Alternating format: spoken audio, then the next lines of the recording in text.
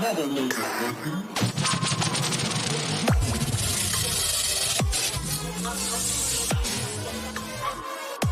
Don't you remember?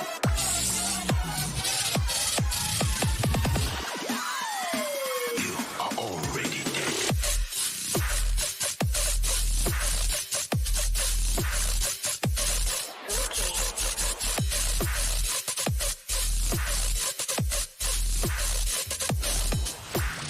It's a trap. I'm sure of it.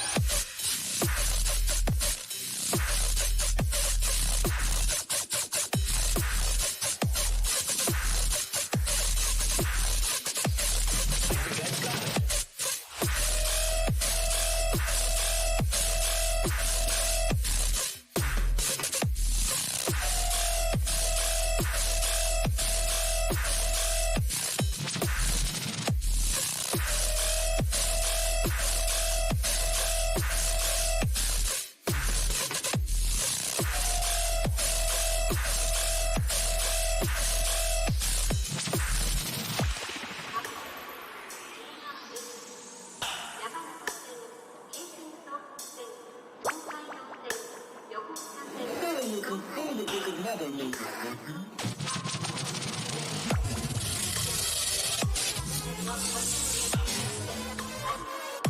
Don't you remember?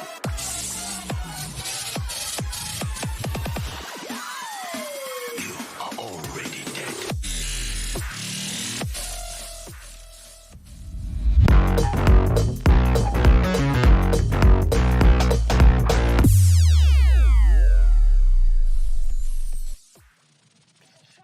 Greetings. Oh, I haven't turned my lights on. Okay, Google. Oh, my Google's dead. Need to turn my...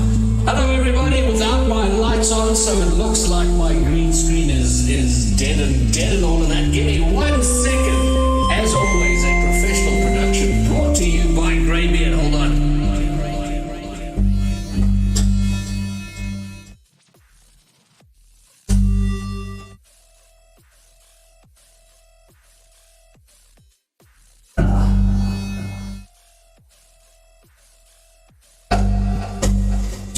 There we go, that looks much more better. Hello everybody.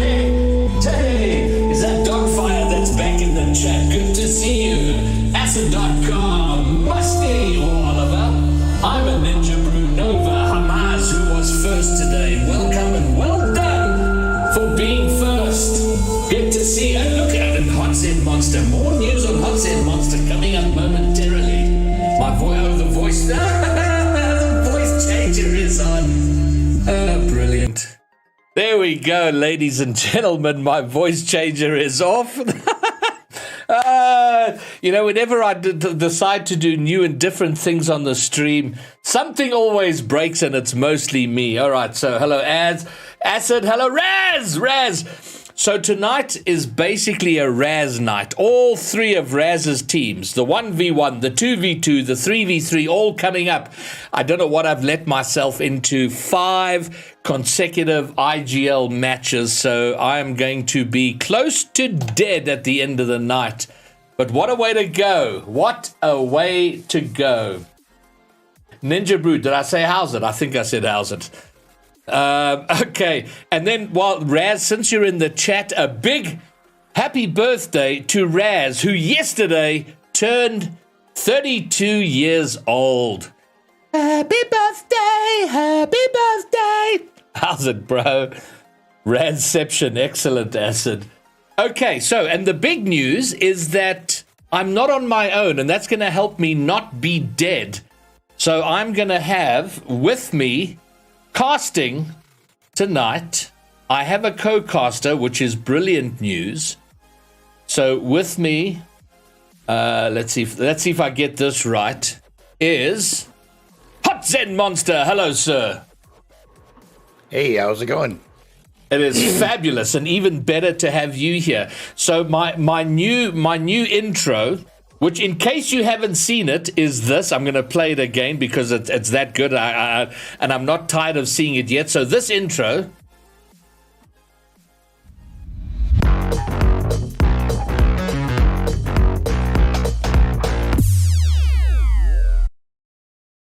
that intro, my new transition, and this fabulous caster camera scene, all produced by Hot Zen Monster. So not just an expert in Rocket League, but he has many, many talents, and he's sharing them with me. So there you go. Hey, Hypersonic is here. Oh, sorry, go ahead. Your green screen background is kind of dark. Yeah, I haven't put an image behind for the caster cam, so I'll have to sort that out. One thing at a time. We're getting things going incrementally. Alrighty. So Hot Zen Monster, you should know, is now the coach of an RLCS qualifying team. Well, I don't know if I've said that right, Hot Zen. Why don't you go ahead and tell us what you're doing in your coaching endeavors? I have been working with a kid named A Zapatos, who a lot of people in the community might recognize. He's a top 100 player, and along with a manager with a team called Andriette. And we are listed on Liquipedia, and we will now be trying to qualify for the winter split. The team didn't really get built out in time for the fall split to make qualifiers, but we've also picked up a couple. We have a player from Seton Hall University, a CRL player. They just performed really, really well on Friday in the CRL, and he's also hoping to go pro. So more news to come, but the basic gist of it is Alex and I, the top 100s player, he's 15. He just became eligible, and we've been working together, coaching for about 9 months, and about ready to take our shot. And we got a manager with an org to pick us up, and we'll be making strides toward qualifying for LCS in the winter split. And dude, that is amazing. So an RLCS coach in the making, a team that's coming up in the world. And then I did some RLCS casting, my first casting in RLCS. I covered the BS Plus competition team in the Invitational on Friday. So I got to cast them against BDS, and oh my word, I've gone blank on the other teams. It was four series. Sadly, BS Plus competition didn't make it through the Invitational, so they're down into the qualifiers. But what an outstanding experience. Sharing a lobby with the likes of Extra, of Casio, of Archie. It was, so the point being this. So Hot Zen Monster and I combined together are well over 100 years old. But here we are, rocking close to the top of the Rocket League scene. So how freaking awesome is that? So what a pleasure. So enough Hot Zen Monster of us blowing our own horns here. We're 5 minutes from the first match, and the first match tonight is it's 99 problems, but a pitch ain't one. Up against the Moisty Boys. This is a Tier 3 2v2. And I've got some information on the teams. If I can find it, then I will share it with you. So the Moisty Boys are a German team. They are, and also fairly senior citizens. Hot Zen Monster, a 30-year-old and a 38-year-old, both from Germany. They've been playing since free to play, really, and yeah. So this is pretty cool. The senior citizens now they're up against 99 problems, but a pitch ain't one. And I'll share with you what information I have on them as soon as I can pull it up here. So they are also fairly senior. So these are older. So it's a 29-year-old and a 31-year-old, both from the UK. So yeah. So this isn't the nimble teenagers. This is not quite the retirement home, Hot Zen, but not that far away. No. On paper, it looks like the Moisty Boys have got a bit of work to do today. 99 problems coming in 1-0, swept at their first match with 14 goals for. And a clean sweep 3-0, whereas the Moisty Boys coming in on the other side of that 0-3. only putting up 5 goals in 3 games in that first match. So it would seem the age differential is just enough there that the youngsters may be taking these slightly older gentlemen to task today, but we'll have to see. It's so many times things look one way on paper and you don't know what's happened over the course of a week, what the guys have done to make adjustments and what kind of training they've done. So it'll be interesting to see how it pans out. Well, one of the many things that makes Rocket League such an outstanding esport, Hot Zen Monster, and you know this, is that on paper is one way, but it is what happens in the 5-minute segments of a competitive Rocket League match.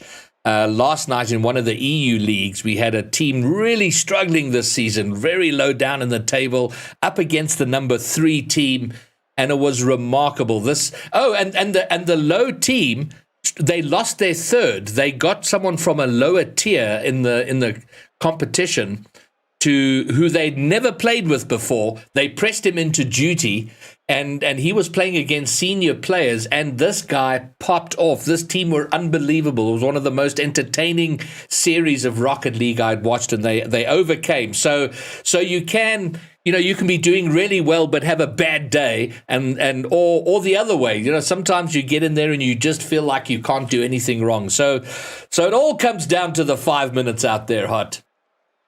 It sure does. And, I can attest to that. We had a scrim against a pretty high-level team ourselves. The RLCS team did that. Just about halfway through the third match, we had one player from their side, from our side, disconnect. And the team begged me just to jump in so they wouldn't get destroyed. And somehow I was able to hold down that backman role and just be a support player. And they end up putting a few points on the board and taking the game. So it really, especially in 2v2 and 3v3, where you do have that backup behind you, a lot of times a lower ranked player can come in and just sort of hold down that back line, keep the balls cleared away from their end of the field and support 2 better players. I've made a mistake here.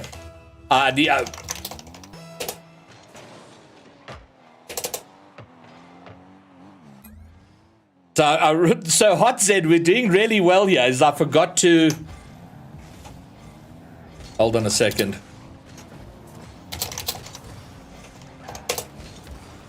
Oh God, they're not listening to me because my settings aren't on. Oh God, hold on a second. Well, I don't think that they are actually playing out here. It looks like True Blackie is aware that this is not where we want to be. So I'm assuming we're going to just maybe make the lobby again.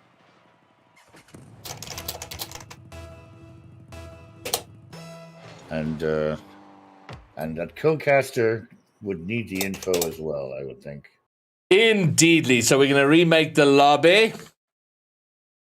So technical issues, as we always do have, because this is me. I'm sure you didn't suffer these difficulties with the RLCS. No. There you've got proper producers. Right. Yeah, you've got somebody watching your back there. That's always helpful. Okay, so here we go. Oh, rocking the Batmobile. Look at him go. Yeah, I go through I love the Batmobile for short periods. Fight my shiny metal ass. It seems to burn boost very quickly, though, doesn't it? Say that again? It seems to go through boost very quickly. Musty, I just want to say you have no idea how much I wish you were the actual Musty. Yeah, no. I've had 2 people pretending to be Musty in my chats over the last year. Yeah. I am your father. Your connection to the game. We'll have to try that again. One more time. Yeah. Yes, I'm on any other day that might seem strange. Musty impersonation. No, Musty's always just be yourself. Because everybody else is taken. Well, I'm sorry. Did I break your concentration? Yeah, Musty's redeeming everything he can. Okay, fine. All right, so you're in. Are you, Hot Zen Monster? I am here, yes. Excellent. So we've got us and one team. We've got Dial W for Wolf, and we got Wiggy, who are 99 problems. So we're just waiting for the two Moisty boys, and then we can get rolling. What's this dude? Your Rube channel. Turn myself into a pickle, Morty! Boom! Yeah, I'm not Big sure. reveal. I'm a pickle. What do you think about that? Like I turned myself into a pickle. I'm Pickle Rick. Let's go. All right, so finally we have some real Rocket League when they start up. Hello, Killer Nate. Hello, Rusty. Hello, everybody. Are they seeing mine? Okay, I'm going to tell them in Discord they can go.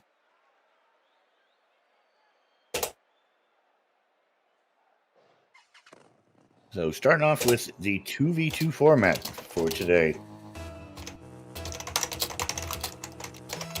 Indeed we are. Away they go. Let's go, Commandos. It's howling time. It's interesting to see both players on the same side of that go for the kickoff there. Wiggy tries to get a second touch off the wall here, and Dial W for Wolf will try to collect this in the corner, but doesn't quite get the handle on it. Gives possession away, but Wiggy is there to take possession right back.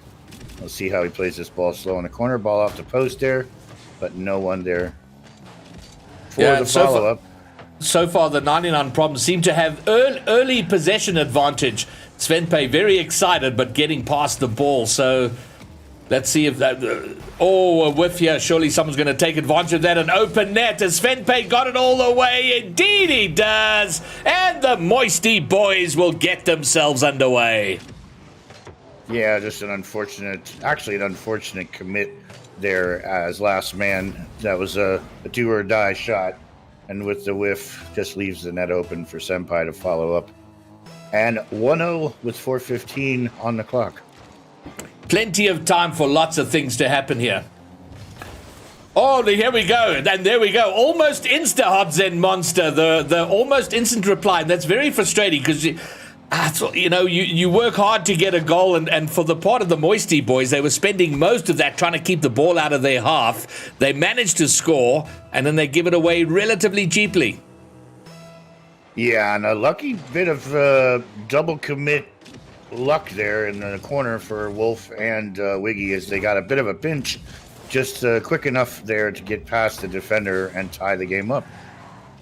All right, W for Wolf here. He might be in trouble. Oh, he does get the touch away. And now he can pick it up, sends it to the other side, trying to build some pressure, maybe giving away possession too easily. But Wiggy will have a shot on net, and now they will go ahead.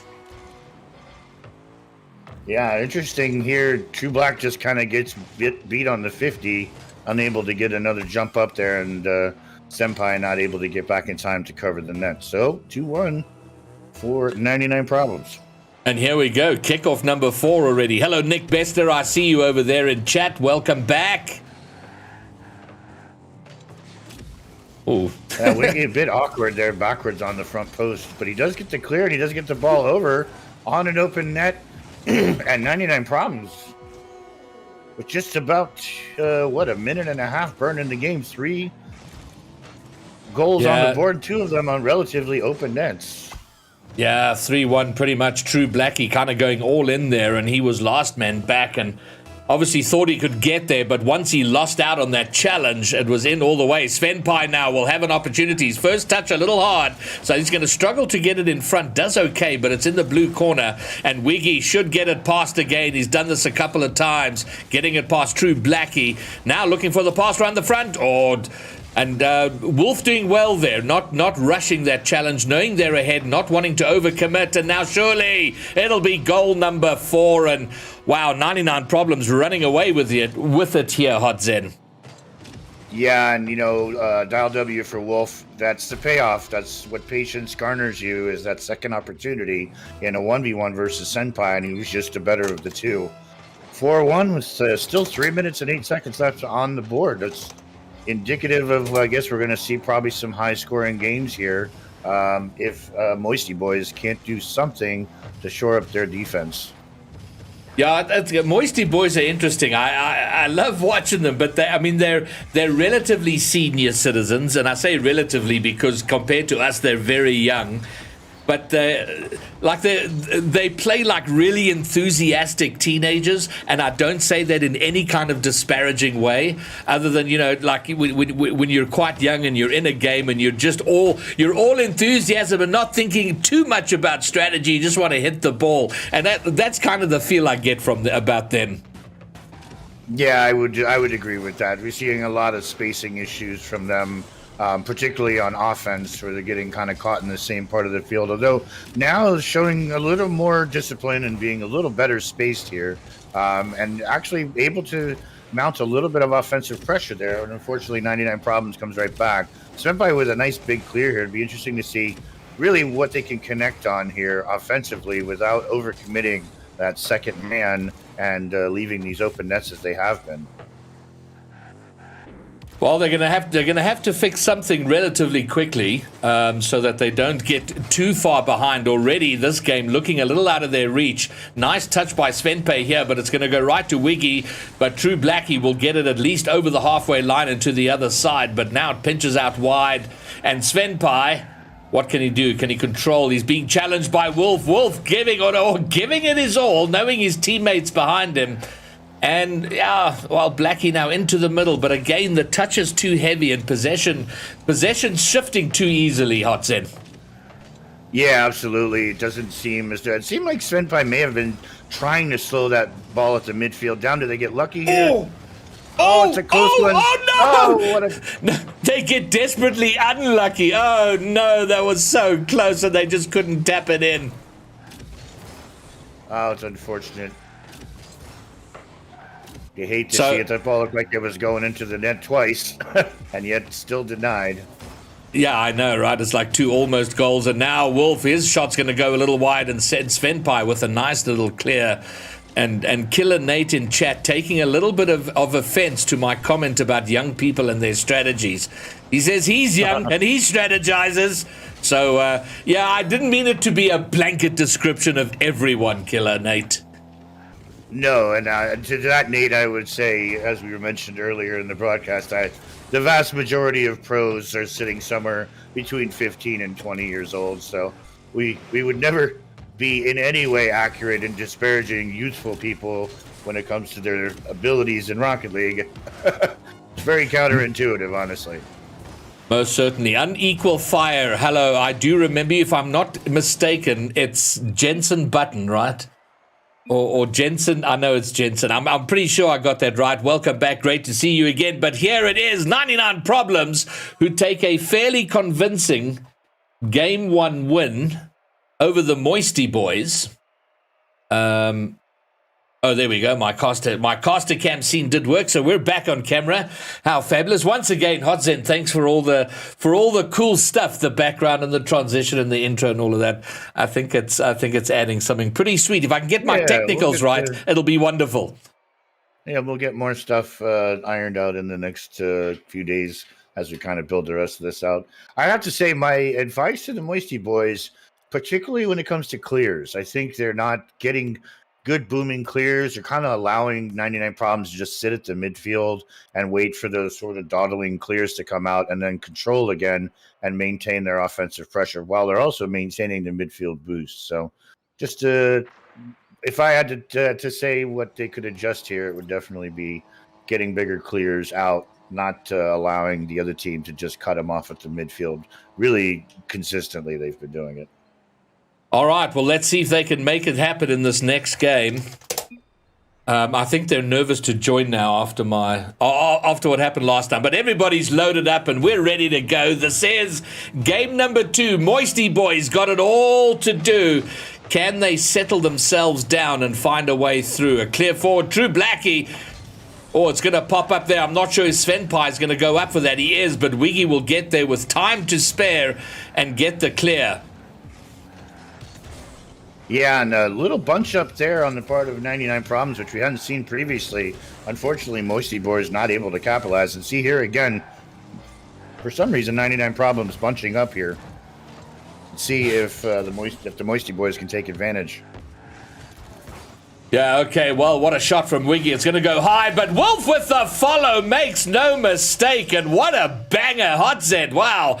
Wow, that he had registered at 77 Ks. It looked live like he had banged that a lot harder. Yeah, and it's just what I'm saying there again, is that you just didn't get any type of power on that clear, and the ball off the backboard was just an easy shot for Wiggy. Yeah, they are struggling, and they are... And the points you've made are very well taken. Oh, Blackie had an empty net to shoot at, and he's just put it on the post and out. And now Wiggy has an opportunity. Nice touch from Svenpai to get it away. Oh, now they've got an open net. Can he get there quick enough? He can, and he will level it up better here. Mistake, though, from 99 Problems, but at least Svenpai taking advantage and getting the goal.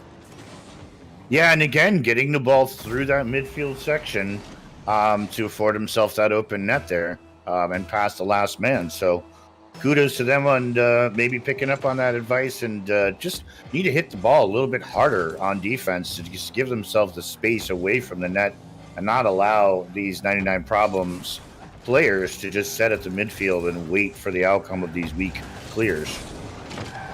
Indeedly. Well, they've leveled it up now. Now they've got to prioritize their defense. You know, the sort of all-in committing upfield that's getting into a lot of trouble there. An example of it. Fortunately, they're going to get away with it, and Svenpai will set up something here. If he can control the ball now, they should have a goal. It heads toward net, but it's over and across. True Blackie not close enough to his mate to offer real support there for the tap-in, but it's not over yet. Oh, how unlucky have they gotten, though? I mean, they've got a lot to improve, Hot Z, but my word, they've come close, and a couple of occasions.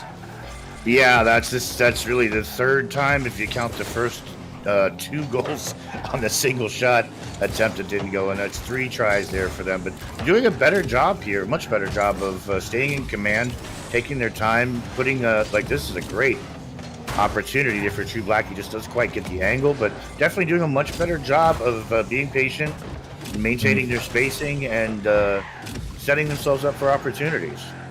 Yeah, and building some pressure, they've probably already spent more time in the blue half in this game than they did the entirety of the first, and that's very good. The building of pressure, and you get your opponents struggling for boost and kind of snatching at the ball to get it cleared. But they have now. Wolf bringing it around. His first touch this time, letting him down a little hard. Wiggy trying to bring it around the corner. True Blackie as a Svenpai's missed. True. And there we go. Better from Blackie, looking to control it, not just banging it away. They're still under pressure defensively, but I think that's a better way to go. Yeah, now it seems like 99 Problems getting back to their original play style here, maintaining that spacing. And they're the big clear, unfortunately. Just kind of keeping this ball in the midfield at this point. Well, they're still in the attacking space. They're in the blue half and spending most of the time there. They've done well with that. The danger here is if they don't score and there's a quick counter, there's nothing more frustrating than going through a good period of building pressure, attacking the opponent's goal, and then getting that counter where you feel like it's against the run of play. Blackie against the backboard. Can anyone follow? Svenpai at least not overcommitting there, kind of waiting to see how the play develops so they're not getting counted on there, which was probably the best option of what he was presented with in that moment. Yeah, and like I said, now when I say midfield, I feel like there's just a lot of boomers here into the midfield. You know, nobody really getting good shots on. A nice demo there from Dial W to relieve that pressure, but True Blackie's there to pick it up almost immediately, and we've got both 99 Problems players here in this corner. See if Svenpai can get the over the shoulder, and he does. Keeps this away, and this is a raining down waterfall ball, we call it. That is easily handled, but Wiggy able to get the ball over to Dial W, and he finds that top right corner to put 99 Problems up 2-1 with just a shade under a minute left to go in this match. Yeah, that's tough going. Disappointing for the Moisty boys, but nice work. And I think where 99 Problems have been better is when they have the opportunities, they're sort of handling those opportunities a lot better. Svenpai now, what can he do? Oh, he's going for the bump. Doesn't quite get there. Blackie now, we have both of them high up, and this is danger time for them. That block by True Blackie, very important to kind of keep the ball up and give his teammate time to get back and reset. 30 seconds to go. The Moisty Boy is going to go down unless they can do something here. Svenpai's done well, but no one there to try and follow and press the ball forward toward the blue net. Blackie does get in front. Oh, it's going to go wide. Svenpai, does he get it? He does get a touch. Where are they now? 10 seconds to go. This is do or die. Final countdown for the Moisty Boys out here in game 2, but it's in the wrong side of the field of possession with the wrong team. 99 problems. The clock has run, and the ball will probably bounce. Indeed it does. They will take game number 2 and looking to take this in a sweep. And Moisty Boys having a struggled start to the season, Hot Zen Monster. They lost out in a sweep last week, and the potential of the same thing happening now. Yeah, and look at the shot differential here. 5 for the Moisty Boys versus 4 for 99 Problems. At 99 Problems putting 2 of those in the back of the net. And boy, we really did see the crossbar and the post play a little bit of defense for 99 Problems here, as it was. Unfortunate to see those not falling to the back of the net. But, I have to say, one of the big differences between Europe and NA as contrasting regions, a lot more team cooperative play here, whereas in the North American teams, you tend to see more of a kind of 2 1v1s going on. Okay. Wiggy and Dial W doing a really good job of getting the ball to each other, setting up some nice team plays, and Svenpai and Blackie as well. You just feel like maybe they just need to get a little more cooperation or a little more cohesion going on, and see if they can't fight back here. And now they'll have to do a reverse sweep, right? Indeed they do. And just a quick note to chat, I will deal with chat at the end of the series. But to answer your question, Jason, this is the Indie Gaming League that I'm casting. So I do 5 or 6 matches for them per week. And this here is tier 3, so that's about champ 1 or so. And it's 2v2, as you can see. Jensen, this is Hot Zen Monster. We've co-cast a lot of stuff before, and I try and get him in wherever I can because it helps me a ton. Senpai with a nice send here, but Wiggy's going to be up for the block, puts it into the empty corner, gathers his boost. Just going to kind of wait to see what happens here. Ooh, a little bit of a miscommunication there as W for Wolf comes in, and Senpai able to get his own backboard read. Moisty Boys finally with a lead here. First time they've had a lead, I believe. Well, no, they went up. No, they led in the first. They led in the first game, Hot Zen, but then gave it up, and that was good play. 30 seconds in, they got a goal. So maybe, just maybe, a chance for them to find a way back into the series. Yeah, been very patient play from 99 Problems. Oh, it's a really tough ball off the crossbar there. And Wiggy takes advantage of the dropping ball off of the crossbar here. Yeah, that's a tough one by Svenpai. Getting up there to look for the clear, lands up just touching it on his own backboard and passing it in. And I have to say, a bit disappointed with 99 Problems. A touch of nastiness in the chat, which you never like to see. Well, there's always going to be salts. And as long as they're keeping it within the bounds of being politically correct and not being just, a little bit of rivalry, a little competition doesn't hurt, I have to tell you, even at the RLCS level, behind the scenes, and then sometimes publicly on Twitter, unfortunately later, even a little more randy with at that level. So salt, not a terrible thing. Fair enough. I say that not just for the benefit of our illustrious demo king Woody, who loves to farm the salt. And farm it he does. Oh, True Blackie had a great opportunity there, but Wiggy having none of it. getting the clearer. Nice control here, taking it all the way to the orange corner. Can he complete the work with a pass? Oh, that's touch and go by Svenpai. But True Blackie has gotten a good intercept that's gone all the way to the other side. Svenpai, can he get it back? He does. Blackie, though, got the wrong angle, pushes it over the side wall. Who gets there first? Wiggy will get there with the clear. 1-1, and as long as it stays this, if they can keep from going behind, this is their best chance. They've struggled to come back from behind, Hotzen. If they can keep it here and find a late goal, that might be their best chance of taking a game. Yeah, I agree. And right now it's seemingly very even play. Both teams seem a little pressed to make good contact on these aerial balls. Something to keep an eye out on for both sides.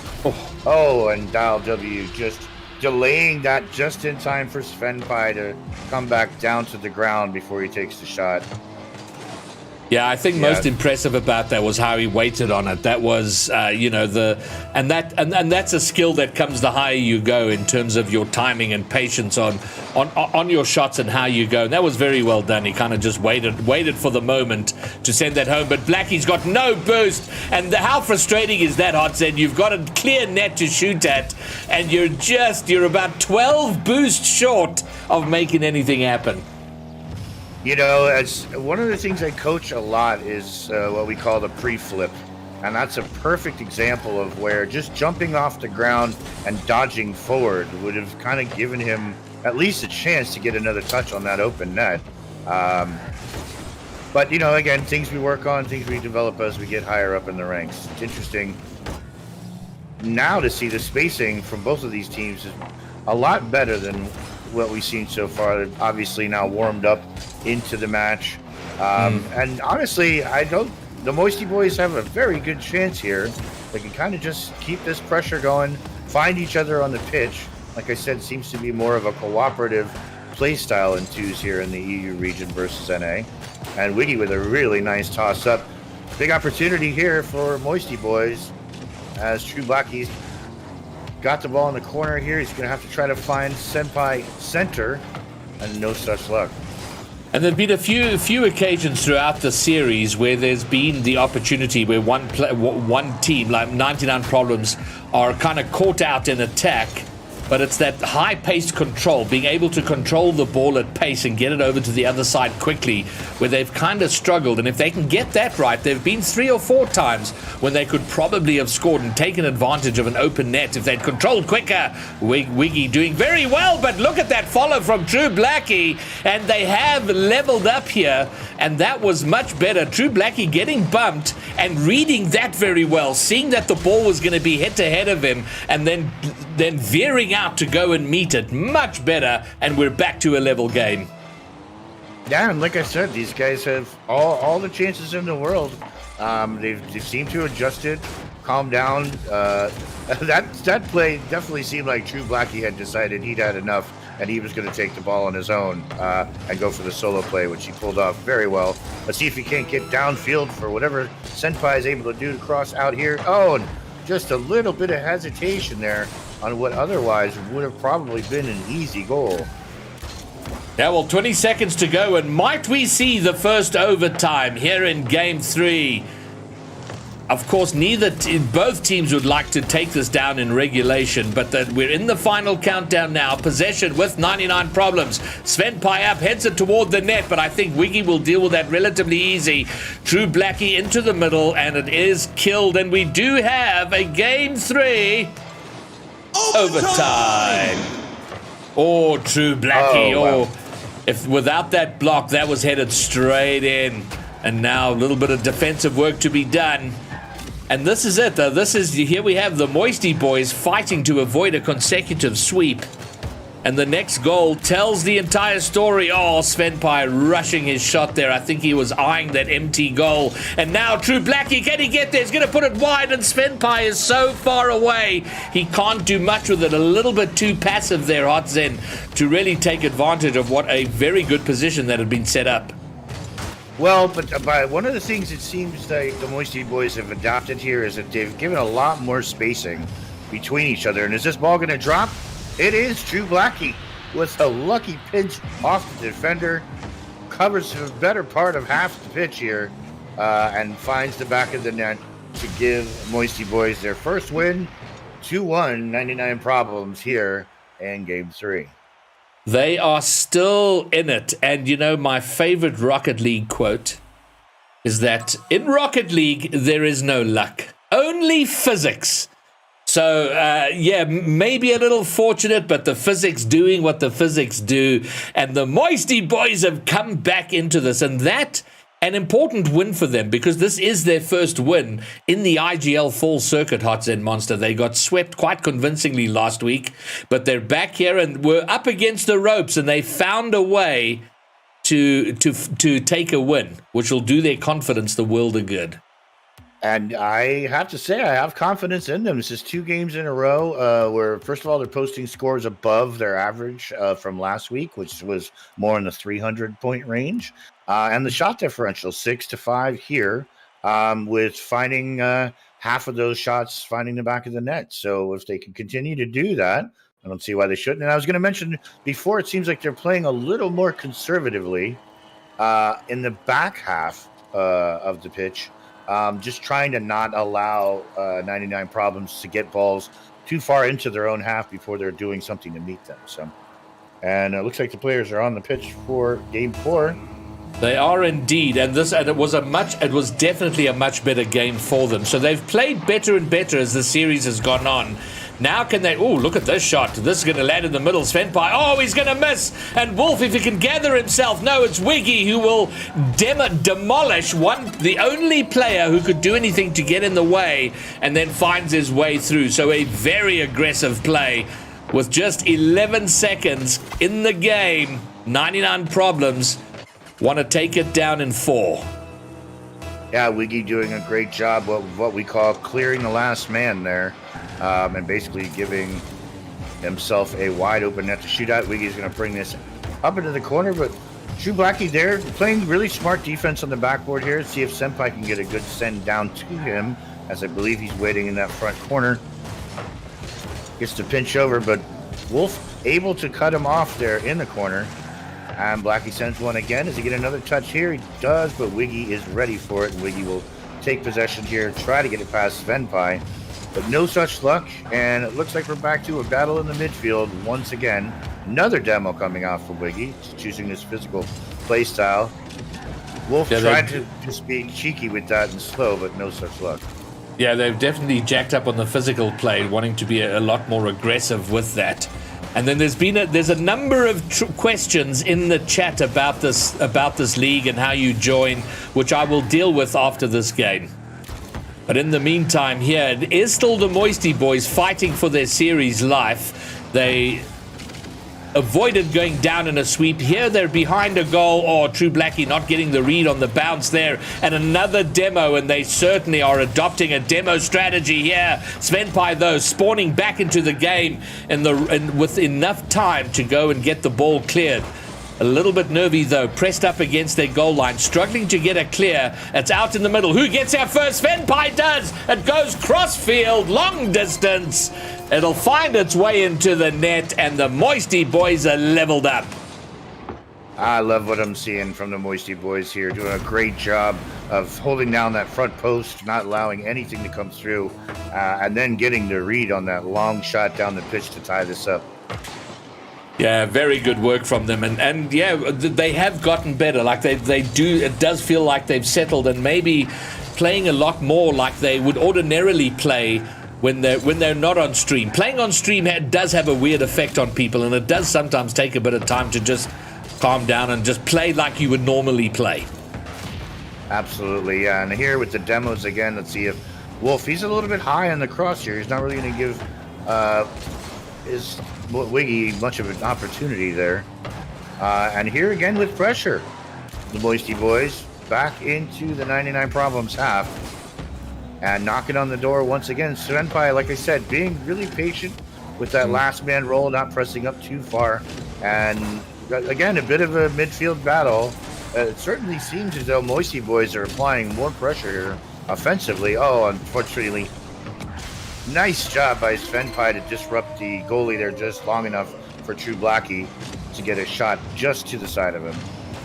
Yeah, and this for me, Hot Zen, was all about that build-up play, because they had a good 20-25 seconds of pressure play, being rooted in the blue half, keeping it every time the attempted clear was there. They found a way to get it back in and eventually broke them down, and they do take a lead. Oh, Wiggy is so excited about that demo, doesn't get it, and maybe puts him out of possession. Blackie getting it over him, now into the blue corner. Can he get around this and get some sort of control? Nice touch in front. It's floating high forever. Sven Pai, I don't think he's going to get the angle, misses the ball, and now he's got to rotate out very quickly, get himself back into possession. Oh, Blackie, what an intercept. And if he can control this, it's a goal. Oh, the demo comes, but it's too late, and it doesn't matter. And for the first time, Moisty Boys, Hot Zen, they have a 2-goal lead.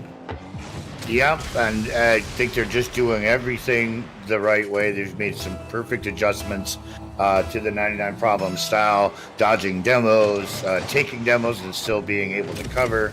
And not only that, but giving themselves really good offensive opportunities here. Noticing, I don't know if it's, sometimes this map, for some reason, a lot of people have said this to me, and I agree. Something about the design of the backboards in this particular map. I don't know if it's the arrows, the animated arrows, or what it is, but people tend to play backboard a lot more here on this Neo Tokyo pitch. Oh, and a brilliant pass out of the corner that Svenby picks up, and they've got a 4-1 lead. I think we might be looking at a reverse sweep here.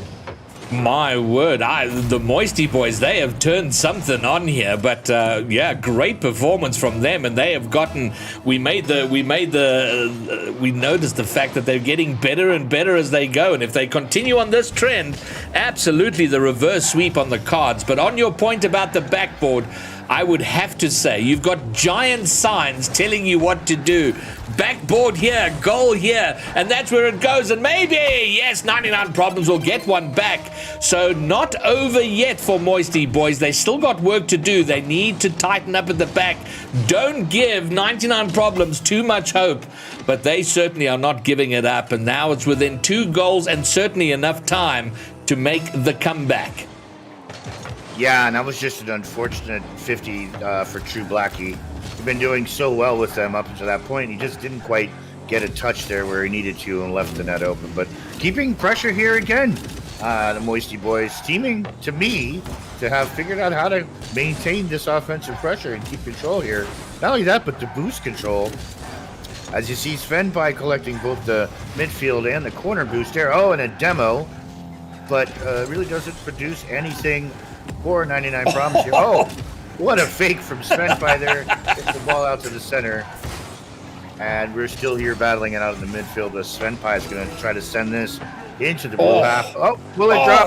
Oh, so close. 26 seconds left, though. And with a 2-goal differential, it seems like all Moisty Boys really need to do is maintain possession here and let this clock run out. Yeah, but what I like what they've done here is with their 2-goal lead, they have looked to still try and apply pressure rather than just retreat into their own half and try and defend out. A minute, 10 seconds they had to do it. They've looked to maintain aggression, and that's sometimes the better play rather than to let the other team come to you. So they have played it out, and we are on level terms here, Hot Zen. 2 games apiece. And after the second game, who would have thought we would be finding our way to Champions Field for these teams to battle it out in a game 5? Well, once again, look at the shot differential. True Blackie, again, putting points up over his last week average, finding 2 goals on 3 shots, both Svenby and he.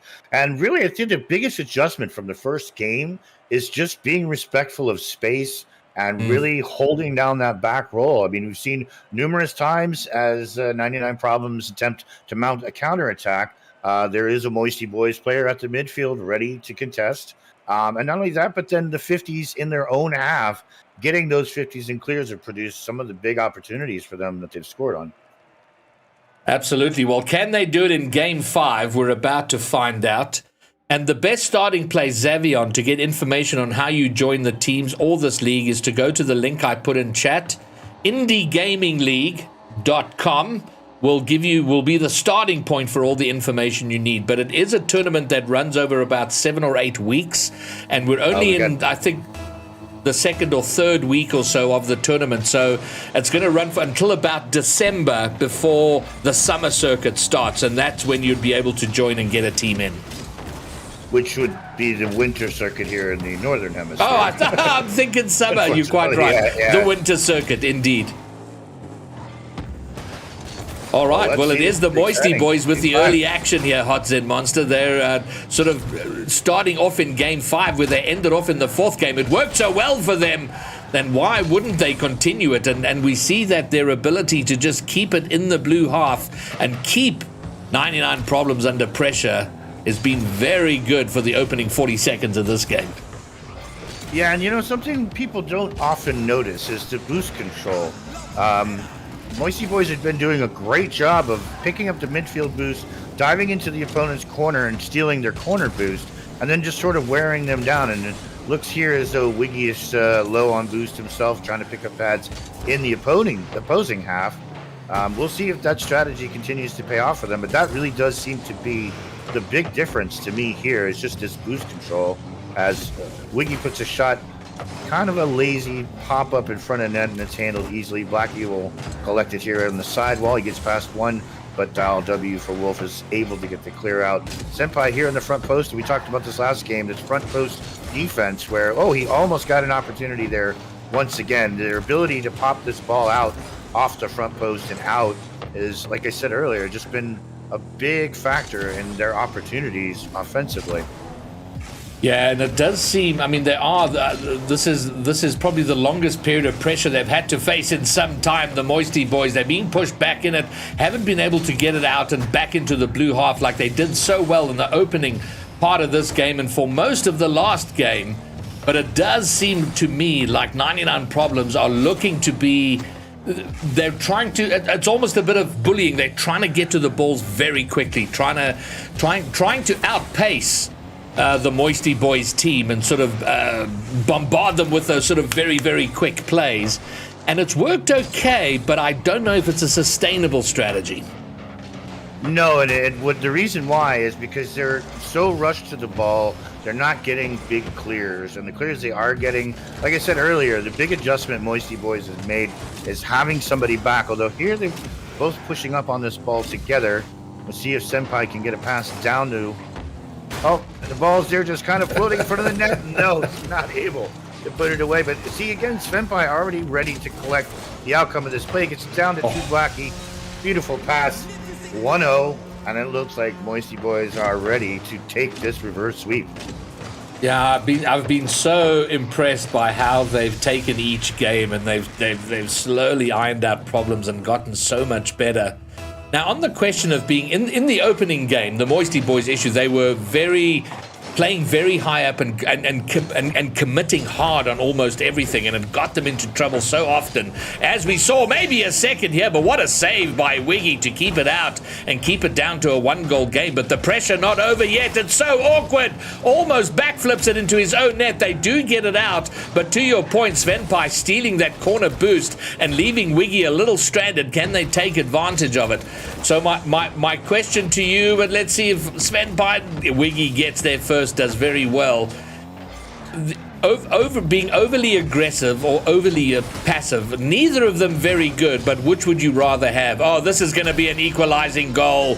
W for Wolf does well, pops it towards net, follows it, and then pretty much fakes it, just sort of dives behind it, but Svenpai backflipping, I think, in net, wasn't going to get there anyway. One apiece.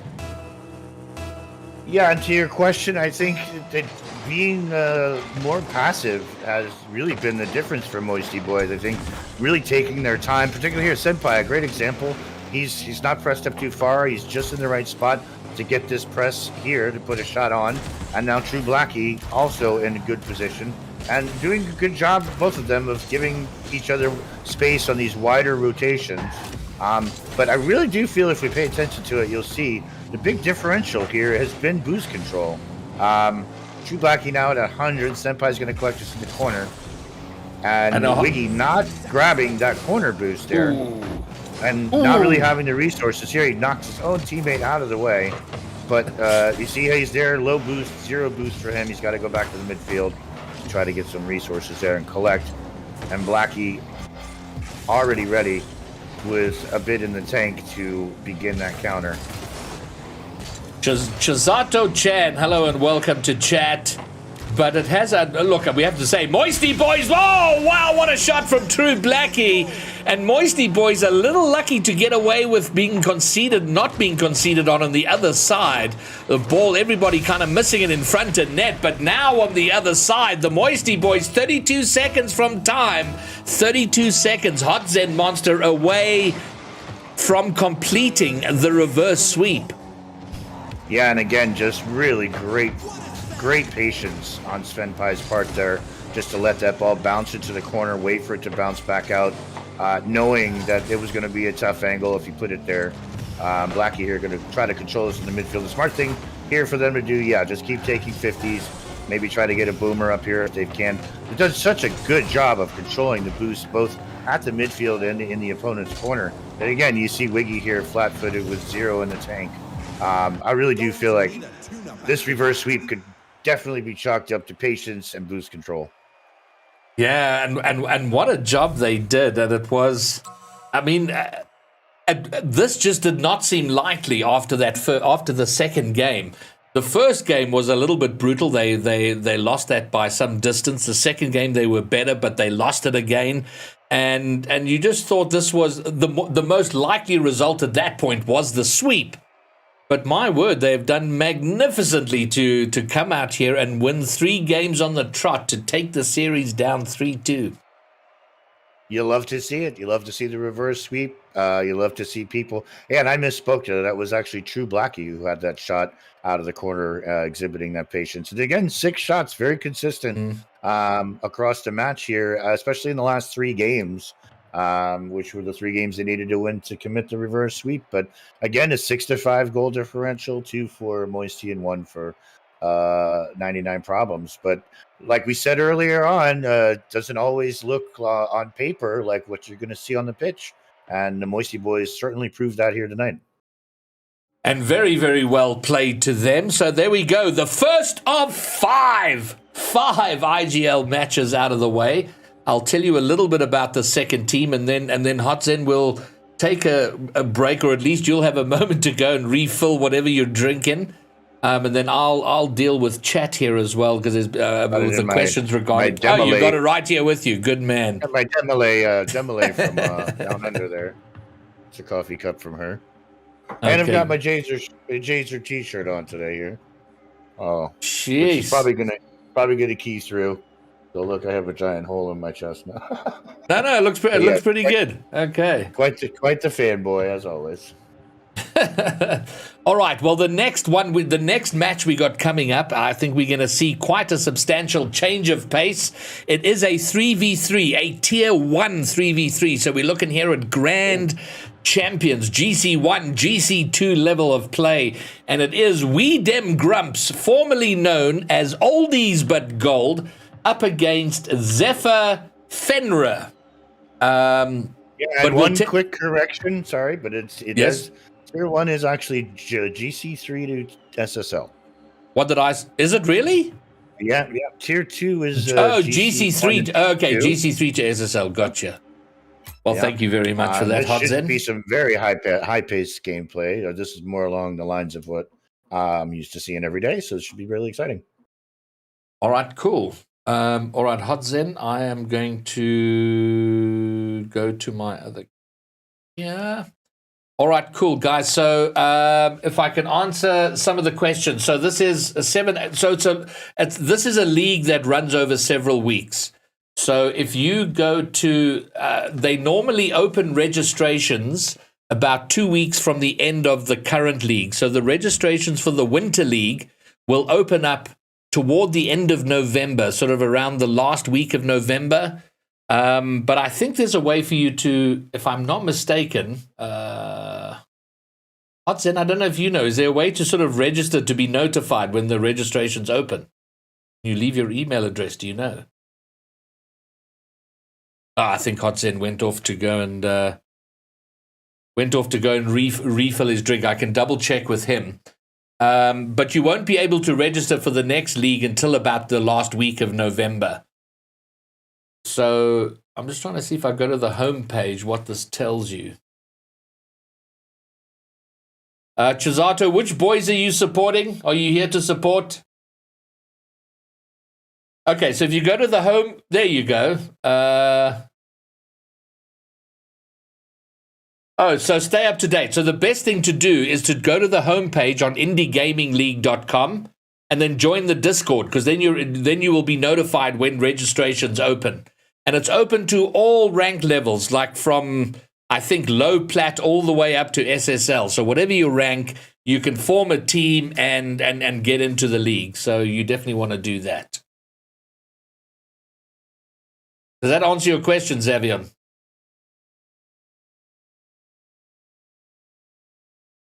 And while this is happening, I'm going to get the next game, all the overlays and stuff set up. Then we'll get Hot Zen back in here and we'll talk about the upcoming game. But a Tier 1 3v3, it's going to get high-paced.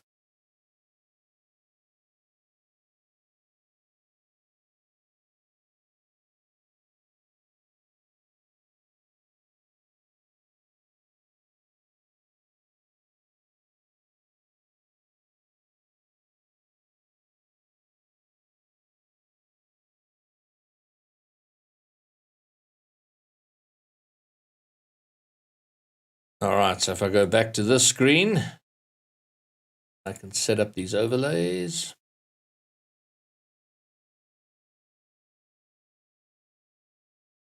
And that will be We Dem Grumps up against Zephyr Fenrir.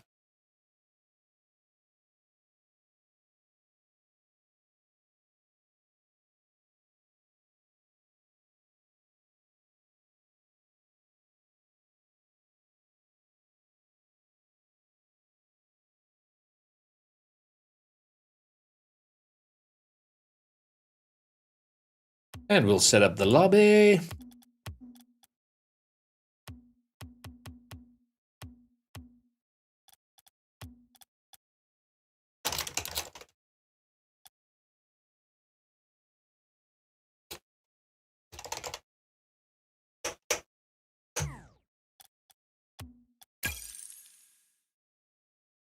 All right, and then I'm going to take... Hey, there's no music in the background. Well, that... Why is that? Oh, because it's on 0 volume. So let's try this. How's that, Dragetta? How's that? Is that... Now there's music. Is it too loud or too soft? And thanks for that. Good evening, Dragetta. Good to see you. We Dem Grumps! Hello, Raz. Oh, I should put my camera on. There we go. Hello, everybody. Hello, everybody. All right, I'm going to take a... I'm just going to go and grab my food. I ordered food just before the stream started and only arrived after I started. So, you know how it goes. So I'm going to put the intermission screen back on. I'll be with you shortly.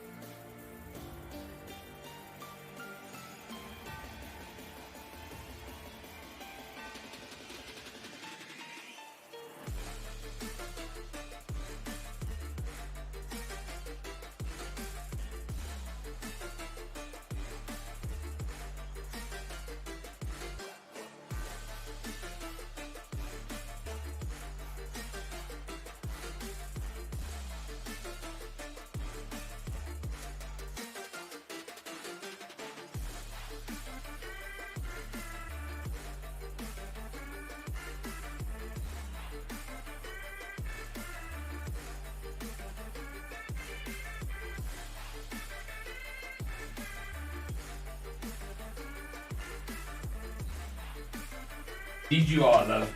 You are.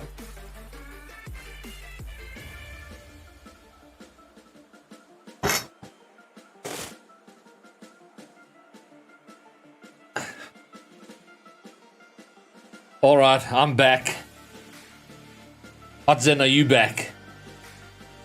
Hotzen's not back yet. That's fine. So let me tell you about the teams coming up. We have We Dem Grumps with Raz at the helm of the team. There's a Swedish team. They're now 32-year-old Raz. And then they are up against Zephyr Fenra, who I'll tell you about now. They are... Okay. So this is what I have. They're a student team, all 18 to 20 years old and studying in Eindhoven. Eindhoven. They've played 2 iterations of IGL before, coming first and second in Tier 2. Now, oldies but gold, who are now We Dem Grumps, were Tier 2 last circuit and are now Tier 1. So both have come out of Tier 2. And they're saying they're finding Tier 1 more of a challenge, which is exactly what Raz said. But intense games is where it happens. And by the way, We Dem Grumps lost their series last week, but they were playing against GC2s, maybe GC1s, and these guys are GC3. And they pushed them to a game 5, so they did very, very well.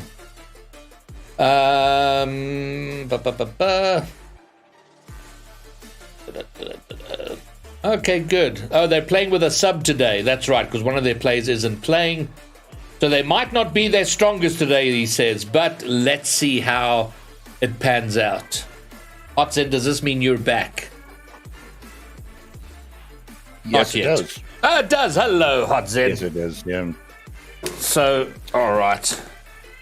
Yeah, I would say with our org, the Who Crew, we've had the same sort of experience moving up into Tier 1. It really is. Like everything else in Rocket League, the higher up you go, the separation seems to become greater and greater, surprisingly. Even the difference between the team I coach at B+, hovering around A, and the pro teams, still another massive leap forward. It's almost as much of a jump as it would be, say, from Diamond to Champ. To go from Tier 1 into that B+, and then the same jump, maybe even more of a jump, let's say the jump from GC1 to SSL between these bubble teams and the pro teams. So it's incredible how the skill ceiling becomes more and more demanding, and the gaps become even bigger the higher up you go in the ranks. But the great thing about going, and I said this to Raz, we were chatting on Discord earlier in the week, is where the improvement in Rocket League comes in those intense games. You know, when you've gotten comfortable in your rank, you're probably no longer improving. It's when you're having to focus for the full 5 minutes and it's a sweat fest, then you know that's where the improvement can happen. So it's a very much an intense change from one to the other, but a really important one in terms of your Rocket League progression. And I just have to say, so one of the players for We Dem Grumps hasn't arrived yet, so we're waiting for everyone to show up, and then we can start. Yeah, and it's funny, learning for me as a coach, moving up in the ranks, the higher up you get, what changes is really people's mechanical abilities, particularly in their ability to maintain control, to carry the ball off the walls, those kind of things. Things that I think a lot of us in the lower ranks look at and think, oh, I should be able to do that. And you just don't really appreciate the speed of decision making is really what determines the speed of the game. You know, and it's funny, I've coached this many times, that it's your ability to not just think about the next touch or the touch after that, but to think 3 and 4 touches ahead of what you're trying to do with the information you have available to you, and the ability to make those decisions, to make those sort of chain decisions, is really what is the biggest differentiator between a professional player and even, say, like a high grand champ. Yeah, I couldn't agree with you more. I mean, if I analog it against my own improvement in the game, and that's always a dangerous thing to do because I'm the slowest learner in Rocket League, but where I find myself now is finally... I don't know about that. I think that's me. I got 10,000 hours and I'm a champ 1, so, you know. Listen, I'm in and around there, bro. I feel you and I know you. So, but I'm finally getting to the point where I feel like the better you get, the more broadly you think about the game. I remember for the first 4 years, it was just all about me and the ball, and that was all I ever saw, all I ever thought about. And now at least I'm going, okay, I can beat this guy, but where's the ball going to go after that, and how will it impact the next player in rotation, either your teammate or opponent? And I'm enjoying that process where you suddenly, it feels like you're observing a lot more on the field, and it does affect the decisions you make, because it's not just about the next touch on the ball. You've got to try and see where this might likely go, and I'm enjoying that. I'm still shit at it, but at least I'm thinking about it. Yes, I have to say my greatest frustration, and I know you share this sentiment, is not being able to play the game nearly as well as I can understand the game, or I can understand as the game is played. If I could do the things I can imagine in my head now, I'd be probably much higher up in the ranks. But that requires the mechanics, and that's just practice, practice, practice. Indeed. Well, I see Saint Sleep has arrived into the chat and making the point about these old geezers playing. Look at these old heads, he says, and he's a fairly old head himself. He was part of Oldies but Gold last season, so compared to us, much younger. But he ain't no spring chicken himself. Saint Sleep, how are you, sir? Good to have you here. I see you're very busy over in the senior Discord, organizing and playing games and streaming. It's fabulous to see. So here we are, 2 minutes from game time, and Hot Zen Monsters, just you and I in the lobby. So I'm hoping that this tier 1 will get underway. Raz is in chat. I don't know if Chinger has showed up for you. What? I read at an 18-year-old level. Fabulous.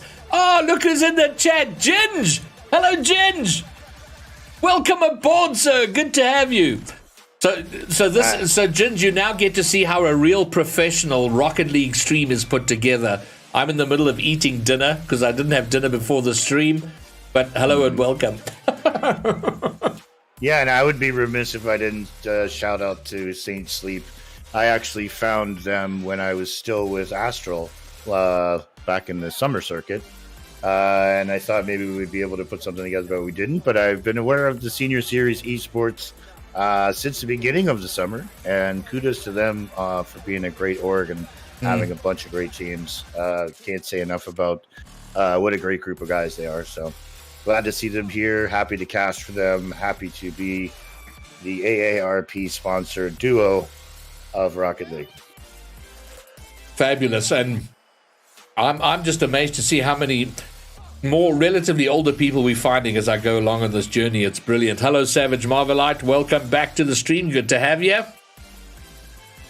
Did you redeem a shot, Savage? Oh, you did indeed. Oh, no. Yes, I came prepared for this today. Well, you have to match me shot for shot, Hot Zen Monster. So I've replenished my alcohol stash. I have a fresh bottle. You'll have to take me off camera for a second because I don't have it in front of me. So I'll go and get it. But just all right, I'll go. Yeah, I got strawberry lips. A fresh bottle bought today. I've just cracked it open, and I will take my shot. Skål! Ah, I'm so relieved. I'm no longer drinking the coffee liqueur, which was just awful. So there we go. Welcome to the chat, Savage. Good to have you here. You can sub for someone, Xavier. It doesn't work like that. You have to register your subs, unfortunately. Otherwise there would be lots of shenanigans. Oh, look at this. We have a team. We dem grumps are in the lobby. And Ginge, think strawberry milkshake with alcohol. That's exactly what Strawberry Lips is. All right, well, I have a confession. Yes. Which is that my only options were tequila or red wine. And if I start shooting tequila now, I will not be around, say, 20 minutes from now. So we'll start with some sips of red wine and see how that goes instead. Just because you're drinking red wine, Hot Zen Monster, doesn't make you better than the rest of us. It just makes me still able to cast Rocket League. And No, fair enough. That's the more important consideration here today. Well, I tell you, if I had anything but tequila, it's just tequila is. Once I go past 5 shots of tequila, I cannot guarantee you this will not turn into a complete shit show. No, listen, I'm down with you. Okay, so by the way, I see in chat here, he's got a nice cab. This is 14.5% alcohol by volume, Red Zin from the Lodi region of California. This is not for the faint of heart. It's not your usual 11% alcohol by volume wine. Wow, okay. So, a couple of sips of that is probably about a half a shot, honestly. Ginge. Well, I don't know how to answer that question, Ginge, but I don't think you need to prove it. You're doing just fine. Thank you. Raz, have you been in touch with your opposing team? I'm not getting an answer on Discord. Oh, no. The best drink out there is water. Oh, my word. How vanilla. You're not wrong, Savage, but no great story ever started with, I just got through a bottle of water. So, you're not wrong, but there's no stories. Yeah, it's good to keep hydrated as you drink the alcohol. It's not to promote any health Here's mine. problems.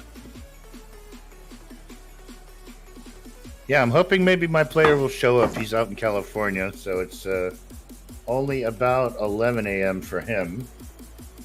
Isn't it just an amazing thing? I think we as older people are maybe a little more in awe of the technology here. That you and I play with Scotty on occasion, although it's been a while. Very long while. We could be on 3 different continents playing a game that goes this quickly. That's such a fast-paced game, just over, wires. And in my case, I don't even have fiber optics, so no, it's all in the air. Amazing. No, it is amazing. Dragetta, to answer your question, we're waiting for the second team. We dem grumps are in the lobby, ready to go, but we haven't heard from the other team. So we're waiting for Zephyr Fenrir. I've sent the lobby. I sent the lobby details 15 minutes ago, and have not heard anything. Oh no, I've just had an answer. Sorry, coming.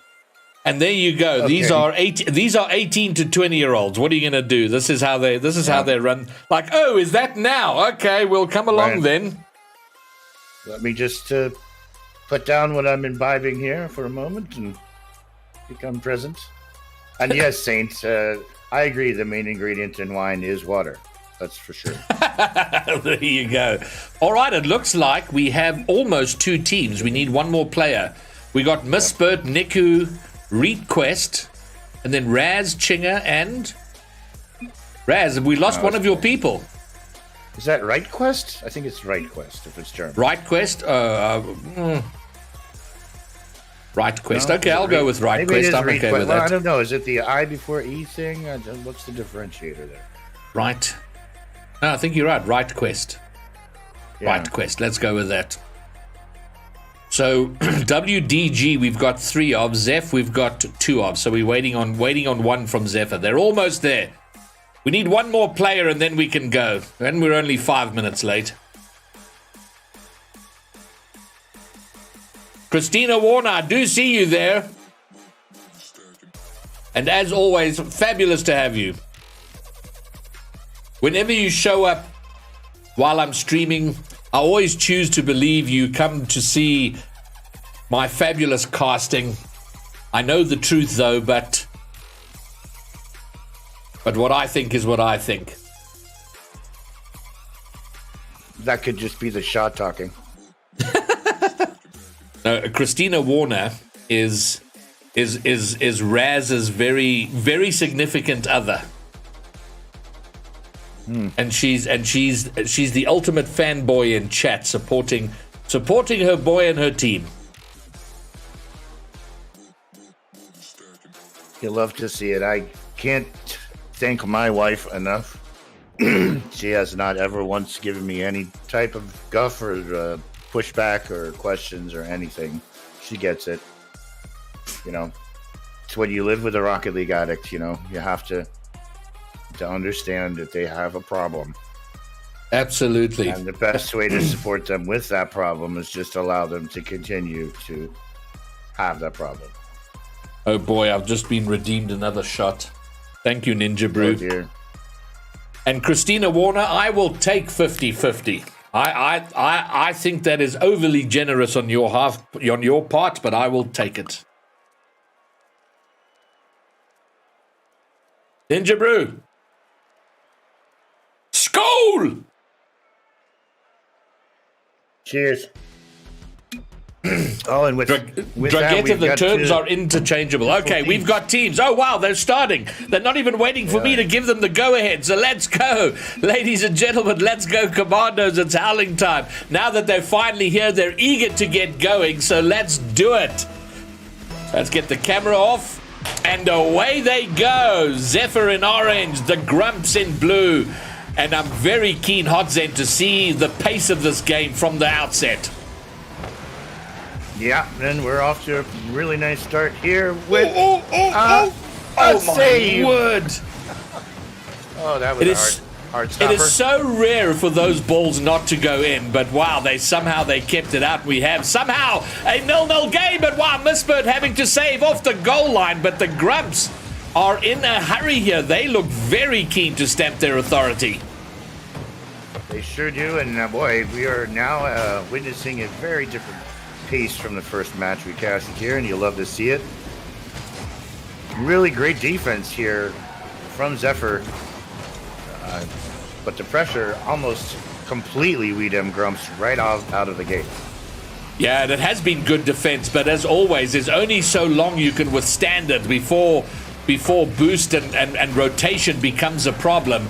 But now Weedem Grumps having some defense to do on their own. Niku looking to control, but then gets eliminated from the field. And now Chinga left to try and get a shot toward net. Raz will bang it away. And now finally Zephyr having a bit of action on their own. And wow, turning it very aggressive, very physical. Yeah, absolutely. But as is very often the case, you know, you don't tend to catch teams at this level off guard in net very often, and actually both ends of the field where we've seen two players in net anticipating shots. So this is a really well matched compared teams we have here. It'd be interesting to see which one of them is able to crack that defense first. RightQuest with an odd touch back to his own corner, maybe looking for boost there. And Erasmus, is that how we're saying that? We just go with Raz. Raz is good. Raz, okay. No. Well, you know what the problem is with casting Rocket League, and make no mistake, I love casting Rocket League so much. But every time I watch it, particularly at this level, it makes me want to play. And then I think, oh my word, I have four more series to cast before I can play myself. I don't know if I can take it, but I just love at this pace and this level. Oh, a massive mistake here by Raz is going to let Fenric through. Oh, it's and we, them Grumps, are going to concede a very unfortunate goal. Yeah, and just one time there, I'm not sure how, but it seemed like Weedem Grumps got caught with 2 men upfield, just not ready for that last man to come in and take the shot. Fenric complaining that it's lagging. I don't know how much of a problem it is, but there's been a miss here. Now RightQuest going to try and get it away. Mispert into the middle. RightQuest pops it up. Fenric's up, one touch. Oh, he's got no boost. Can't follow it down from the ceiling, and Raz will get a little bit of an awkward touch, but it does at least buy them a bit of time to maybe collect some boost and rotate back into position. The ball into the middle, but goes behind Fenric, and now Zephyr beginning to pick up the pace.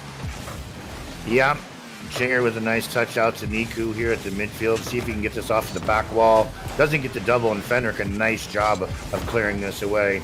Raz picks it up, takes it into this forward corner, gets it across, and over to Niku for the goal to tie this up. With a minute 45 left, we're finally starting to see some offensive production here. And the sort of work we've come to expect to see from Weedem Grumps, the linking up. Nice work from Raz to get it into the middle, and the last touch for the pass, and Niku with the finish. Very patient, something we spoke about in the last game. Didn't rush the shot on goal, kind of waited for it to be in the right spot, and now Niku having another go. Is that going to go in? Oh my word, it turns out. Wow. I think it's an own goal in the end, Hotzen. No, I'm not sure if he got a touch on it. Yeah, unfortunately, one into Fenric there, ended up bone going. So 2-1 for the oldies here, as Rayquist and Niku square off. And after getting the better of it and sending it in, yeah. And after going behind, they now find themselves in front pretty quickly. And now Niku maybe a third. It's heading toward the net. And between Fenric and Mispert, they do what they have to do to just get the touch away. But the pressure, they're under it right now. Although they're transitioning, Fenric into the middle, into the blue corner, bounces into the middle. So a little bit frenetic at the moment. Both teams just trying to bang it to the other side. Let's get the ball to the other side. We'll figure it out once we're there. And we're under a minute, and it is the Grumps that have the advantage. Yeah, and kind of playing out pretty even here now. Both teams getting good looks and good opportunities, but just not finding the back of the net. And you're not seeing that double up on defense in net like we saw towards the beginning of this match, as Fenric's able to clear this out to see if Rads collects it and puts it up. Nico looking for a touch, but he's cut off by Mipsert. Quest gets another touch to the middle, and it is immediately sent back into the Zephyr half, where Nico unable to connect on the pass to center, but he's going to pick this up again. Noting he did grab that corner boost again. Boost control is such an important part of the game, particularly at this level, where you see a lot more aerial play and a lot more boost being used offensively. But it certainly looks like Weedham Grumps are just going to play this out, run the clock down, and put this first game in the books. First game in the tin. That's Weedham Grumps will take the first. And I see I've made the classic Spoonerism mistake. I've been calling Mipsert. I've been calling him Mispert, but it is indeed Mipsert. And then I have to say hello in chat to Raz's brother Hampus. How are you, sir?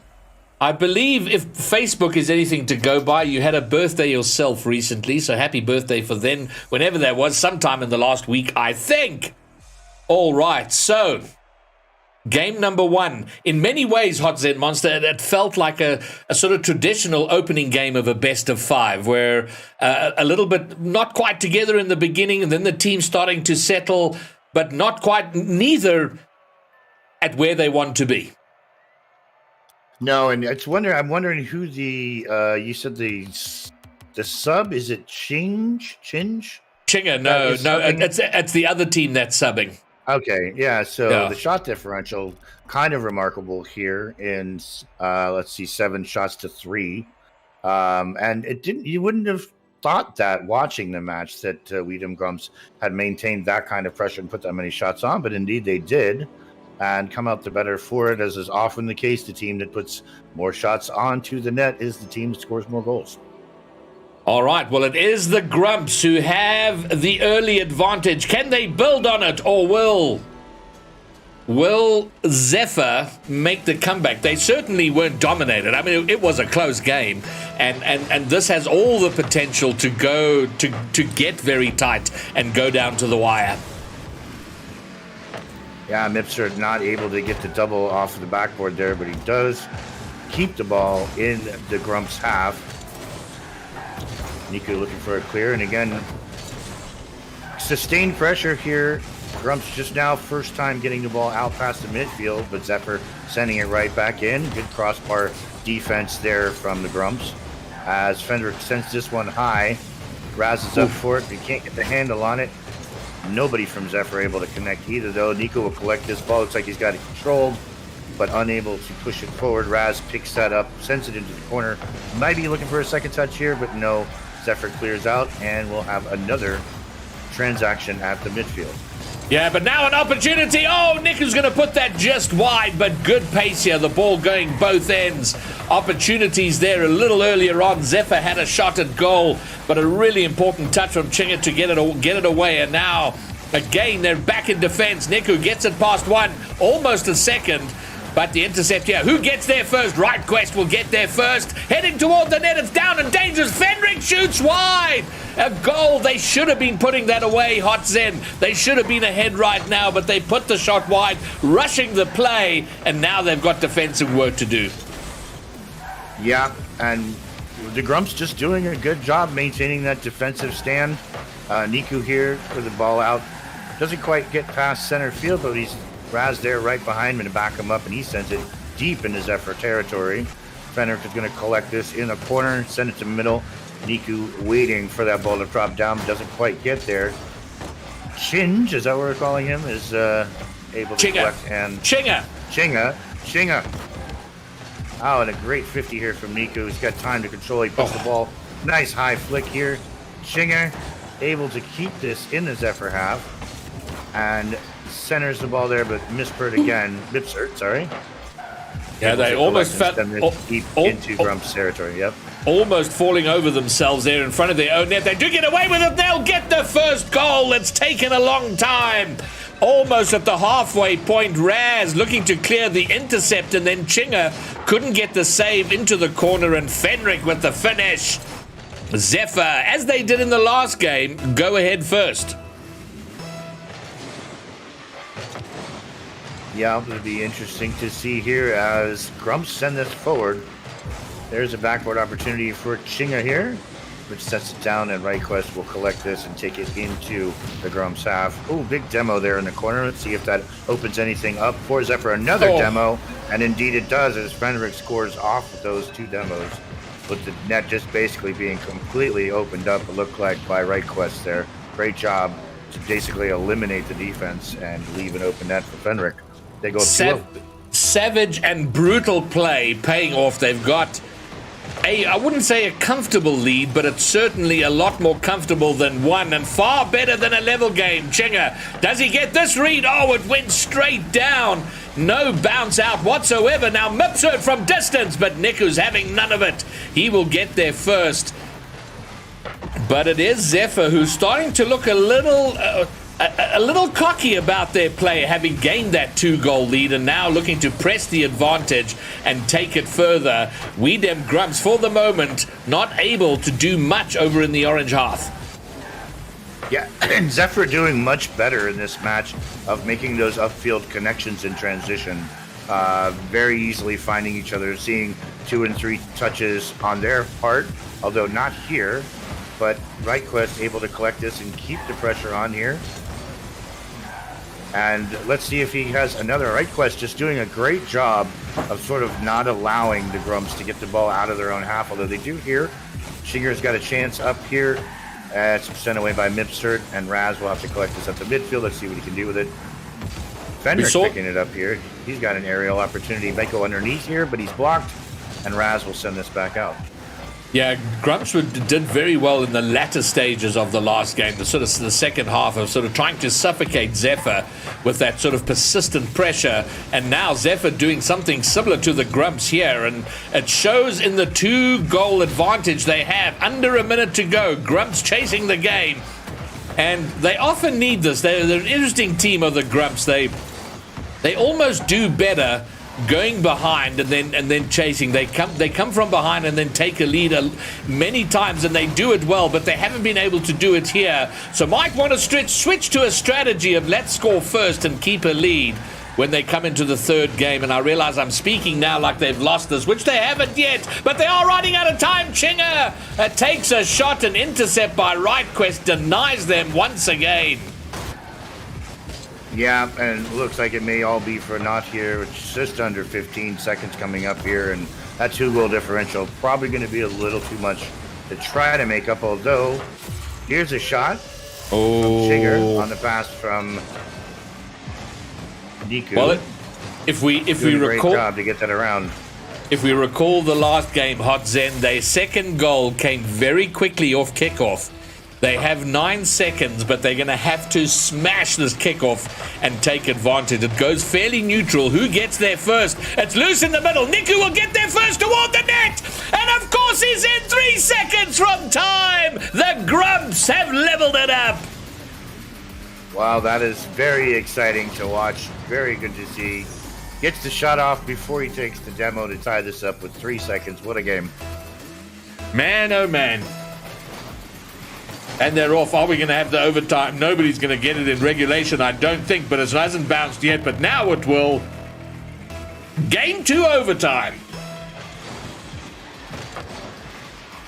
So Zephyr getting the better of the kickoff, but it is immediately sent back into their half.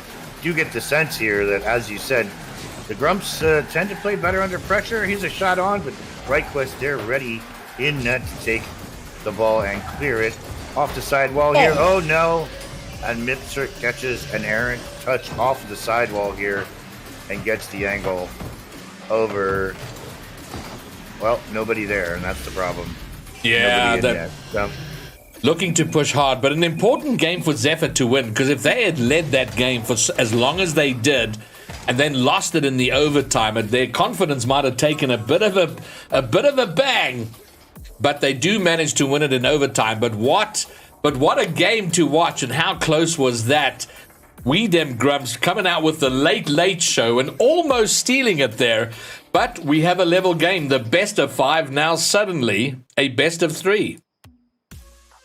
Yeah, and the shot differential once again, 12-9 in favor of Zephyr. So as we often point out here, that shot differential does tend to make a difference on the scoreboard. And good job on Zephyr's part, just in basically keeping the game simple, basically sticking to fundamentals. And really what I'm enjoying from them, and I love seeing from these higher ranked teams, is these triple touch plays and 1-2-3s up and down the field. I think we had a couple of those from Zephyr. That can be really intimidating and difficult for a defense if they're not completely rotating, they're not rotating completely to plan. So we'll see if Zephyr's able to continue that here in Game 3. Love watching the team play. Let's go on to Game 3. Indeed we are, and they are, well, listen, based on what we've seen so far, I think we're certainly in for some entertaining Rocket League. Here in Game 3, the winner of this with a massive advantage going into Game 4. Chinga looking for early pressure, trying to intercept there and get a pass in. Neku now. Does he get a read off the back wall? Raz shoots! Oh, what a save from RightQuest, who gets it out and will be able to transition it over to the other side, having picked up some boost. But now the pinch, it's loose in the middle, and the pace pretty high up there, Hot Zen, as we get underway. And maybe an opportunity, the demo from Fenric and the double! What a start, what a finish. Yeah, I think this is playing out well for Zephyr, these physical plays, opening up the net. That's the second time we've seen a demo produced for them, so have to see what Grumps are going to do to counter that and to answer. All right, someone in chat says you look like Johnny Depp, Hot Zen Monster. Oh, we Dem Grumps almost equalizing immediately off kickoff. They're known for being able to do this off the kickoff. It comes real close off the backboard, and now Fenric trying to get into the middle. Chinga with a touch away, but RightQuest, a shot on goal. Niku, wow, he was awkward, but managed to get enough of a touch to keep the ball rolling over the goal line. But the Grumps under massive pressure right now. Can they finally clear? It's awkward. Fenric, oh, couldn't get the angle. It's chaotic in front of the Grumps net, and somehow they keep it out. They stay alive, just one goal behind. Yeah, they got really, really fortunate there that Fenric was unable to connect on that open net. But definitely starting to see some, what looks to me like panic on the Grumps' part. And you really hope you want to see them settle down. Just calm down, play your game, maintain, the game plan that you've been using up until this point. And again, Fenric with another miss on an open net. Niku able to put it over to Chinger. Chinger puts it down with the fake, and Niku follows up to tie. Yeah, and maybe that'll settle the Grumps now, because I think you were quite right, and it can be a little disorienting sometime when your opponents come out quite aggressively, and you feel almost like you've been slapped as you're waking up, and it takes you a moment to settle, and you're just trying to find some space so you can kind of get yourselves rotated and reset, and they just didn't have the opportunity to do that. But now that they've equalized, now they can settle behind the ball and get going. But on the other side, as you've pointed out, Fenric with a few misses in front of net, that's that's going to frustrate them and have a bit of an unsettling effect on them, knowing that they should have scored at least one or two more. Yeah, there certainly were open net attempts there, but seems like they're settling down now into more of what we've seen from both teams throughout the match here. Niku gets the pass over from Chinger. Almost gets the bump to put this away, but Fenric there to collect it and send it out. Niku actually gets a touch on it as well. Raz trying to just pop that up at the midfield to beat the pressure there, but not so lucky. Niku into the corner. Raz will send this deep center, but Reichquest is there ready to answer. And the other thing, again, we keep paying attention to is the boost game. Reichquest diving into steal corner boost there. We'll see if that can have the desired effect here. But we seem to be kind of lingering in the midfield here. Not much pressure, though. Here comes the Grumps with another attempt. Chinger might have a chance to collect as he does. If he has a chance to send us from the corner, he's not challenged. He is challenged. And Fenric doing a good job to do what he needs to do to keep this moving toward the Grumps half. Yeah, the game settled into a rhythm now after being a little unsettled at the beginning. The Grumps are kind of in it, but they're certainly not dominating, but they're doing far better than they were in the early part, and the game is in that sort of rhythm. But it's, oh my word, the shot from Chinger, the save on the goal line, and now an opportunity on the other side, but Niku does get back and get the touch away, and it's now at that sort of pace you wonder how long can it go on. But as we see in the RLCS, it's never anything less than this pace. It just, the higher you go, the longer these frenetic moments seem to be. Yeah, and I'm really liking the spacing that I'm seeing from the Grumps here. They're doing a good job of making sure that they've got somebody in coverage to counter whatever attack is coming their way. A good example here, Chinger with the coverage to the sidewall. Can he get another touch? Does not get past Fenric. Fenric able to control there, but not able to avoid the demo. Raz going to carry this up. He gets the flip reset. He might get another one here. Chinger's got a chance to follow up. Just a bit of a weak shot over there, but can Niku find the handle on the rebound? He does not. Reichquest on the counter here off the sidewall to Mipsert. Mipsert off the back wall. But again, very evenly matched here. It seems like whatever one team is throwing at the other, they do seem to have the answer. On defense, this is an odd ball thrown up by Whitequest. Lucky that Mipsert counters and sends it to the sidewall there. But here, Grumps looking to apply some serious pressure. If we can get this touch down, no such luck. Raz unable to connect as well. But they are maintaining a little bit of pressure here. Yeah, they are. There, just at the post. And we may be looking at overtime here. A consecutive overtime. I'm sure we're going to get there. If a team scores here, it is all going to be over. Raz will get it home. The 0-second finish. Hot Zen Monster Eye. We were staring at an overtime, no doubt. But look at this. The clock runs to 0. Raz bangs it home. And there you go. Yeah, like Mipsert said in the chat, and I'm with him, I did not think that bounce was before the clock. Yeah. As a matter of fact, looking at it just there, I saw 0 on the clock as the ball bounced. So, little suspect there, I would say. But the Grumps come out the better for it and to go up 2-1 in the series. Very exciting series. Really, really nice gameplay and really well-matched teams. Yeah, it's been fantastic to watch, and I have no doubt that Zephyr are going to come out swinging hard. They don't want to go down to the Grumps here. They're going to want to have a date on Champions Field to settle the score there. But the Grumps now will be looking to take it down 3-1 by winning the next game. Zephyr, fighting for their lives, will want to win this to push it to Champions Field. And I'll just, not to put the caster curse on it, but I feel like we might be looking at our second Game 5 of the day. Yeah, it definitely has that vibe about it, Hot Zen, that sometimes you get a feeling for it. I think what's going to be important here is the opening minute. Maybe even the opening 30 seconds. I think it's going to be, I think we're going to have a good sense of how this is going to go down by how this opens. I totally agree. Let's see how it plays out. Why does it keep saying that? There we go. Okay. All right, and away we go. This is Game 5. The Grumps looking to take down the series right now. Zephyr having won their opening game, we dem Grumps having lost their opening game. They would love to get one on the board. And of course, Zephyr want an opening. Oh, an unbeaten run after 2 weeks.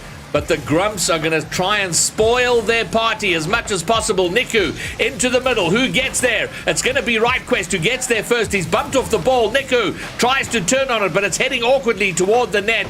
Chinga will touch into his corner. And geez, I was going to say how the important is going to be how this game starts, but it looks fairly even in the opening 30-40 seconds, Hodzen.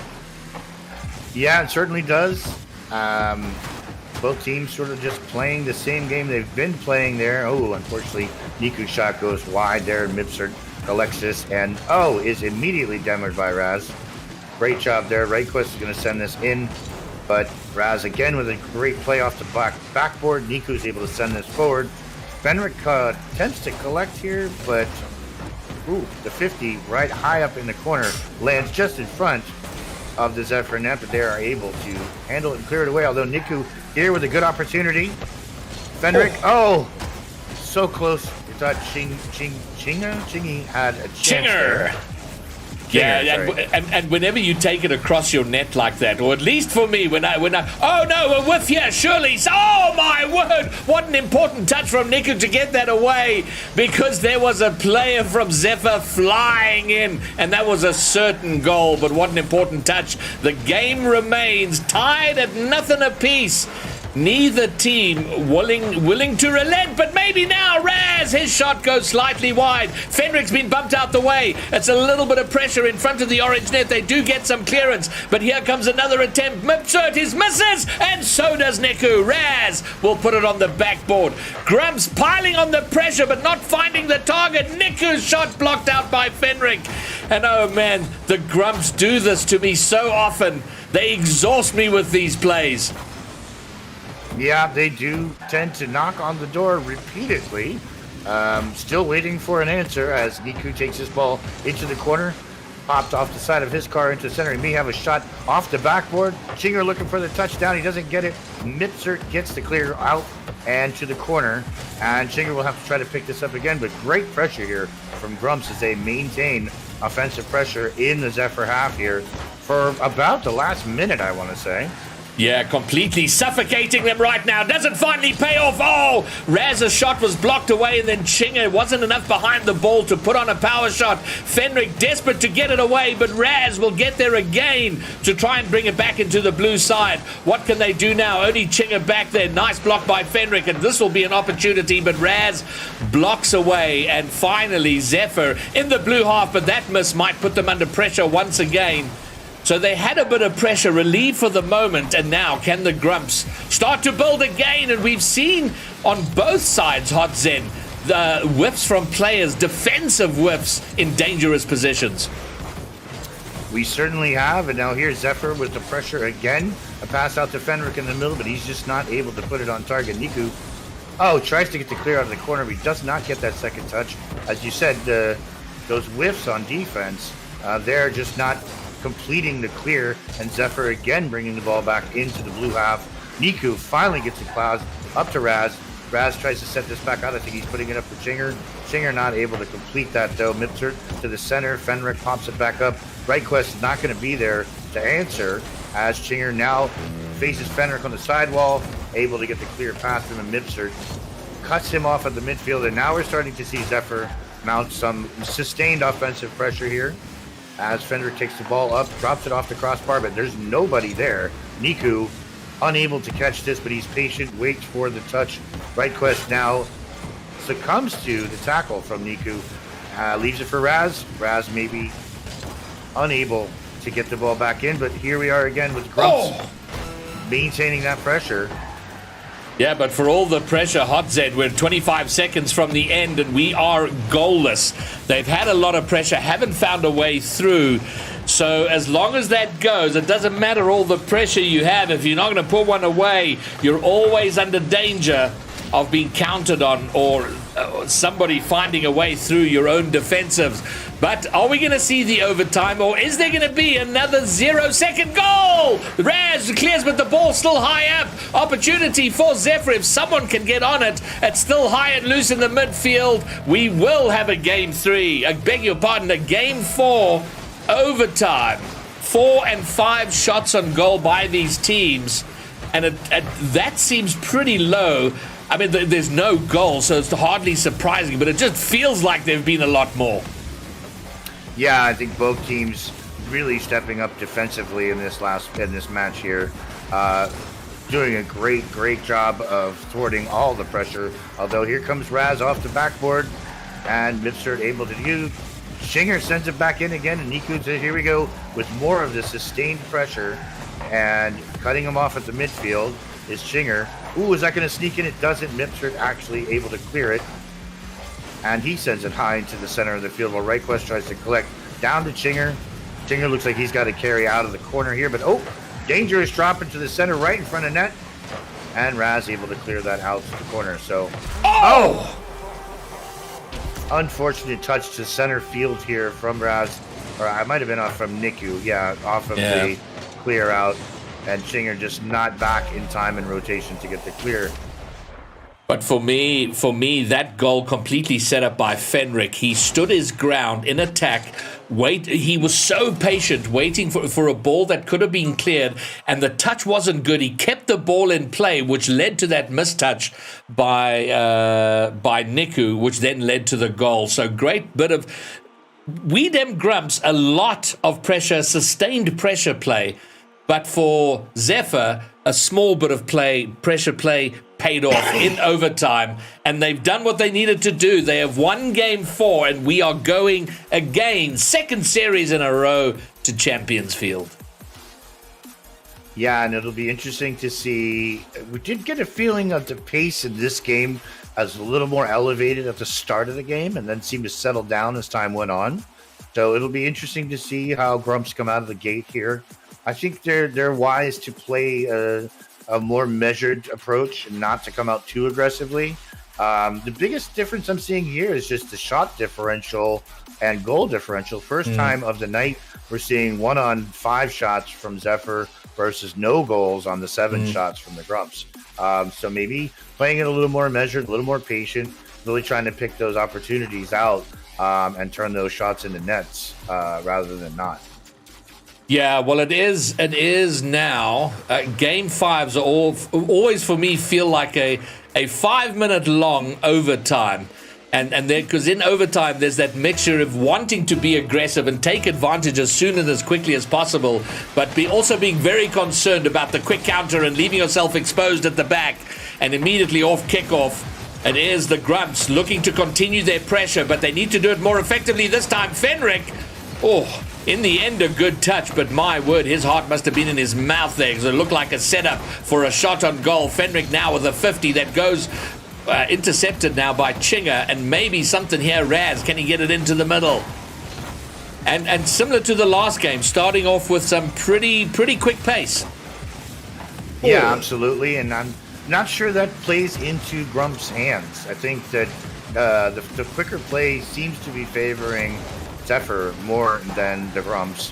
It'll be interesting here. Shinger's got some space, but he doesn't take the ball. Instead, leaves it for Niku. That's sent back by Fenric to midfield. A shot wide and to the right, and Shinger will get to clear out, although Mipsert meets him for a 50 in the corner that ends up in the midfield. RightQuest unable to get a shot on, and Shinger now not quite able to get a touch there, and the play seemingly slowing down once again from the Grumps. So it seems that Zephyr want to press the pace of the game here, and Grumps doing a good job to sort of keep them slowed down and playing at the pace that's more comfortable for them. Nico getting all kinds of beat up there physically on his push up the field, unable to be effective as a result. Pass over to RightQuest, but he cannot find the connection with an open net in front of him. And Zephyr here again, knocking on the door, and Fenric finds that lower left corner to put Zephyr up 1-0 with about a minute and a half expired here in game 1. Nice pass off the post. Fenric capitalizing on Shinger not able to turn around in net, and we have a 1-0 game. Zephyr take first blood and give themselves the advantage to win this on Champions Field. Raz off the kickoff. Can he do anything?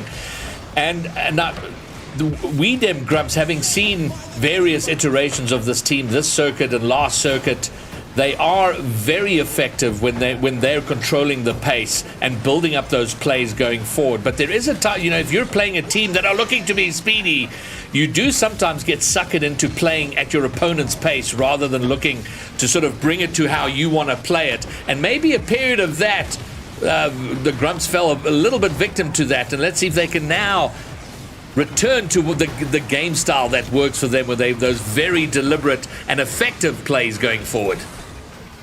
One of the things I'm noting is very often, as the Zephyrs are pushing, they'll have a guy, one of their players, deep upfield. And something I've seen several times here. Again, RightQuest, they're hampered by Niku a little bit. And as a result, Chinger comes in to put up the equalizer. Yeah, they're back in. Nice little touch. Yeah, great touchdown from Niku. Then Raz off the back wall.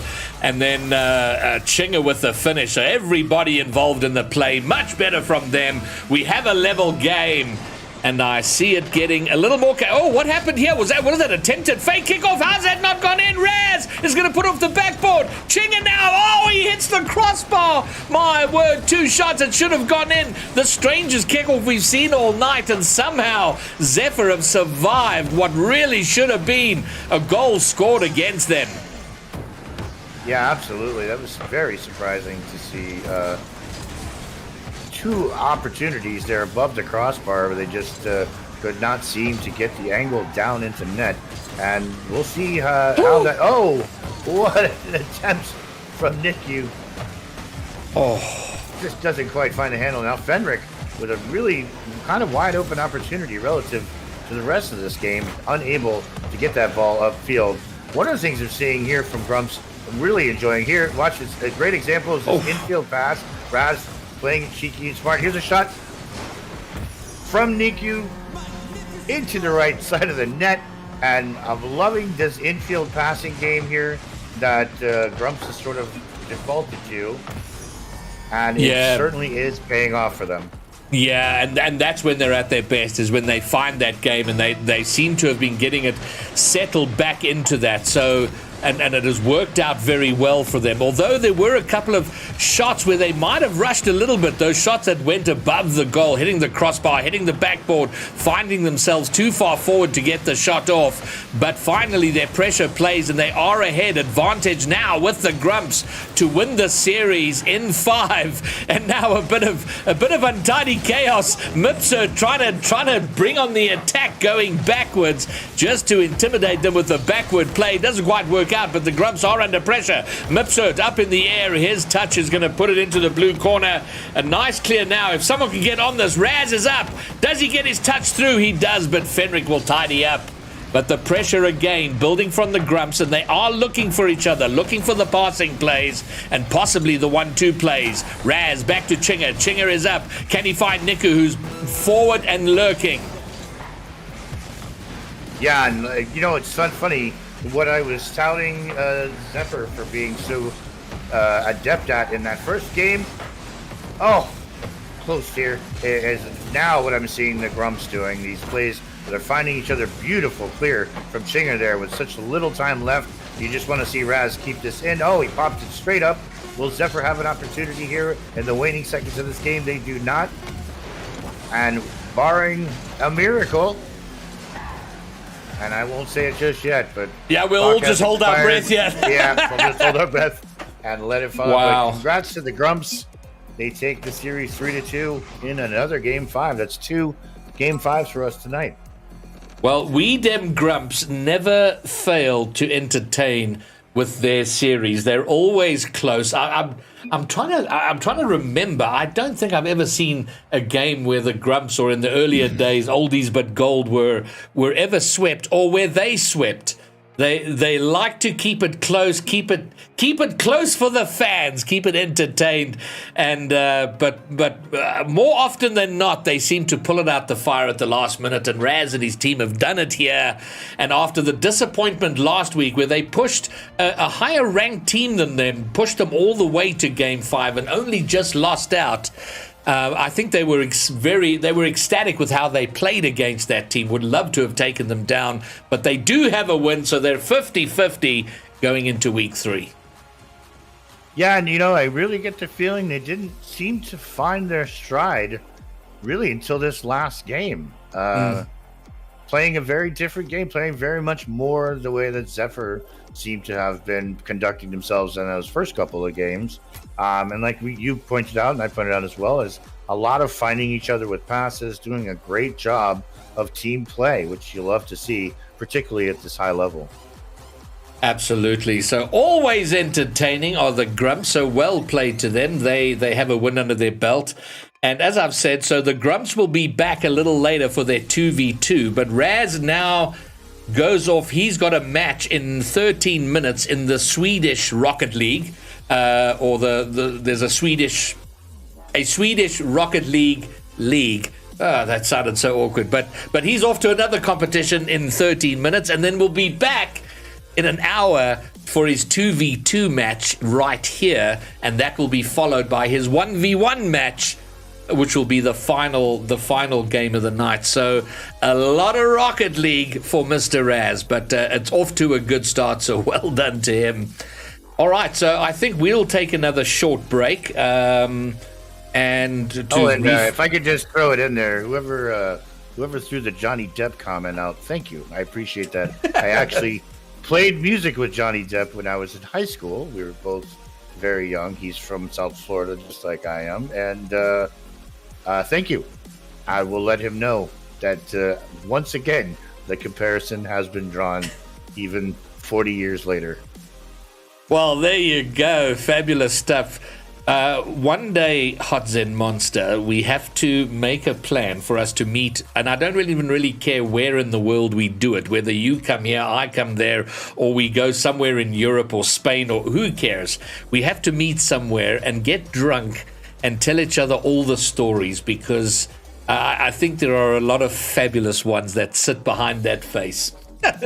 Well, I did 15 years as a B circuit musician, touring all the way up and down the East Coast of the United States.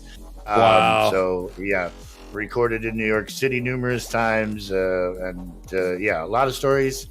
A lot of stories about socks on doorknobs and things like that. Brilliant stuff. Okay, guys, I'm going to take a 5-minute, and then we will back for Game 3 of the 5 that we are bringing you tonight for the IGL circuit. But we will be back soon. See you soon.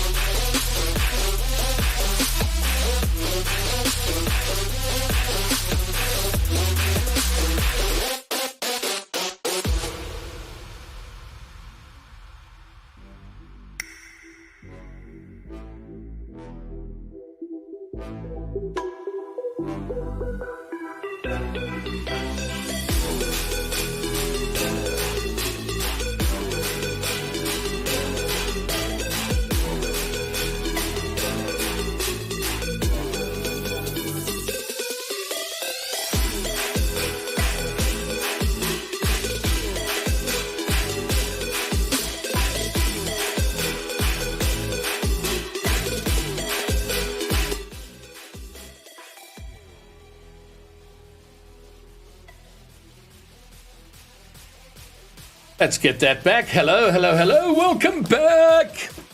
All right, who've we got? Who've I missed? So, okay, so Raz has gone off for his other league that he's playing. Raz, yes. Oh, you've left now, but I didn't answer your question. Yes, Raz is going to be here for the whole evening, which is a very cool thing. Draghetto just wants Raz to help him out, get him to GC rewards. Love it. Oh, you're still here, Raz. Fabulous. How come you're not playing your... Oh, okay, you got a few minutes. Well, fabulous. Stream is not over, Hamas. It is not done. We've got 3 more series to cast, so it's going to be a long one. So you will be long asleep, because I know you're ahead of us in time. So the next game, Hot Zen will let me know when he's back. He's gone off to get a drink.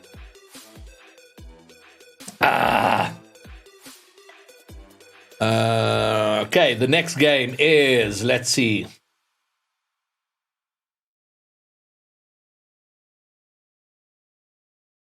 Next up is Demolition Somebody versus Intercept Somebody. This is a 3v3. I need to see what tier it is.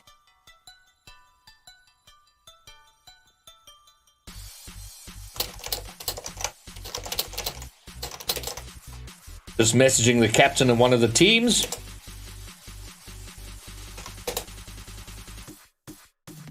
Okay, so it is Demolition. I'm trying to see their full name. It's cut off here. Demolition Rangers are up against Intercept versus Intercept Serious. And this is, I'll tell you now what tier it is. Okay, so this is a tier 3 versus 3. And so Demolition Rangers, let's say, are from Pakistan. Oh, but now he's from Pakistan, lives in Germany. He's a champ 1, loves to ground dribble. The next mate is CHRS. Oh, Chris. CHRS, though, is his in-game name. He's from Germany. He's a champ 1 as well. And their third is Soup. He lives in England, and he's also a champ 1.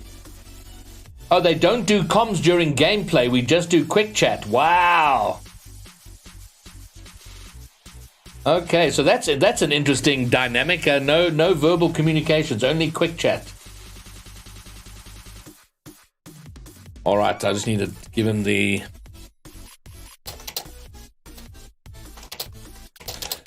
the link to my channel.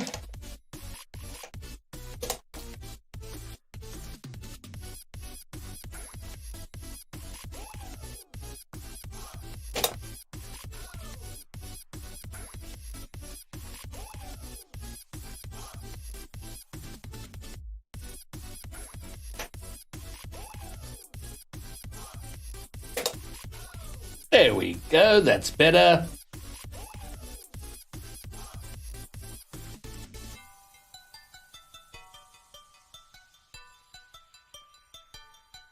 All right, so that's the one team. That is the Demolition Rangers. And then Intercept Serious. Are you back, Hotsen? All right, fine. Well, then let's go to the good old caster cam. Welcome back. So I'm just telling them about, so Josh Serious, let's see. They are from Switzerland and the Netherlands. The 2 of them are brothers. They're 25, 26 years old. Also around Champ 1, Champ 2. And they're from the Intercept org. Oh, headed by Muntz. Muntz, a caster we all know. Muntz and Dodo. So they're quite involved in the casting scene for IGL. So that's pretty cool. So there you go. Those are our 2 teams. All right. I'm just going to get the lobby set up. Oh, did I need to send you details? I realize, Hudson, I didn't send you details about this game. Do you want me to send you that? Yeah, I think we'll play it by ear here. We're coming up just a few minutes to the match, so we'll figure it out as we go along. Okay, fine. We're good. I think you gave us a good summary there. Okay, good. Let's start things out. Joshua Ernst in the chat, hyped for the match. Nice. Hello, Joshua. I think he's Joshua Serious. All right. Really loving our School of Rock backgrounds we have here.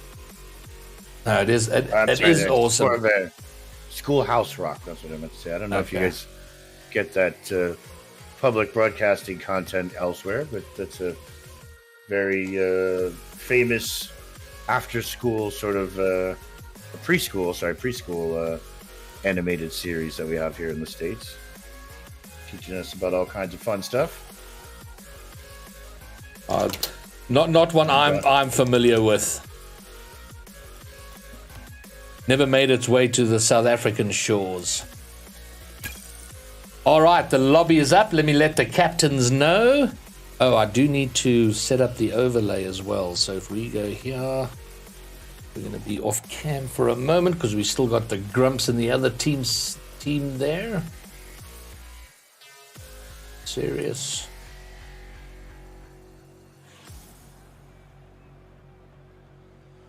Oh, we'll take a step here.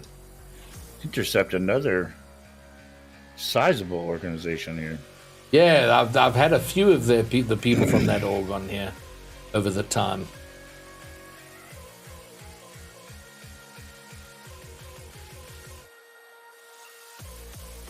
Okay. Well, they took a sweep in their first week there. And now as we look at it on paper here, ooh, and quite a few badges amongst those 3, Josh Serious, John Serious, and Fake Skill for Intercept Serious. So yeah, well, they're both both taking wins in their first week. So both are going to be quite keen to keep that little record going. Absolutely.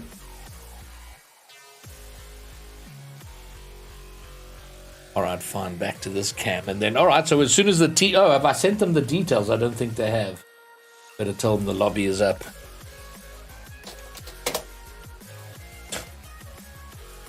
Oh, hold on. I didn't need to do that. Just do. And Josh.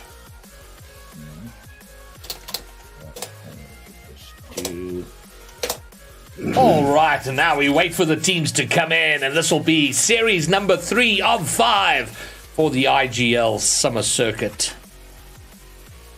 Really liking the Demolition Rangers banner on the IGL page, which is a Yugo. I don't know if you remember those cars from back in the oh my word. What was that, the late 80s, early 90s? Yeah. Good.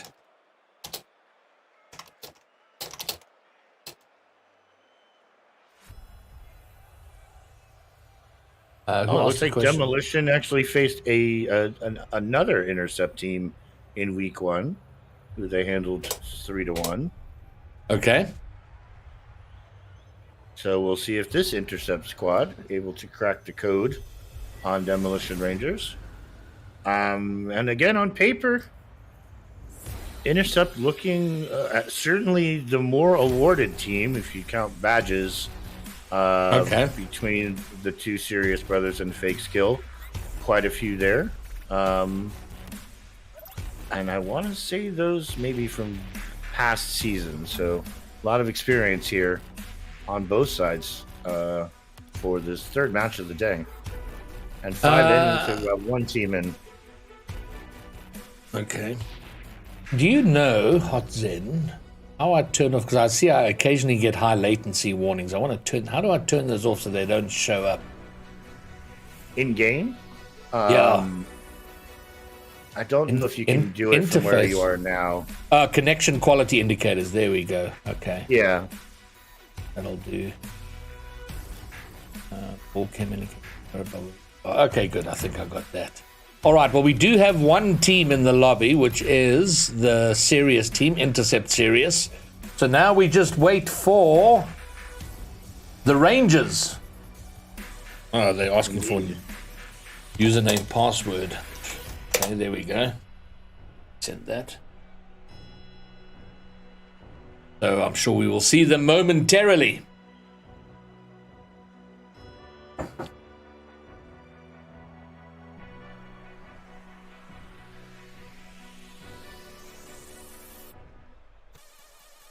Hamza, what will you work tomorrow? Tomorrow will be a short stream. I'm doing some more IGL, but not as many as tonight. I think I might only be doing one tomorrow, but I'll probably stream some other stuff around that.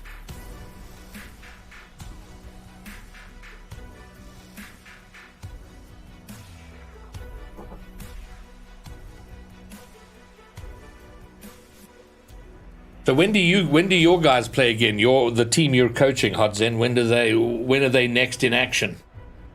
I have IGL squads playing today as we're broadcasting, so I'm not going to catch them. The RLCS squad is still scrimming, okay. But I think we'll be ready to go into the weekly next Thursday, and I'll let you know. Brilliant. All right. Well, our teams are here, and we can get some Rocket League underway. All right. They're taken to the field. Here we go. Demolition Rangers in blue. Intercept Sirius in orange. Game number 1. Week number 2. Oh, why? What is going on? Oh, dearie me. We have a server problem. Server issue. Server issues. Holy balls. Whoops. I think you got the server unrecommended, unfortunately. Yeah. For some reason, Rocket League tends to do this where it will recommend that you play, a Japanese server or a Middle East server. Why not play OCE today? Let's have everybody at 300 ping and see how it goes. Oh, my word. No, I had changed it to Asia East. I had changed it to Asia East for some reason. My word. Just to keep everybody on their toes. Oh, you need to leave that lobby, please, Hudson. I'm left, yeah. Good.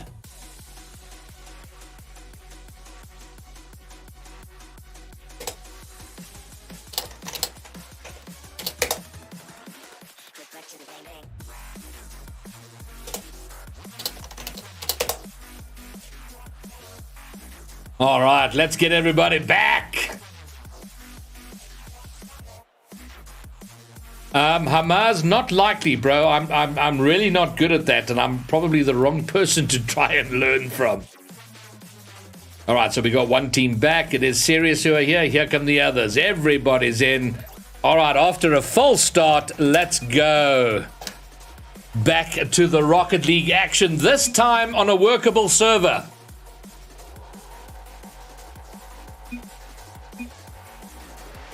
Good luck, have fun, says Josh Sirius, not knowing that this is Rocket League. We're not here to have fun. And away they go. Game number 1. How do I say that name? Puos? I would say Puos, yeah. Puos, okay, good. Ooh, Chris into the middle. Who picks this up? Intercept by Josh. But, well, there we go. It shows us Puo here. Puo will work. I'm down with that. You're right. That works fine for me as well. Yeah. So as we just kind of settle into this opening game, Puo here in reverse with a clear. Wasi luckily there to intercept the shot on, or that would have been a goal. A shot set high off the crossbar here, but CHRS able to get the clear out, cut off immediately by Josh Sirius. We see a demo come in the favor of intercept, but not doing anything to produce an opportunity just yet. No, this definitely has an opening game feel about it. you want to get a sense of what your opponents are all about, what their level of skill is. Face skill, though, will get it into the middle. Puo will get a touch up and cleared by Wasi, I think is the way to say his name. And we're seeing it kind of very much end to end there, Hot Zen. A little bit on this side, a little bit on that side. Yeah, and when you're trying to feel an opponent out, and fake skill, able to sneak that behind. Was it Wasi here who just got caught with his back to the play, unfortunately unable to make the stop there. And Intercept will go up 1-0. Mostly a defensive goal rather than an offensive goal. And I see I misread Fake Skill's name. I thought it was, for some reason, Face Skill. But we eventually get there, and it is indeed Fake Skill. And Chris, or CHRS now, can he control it forward?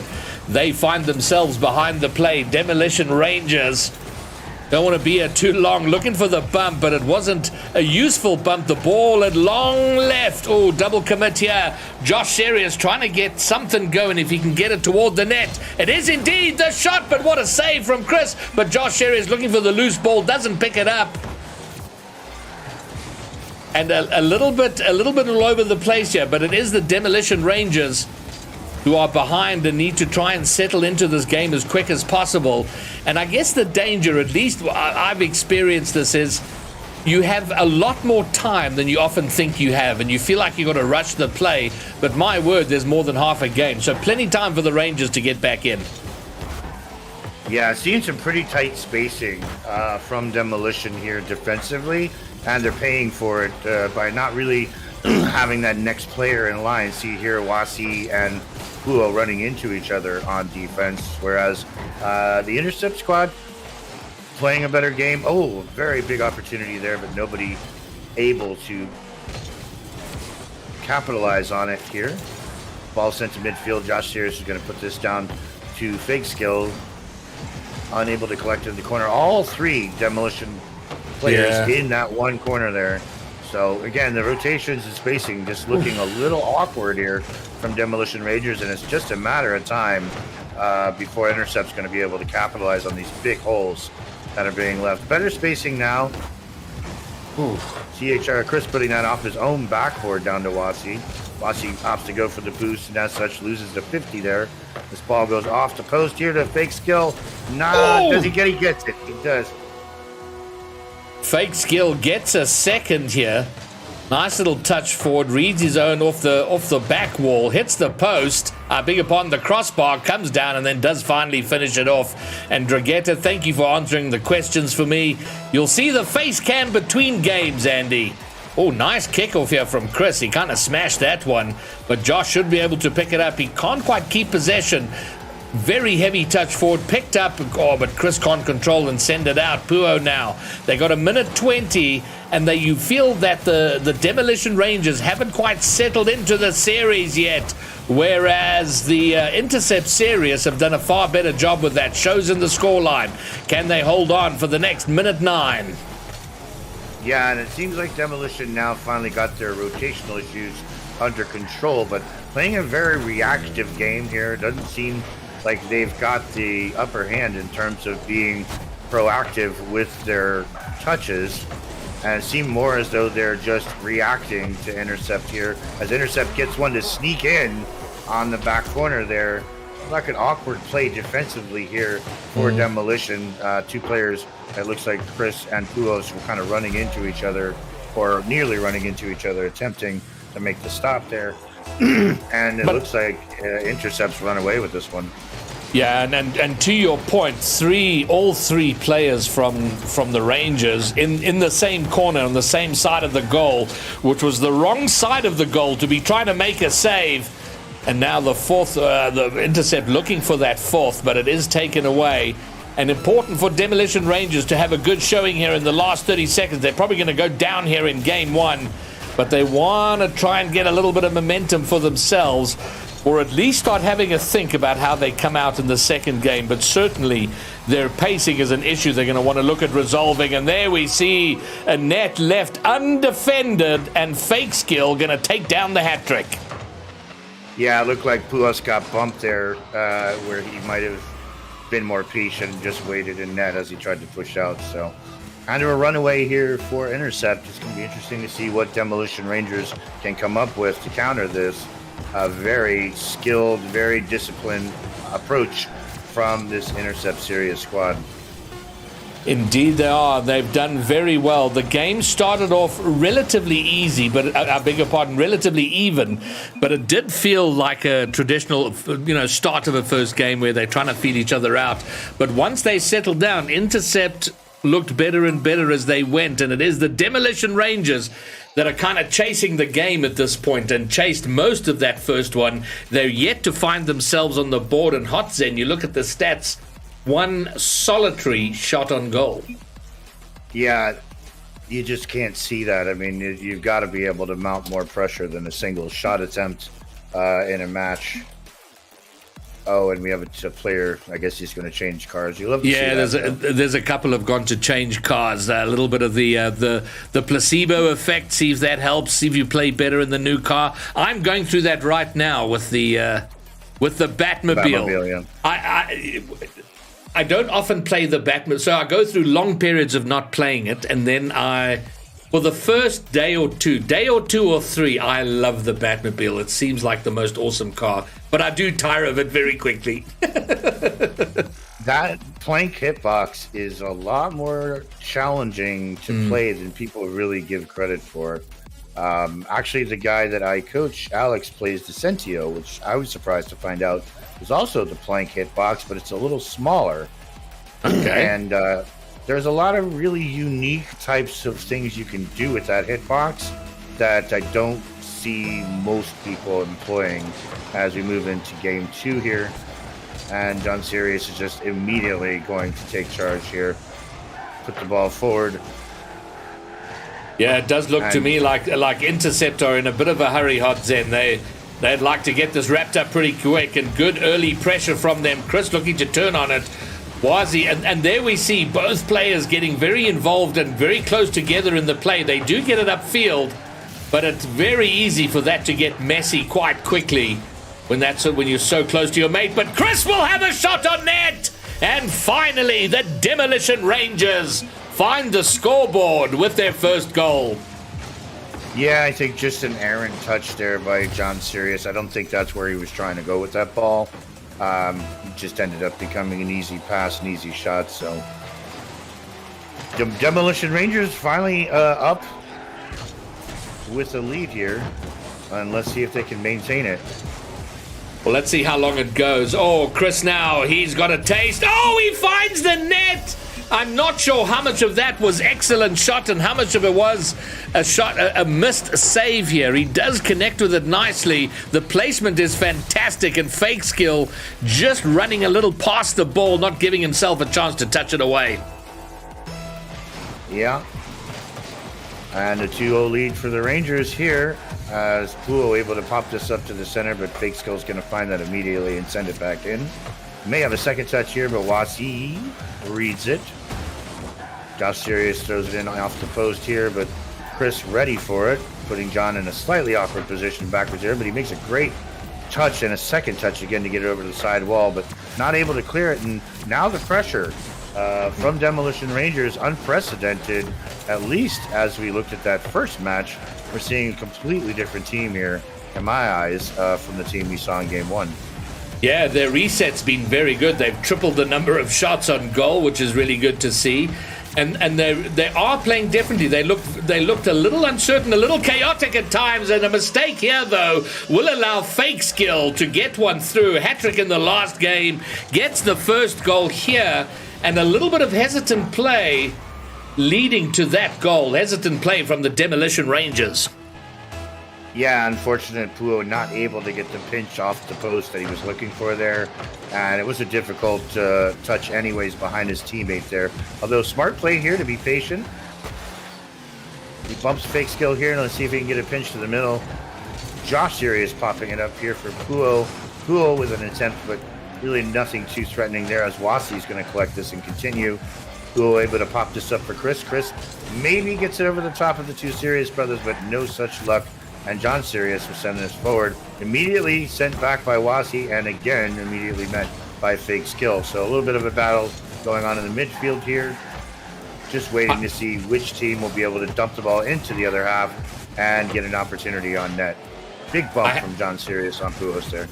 I have been impressed here by Demolition Rangers' ability to keep pressure on. The shot from the wall, it's looking good. It's not going to dip enough. And with no boost, he can't find the rebound. But Wazi's going to have another crack at it. Off the backboard, Chris looking for the shot.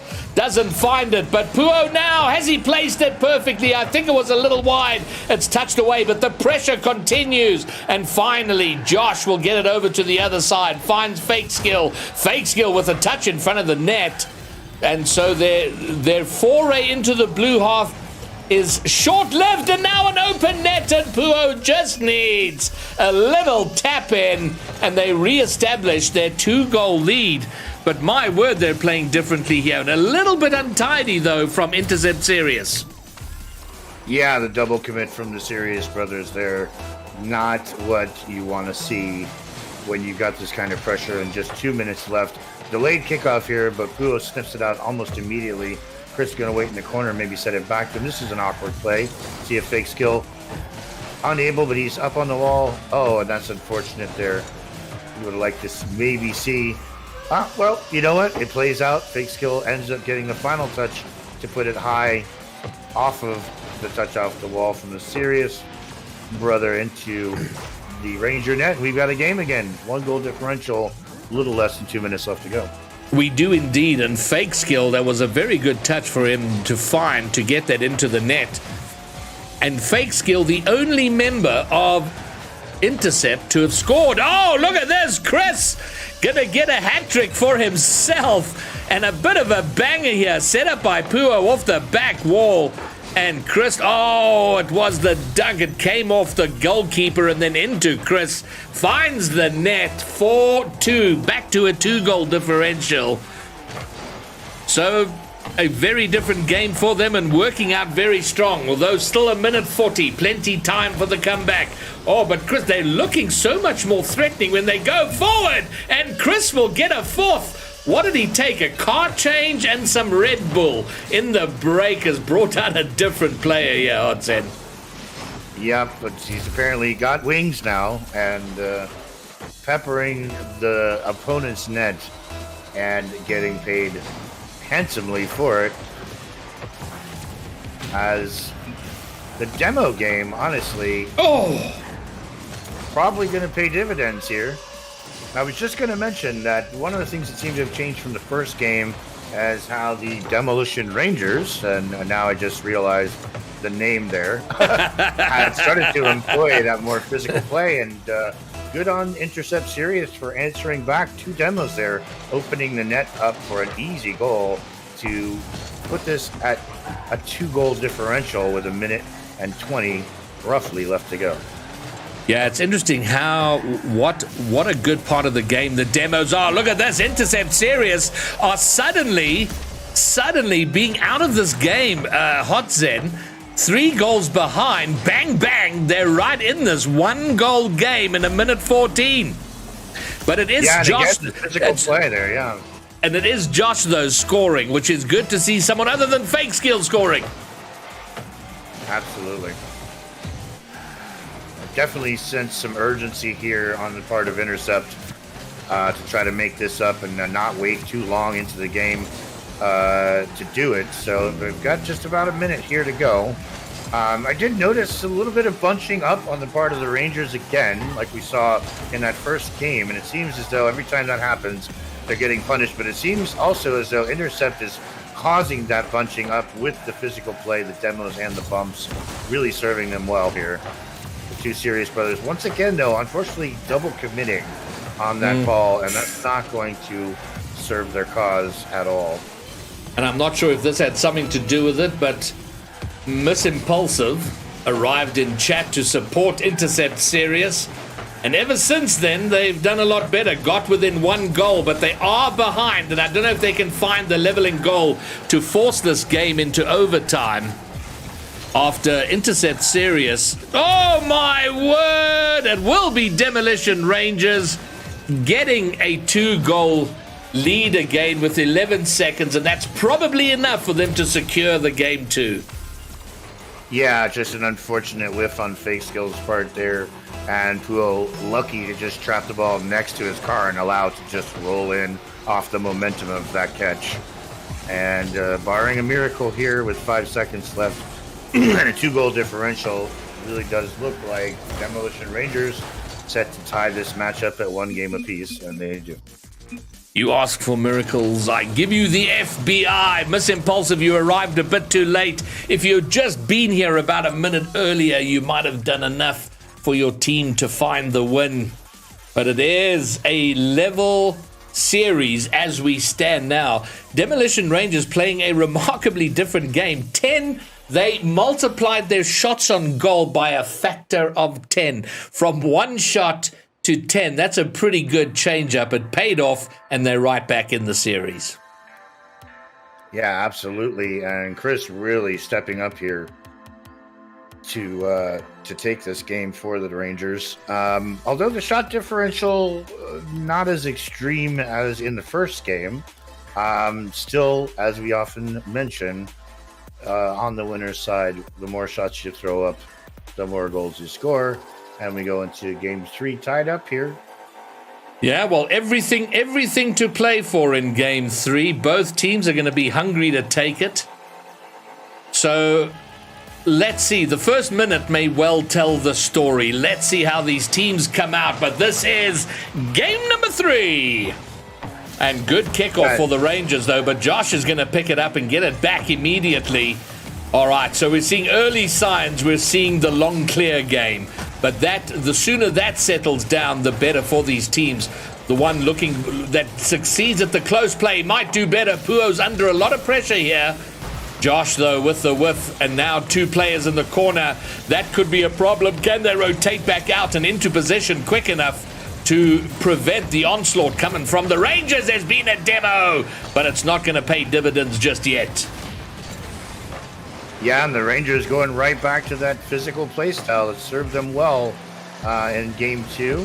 It'll be interesting to see if Intercept will answer.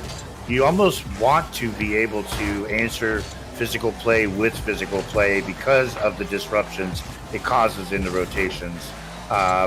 You don't want to be caught in that disruption without being able to deal the same fate to your opponent, so that as it were.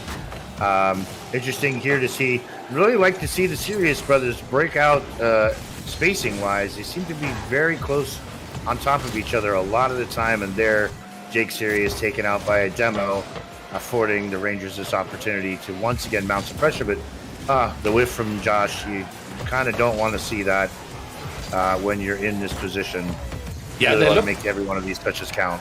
They looked very strong in that first game in terms of their pushes forward and being able to kind of keep on the ball. But that was probably being aided by some ill-disciplined play on the part of Demolition Rangers where they were bunching up. But when oh my word, the own goal. John Sirius is going to get credited. He did well, but it was touched in by the player and a little bit against the run of play. But a mistake in defense. Oh, it wasn't an own goal. It was a good shot from John. And it is Intercept with the first blood. We love to see those forced own goals. Really good heads-up play there from, I guess it was Josh Sirius, to realize he had that defender below him to put the ball off his nose. And here's another attempt. And John Sirius finds the net again. So, wow, the pendulum does swing severely here from match to match, game to game, I should say. How the turntables. And it is how the turns of tables. Yes, indeed. All right, so Sirius in a good position, a 2-goal lead, which they'll feel very good. Maybe a 3-goal lead. Wow, somehow Wazzy keeping that out, and Chris will get the clear. We've had the turnaround, but half the game left to go. And so we've seen a first game which was mostly controlled and dominated by Intercept. Game number 2 was taken away completely by the Demolition Rangers. And so far in game 3, despite early pressure from the Rangers, they find themselves 2 goals behind. So what we haven't seen is a very even game. But in the second half, can we see the Rangers make the comeback, level it up, and perhaps take us to an overtime or something a little more tense? Oh, Puo can't quite get the angle on the shot. He's a little frustrated, apologizes in chat, but they still have some pressure now, surely. No! The block on the goal line keeps the ball out. Yeah, and the Sirius brothers now finally doing a good job of creating a little separation between each other, and they're being much more effective on their own. You know, you almost get the sense that they're brothers. They might have very similar play styles, and we have a lot of similar ideas about things, and sometimes that can work against you. You know, you've got to consciously make the effort to not overlap each other in your play styles and your gameplay, and they seem to have made that adjustment here, keeping much better separation between the two of them. Here, Chris trying to slow this down, but Josh not having any of it. He wants to keep this ball moving into the blue half. That ball deflected out into the corner where John is now standing by, ready. Does not quite get, I think he was looking for the tap off the ceiling down there. And the Rangers here now mounting an effective counterattack. And the big clear game once again coming into play. Interesting to see how on these big clears, it seems as though Intercept the better of the two squads and having someone upfield ready once those clears become available. Ooh, John almost getting that squeeze off of Chris. Ooh. Oh, and another close shot from Josh. But you can see what I'm talking about here. The spacing, particularly between the Sirius brothers, has improved immensely. And they really are getting a lot of better opportunities there. It seems as though Fake Skill might be sort of the standout player for them here. And if they can just do a good job of getting him into a position, and a end-to-end shot from, I want to say, Josh Sirius off the pinch here. A little bit of a pinch off of Wasi there to get the power and go the entire distance. Well, it was a defensive play, but turned out with Demolition Rangers having nobody back, it turned out into a very good offensive shot, which went long distance into the net. And to answer the question from Dragetta, this is Game 3. My apologies, I didn't have one of the games up. So each team has a win. This is Game 3. Whoever wins this, of course, going to series point, and it looks like that's going to go toward Intercept, and Demolition Rangers will be a little disappointed. They're going to get one back here through Chris, but they had such good initial pressure early in the game, which they couldn't convert into goals, and once Intercept got a counter and got a goal on, they've not really looked back since then. And even though that one goal comes, you feel it's going to be not much more than a consolation as the clock runs down here, and you feel there's not enough time for 3 goals. Maybe they get one more, but Wasi is not going to get the touch into the middle. The ball will bounce, and Sirius will take Game 3, and they have the advantage as we go into Game 4 to take down the series. Both of these teams unbeaten so far. And just to clarify, there's only been one game, so this is week 2, but both of them winning their opening matches. Yeah, in a rare case of the shot differential actually going to the loser here. Demolition Rangers with 8 shots to Intercept's 5, but Intercept making 3 of them count.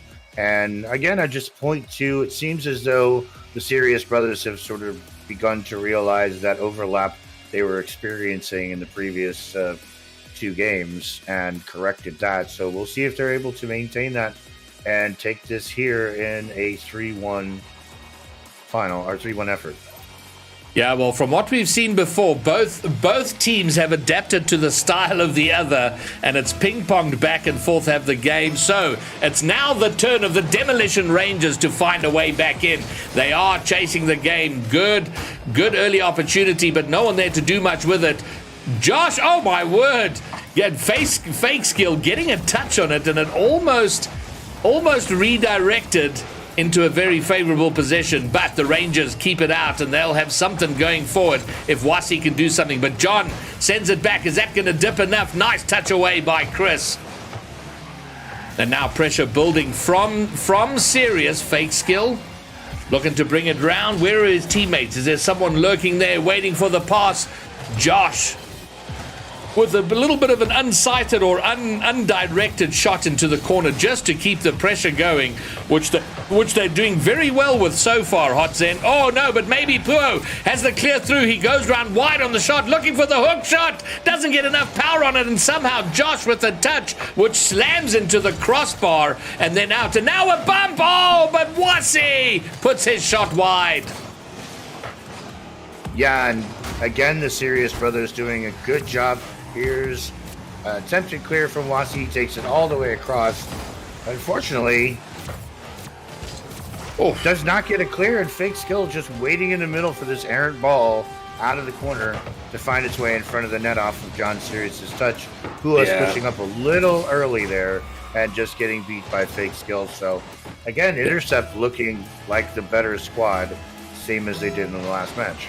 Well, so far it is only a one-goal game, and unfortunate from Chris looking to pinch it upfield along the wall, and instead of it going lateral, it sort of juggles back against the car and goes backwards, setting up that goal. But now an opportunity. Fake Skill, though, doing very well to be in the right position as the third man to intercept any attempt at coming forward. Josh now only has Wasi to beat, but Wasi will send it back upfield. Can Chris pick it up here? No, he lets it go behind him, and now they're both on the same side of the field. The mistake they've made often, sort of all being in a similar position, which almost puts them in strife. They get away with it for now, but they can't afford to be doing that too much more. Otherwise, they will find themselves getting punished. Chris into the middle. Puos goes all the way to pick up mid-boost and abandons the ball, which will be picked up by Intercept, and they're going to be looking for another way through the Demolition Rangers. Yeah, Wasi tries to get the clear here, and Puos, a little bit of double committing there as Wasi just jumping over Puos. Not really respecting his positioning there at all, and that's something that Intercept will be able to punish if you allow them to. Fake Skill now has a chance to pop this past one. He doesn't get it. Poole gets the ball up. Can he get the double off the backboard? No, but Chris does, and they equalize the game at 1 with just a little less than half the game to go here. Yeah, it's been a little untidy from the Rangers, but there they get it right. The bang forward comes down off the backboard, and Chris picks up the loose ball, sends it home, and we have a level game. And it is the Rangers looking for a way back into the series. They're not ready to go home. We have had 2 consecutive game 5s and about an even chance of us seeing another one here, Odds-in. Yeah, absolutely. It's been a really exciting day. Very nice close matchups here. And again, I just feel like we need to see Intercept spread the spacing out. Again, Josh and John overlapping on their coverage here, and just not serving them well. They're really putting a lot of pressure on Fake Skill to always be there. And again, not going to be the case this time. Really need to spread that out and start seeing each other. I feel like their play styles are just so similar. I mean, even here, they're in exactly the same position on the field, rather than having one of them rotating away from the play and trying to get vision on what's going on. Yeah, and Puo's shot was actually wide, and then it was put in as an own goal there, which is a little unfortunate. And now the game 5 becomes more of a reality as Demolition Rangers are in front. Does Wasi get another touch on this? Fake Skill had to get there because that was heading goalward. And now Chris jumps far too early and gets left behind. But fortunately, the clearing shot is picked up by Wasi, looking to come back in again. Puo now will have a clear shot on goal, but doesn't get good connection and puts it wide. Yeah, and once again, that push, that shot into the corner was met by both the brothers, again, and just not maximizing their coverage on field here by overlapping each other as much as they are. Fake Skill really doing a great job to sort of be that mitigating factor for the Intercept squad. John Sirius putting this up off the crossbar, maybe having a chance. Fake Skill now going to send it back in, but it's just a little weak. And John Sirius maybe a little too quick to jump in there when he didn't need to. This looks like a good opportunity for Fake Skill, but Chris meets him at the midfield to send this off of the Intercept backboard. And that's sent back in. Wasi with a big chance here. And he just goes a bit high on that top right corner. And you just don't feel like you're seeing the same Intercept squad as we saw in the last game here. You know what, Hot Zen, I mean, we're in and around a similar rank here. Oh, but look at this. A goal we didn't see coming, Hot Zen, suddenly arrives with 20 seconds to go. Demolition Rangers have done a good job keeping the ball away from their net and applying good pressure on the other side, but then get caught out. And now we have a level game and a very strong possibility of an overtime. The point, though, probably what we struggle with the most is consistency over time. And that's maybe what we're seeing here. Like, you have a really good game, but they're not having the consistency to carry that through to a second game. And that's, the biggest frustration for me in ranked is you have a really good run of 2 or 3 games and then a really shitty run of 2 or 3 games. And maybe that's what they're suffering from here, that consistency over time. But we do have an overtime. Oh, and we get a win off the kickoff here. Is Josh going to be able to put it away? Oh, unfortunately, unable to, but fake skill right there to send it back in. Another shot from John Sirius. Doesn't find the back of the net, but you definitely get the sense that Intercept is tasting blood here. They're ready to put this to an end. Yeah, they've definitely got some wind in their sails. They're looking a lot different than they did for the majority of this game. They're looking a yard or two faster, a little more zippy, seem to be getting to the ball, reading it better. So they've had the better of this overtime, but it still remains, we're still in the overtime, so the winner hasn't come yet. So for all of their work, can they convert it into that winning goal, a series-winning goal? While on the other side, Demolition Rangers need this next goal to stay in the series and take us to Champions Field. This is very dangerous. It's going to fall right down, but what? A nice touching, clearing touch there from Fake Skill. That's difficult to do high on your backboard, but he got there well. But it is the Rangers that have the possession and have the pressure, at least for the moment. Yeah, and the longer this match has gone on, I've got to give a lot of credit to Fake Skill. He definitely seems like the third that these two brothers needed to find to play at this rank, and not that they couldn't play at this rank on their own, but very often when you have a good duo partner, the struggle is finding that third guy to complement you. And boy, Fake Skill certainly does seem to pick up all the slack created here. Whether it's double commits or too tight of positioning from those brothers. And Chris here with a big clear. John he puts just midfielder. That can become a dangerous ball as Poole goes up, but he's met by Josh Sirius and stops him there. Wasi will go off the side post, and nothing coming from it again as Fake Skill again with the big clear. Oh, and John Sirius just not able to get a handle on it, but Fake Skill following up again. And really, he's doing a great job of clearing the ball and creating opportunities for this team. Yeah, and this is slowly turning into one of those epic overtimes. We've had half an additional Rocket League game, Chris, though, with the intercept there. And, so early in the overtime, it was very good for intercept, and they certainly had the better of it. But it has seesawed. It has moved back and forth. The Rangers have had their opportunities. And now if Fake Skill could get there first, my word, what an important touch away. Chris now puts it into the middle. Josh touches it down, but it's awkward. There's been a demo. Pua will go. He hits the crossbar. That was surely the winner, and it's going to end in an own goal. Hotsen. Not like this, but like this indeed. Oh, no, you hate to see it. And from the guy just caster cursed. Caster cursed. Caster cursed indeed. Yeah. My word. Praise heaped on him. And the own goal, the inevitable outcome. Dear, well, we do get a third game 5 on the day here. And at this moment, I have to say how grateful I am that you've joined me today, Hot Zen Monster, because by this stage, I'd be on life support with the series we've had and calling these on my own. But wow, three game 5s on the trot. This is amazing stuff, and well done to the Demolition Rangers for keeping themselves in it and getting themselves into this position.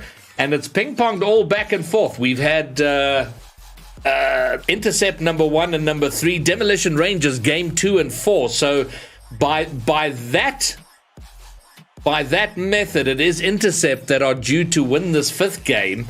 So Demolition Rangers need to upset the what's the word I'm looking for, Hot Zen? The pattern. Upset the pattern and win 2 on the trot to take the series. Miss Impulsive is desperately disappointed in chat that her team has gone down, given up game 4, and putting themselves in the position of a game 5. Well, we'll see how it all plays out. I'd love to see the Serious Brothers give each other a little more space and give each other a little more room here as John of the two now collects this and sends it forward. Puo going to put it down into his own corner. Fake not able to get the touch there, but it doesn't get punished for it as Chris able to find this high in the corner, and John with a very important counter there at midfield. So right off the bat, a little bit of pressure coming from Intercept, but nothing in terms of a goal or production off their initial push. Oh, and Wasi from the ceiling just sneaks it in under the crossbar, and it looks like Demolition Rangers mean business. Well, we haven't seen a hell of a lot from Wasi this match, but that from high on the wall was a banger to get his team in front and give them an advantage, an early advantage at taking down game 5. Puo, though, on his own for the moments. Josh trying to intercept there. Oh, that's chaos out there. It's a demolition derby. The team's trading demos. Wasi now into the front, but no teammate on this side of the field to support an excellent play. Wasi getting the ball into the middle. Now this is awkward, and Chris having a bit of janitorial work to do to tidy up in front of his own net. Yeah, and John Sirius sends it back into the corner, but Puo already waiting for it with a nice pinch there. Fast fake skill, sends it back to him, and we'll just continue to battle it out here on the front post of Demolition Rangers. This ball finds the center. Puo's lucky to not touch that ball. It's a dangerous touch there. Oh, no! And what a save from Puo's on the errant touch there. He does get demoed as a result. Josh and John Sirius once again here in the same corner. My word. John Sirius out to collect the midfield boost and turn on it, so... That was being saved from execution there. How they didn't concede there. It's like the hangman on the gallows pulled the lever and something broke and the door didn't open, and somehow they hold on to their lead. Fake Skill has to get there. Has he had a car change? Was he in the Dominus last game? Or am I misremembering that? I think Fake Skill has changed his car. I think you may be right. Yeah, the only I only pay attention to the skylines. So. Fair enough. Not that you have a bias or anything there, Hodzen.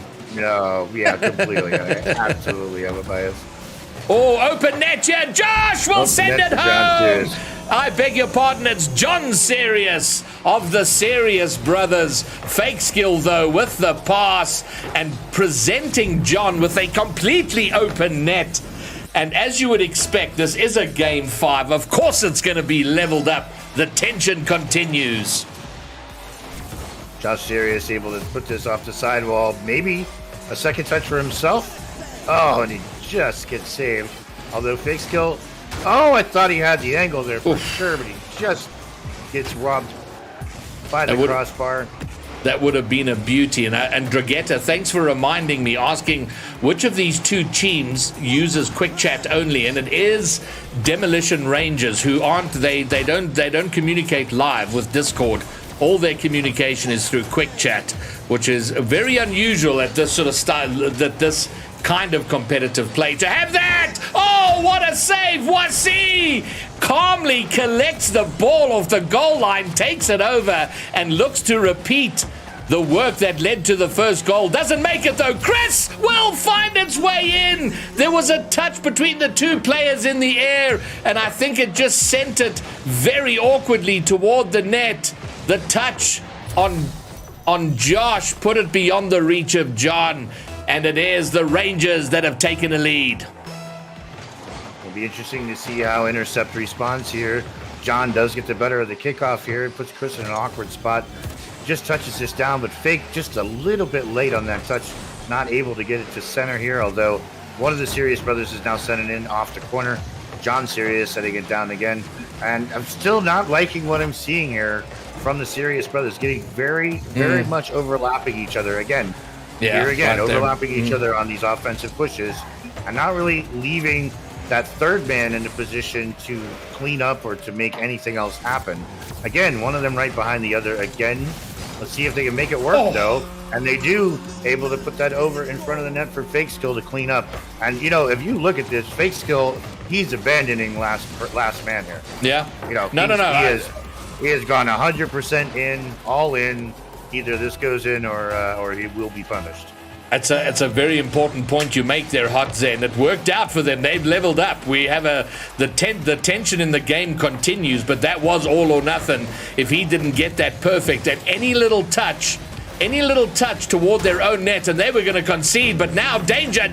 Fake Skill looking for the shot, but he is bothered enough where he can't put it on target. It goes away, but the Rangers under a little bit of pressure here, looking to turn it around. Puo, took his eye off the ball, looked at the goal for the shot, and then whiffed past it. But they do have a bit of pressure. Can they make something of it? Wasi gonna put it high. He's looking for the double, but John Sirius will get there first. 30 seconds remain, Hot Zen. Probably a Game 5 overtime. Oh, that would be interesting, but we'll see. Boy, I can't give Fake Skill enough credit for how he has managed to deal with the sort of missteps from the brothers here and really just keep this team in the game. He has been a huge factor in Intercept's abilities to both score and to keep the defender at bay here. I would expect to see actually the lowest number of shots from both teams here that we've seen so far.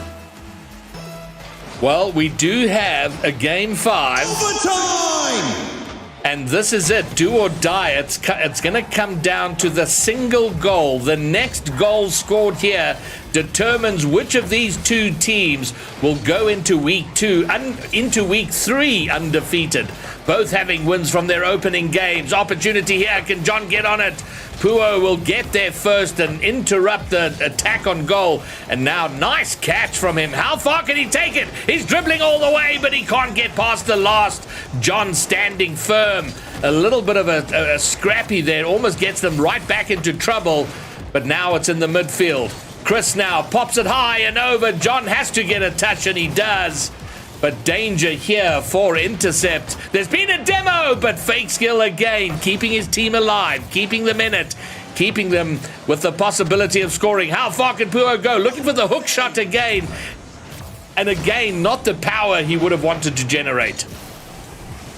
Yeah, and we're still seeing a little bit of that overlap, though. Fake Skill here, able to collect the ball, may get another touch here. Oh, he lets it go. John Sirius must have called for it there, but his shot is not on target. Wasi's going to carry this from the midfield to the backboard, drop it down for one of his mates. Puos gets possession here. They keep the press going, but John Sirius with a very important clear to relieve some pressure here for them. Josh Sirius now looking for a touch. He doesn't quite get what he wants there, and Chris will collect this in the midfield. Fake Skill once again consistent with that defense, turns them away, and to see this is a high ball off the crossbar. Chris not able to find it. Fake Skill collects it. Puos sends it out to Chris. Chris gonna pop this up middle.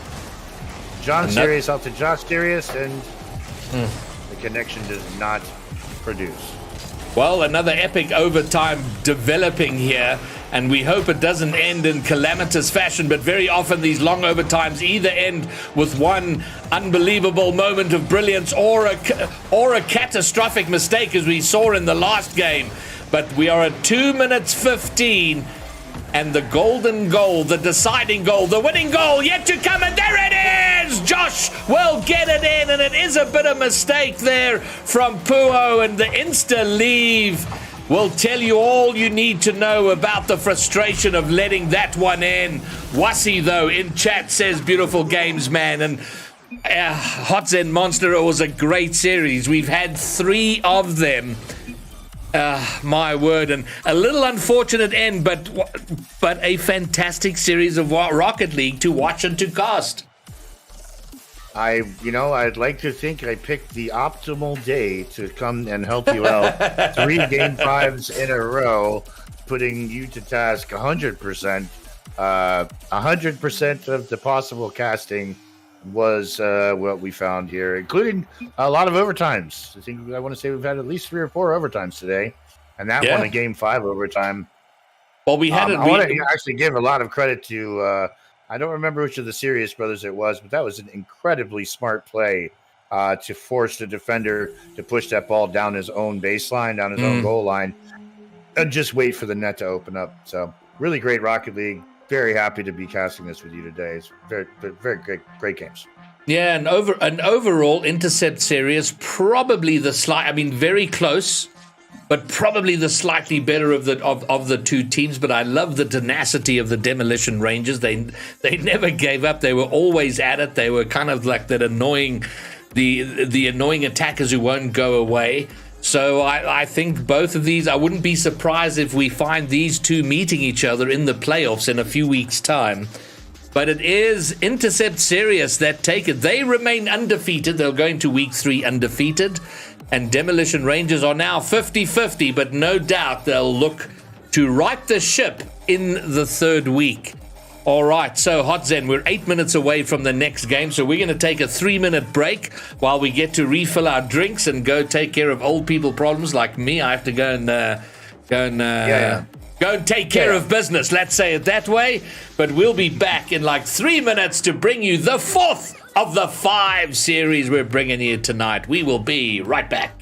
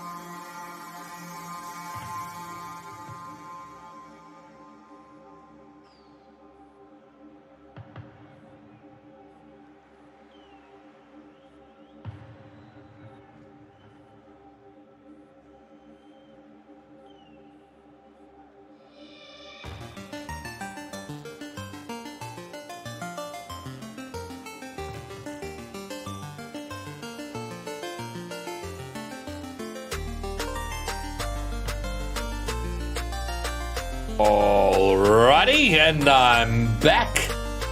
So we'll wait on Hot Zen, and I'll tell you about the next match coming up in the meantime. It's back to We Dem Grumps. So Raz, if you're back in the chat, first of all, you got to tell us how your last match went. You're in the Swedish league. How did it go there? I'm actually asking him in Discord so we can see. So let me set up this lobby.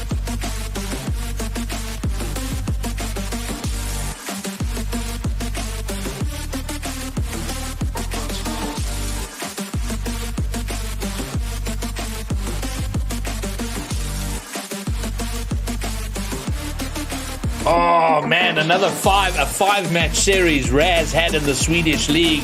Unfortunately losing at 2-3, but very, very close, as Mr. Raz likes to do.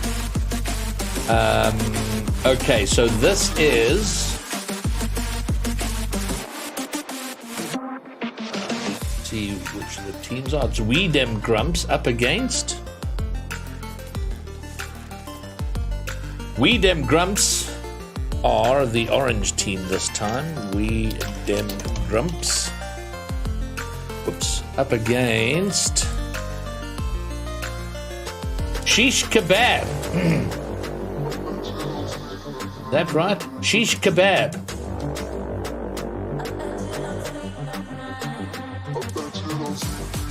Yes, indeed. Shish Kebabers. Oh, I've just realized the music's going to be very loud. Turn that down. All right, that should be better.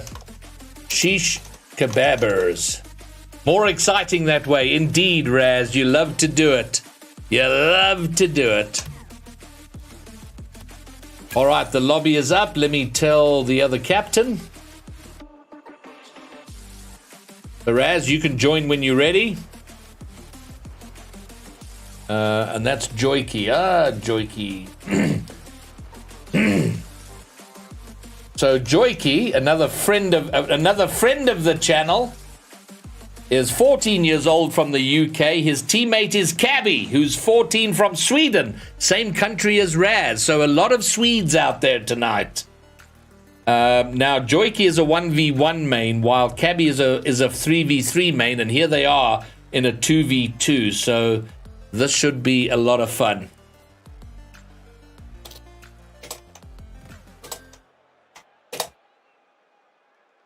Match of the evening. Indeed, this is our second Grumps match, and a lot of Swedes. So the Grumps are Swedish, and half of the Shish Kebabers are Swedish, and the other one is English. So the lone Englishman there, and it's the youngsters versus the oldies here. At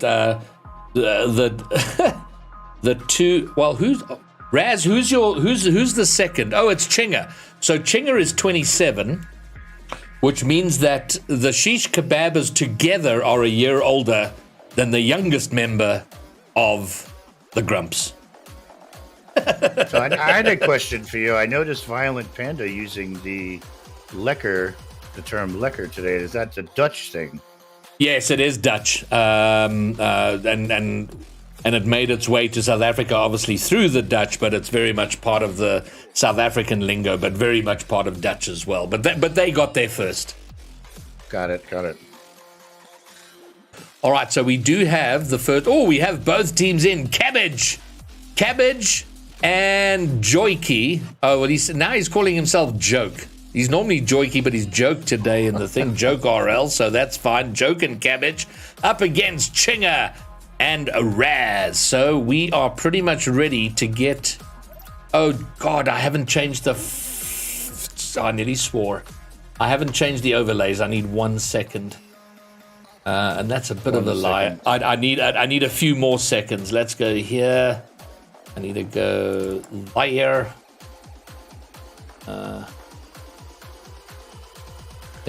There, and there. And then the orange side.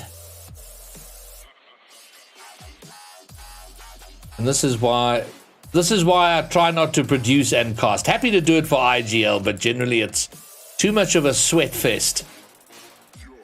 A lot of things to keep track of. Yeah, exactly. And my brain eventually gets fried. Okay, we have it all. We can get these teams into the lobby. Now you just got to clear the game counters. Oh, you did. Okay. I have. I just have. Yeah.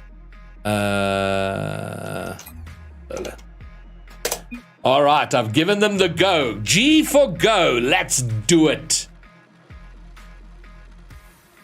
Shish Kebabers. Oh, no, they're both Shish Kebabers. Okay. I need you to take the... the opening here. Yeah, gotcha. Yeah. And opening is... Well, Joke, which is the Shish Kebabers. Oh my word, it's chaos out there. Raz just unfortunately, I think he was trying to maybe touch that down off the backboard to his teammate there, and Chinger not able to get a handle on it. So once again, Shish Kebabers are better off the kickoff. Cabbage up, is getting a nice air dribble going here, but he is cut off by Chinger. And Joke immediately ready for the result of that play, and able to chase it down and put it in. And the Shish Kebabbers go up to a very quick 2-0 lead just 19 seconds into this game. Yeah, the Grumps looking uncharacteristically uncomfortable at the start here, and Shish Kebab is taking advantage of that. They're 2-0 up, and will be looking to press that advantage. The Grumps are going to need to try and find a reset to get themselves back in here. And Joke taking his time, only has Chinga to beat, but Chinga does well to get the touch on it, but the pressure not over. And the Grumps have had no substantial look over in the blue half just yet, but maybe the demo opens things up here. Raz will pick up, taps it down forward. Cabbage looking for it and brings it right back, and that's been their struggle in this opening minute, conceding 2 already, Hot Zen. Well, you know, it's off. We've all had to make that adjustment for playing 3s to playing 2s, and it does take time, and Raz makes the adjustment. A nice pop-up to air dribble here and finds the bottom of the crossbar, just barely tucking it underneath there, beating Cabbage. That could just be taking them a moment to make that adjustment from playing 3s to playing 2s. All right, and that will definitely get them settled. It was a nice deliberate play there from Raz. He should be right back into this now. Although, Cabbage getting a nice intercept. Joke looking for a third. Oh, was that a deliberate fake by Raz? It would have been very good just to throw off the attacking player, allowing Chinga to pick it up and get it out. And now they look for a move forward. We them Grumps traditionally looking to make things interesting. Never taking it in a dominating fashion, always looking for the tense games. Joke does well. Raz does equally as well to get the intercept. And now this little pinch is heading goalward. That's in! I didn't think it was going all that way, but just like that, the Grumps are leveled up.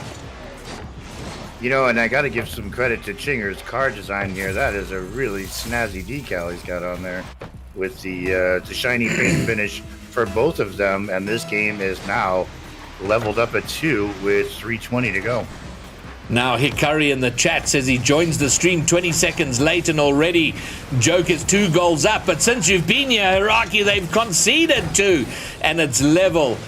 So I'm not saying it has anything to do with you. I'll leave you to decide that, but right now we have a level game.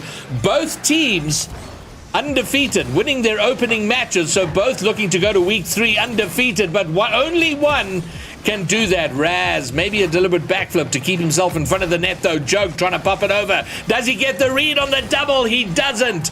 And now Raz has an opportunity to bring it forward. Pops it over Joke, but the touch is too far, and Cabbage will pick it up fairly easily in his own corner. But now this game, Hot Zen, feeling like it's settling in to a proper contest. Yeah, absolutely. You feel like the Grumps have now made that adjustment from 3s to 2s and getting their rotations correct here. Raz, a nice touch up. Oh, and a beautiful play by Chinger to redirect that into that top right corner. That is as clean as it gets, folks. And there we go, the pass to find Chinger, and Chinger to find that pass and get that in. It's fabulous. And yeah, that adjustment from 3 to 2s is quite something, because you're the last man back a lot more often in 2s, and if you don't realize that quickly, it can fast get you into trouble. Yeah, absolutely. And that was a nice back pass from Raz to Chinger there, and then Raz again trying to keep pressure here. Chinger gets the boost steal, which is smart, and he gets to play here to the middle. He delays, he gets a pop-up over a little bit high, but can Raz finish off here? He goes for that bottom left, but just not enough power there.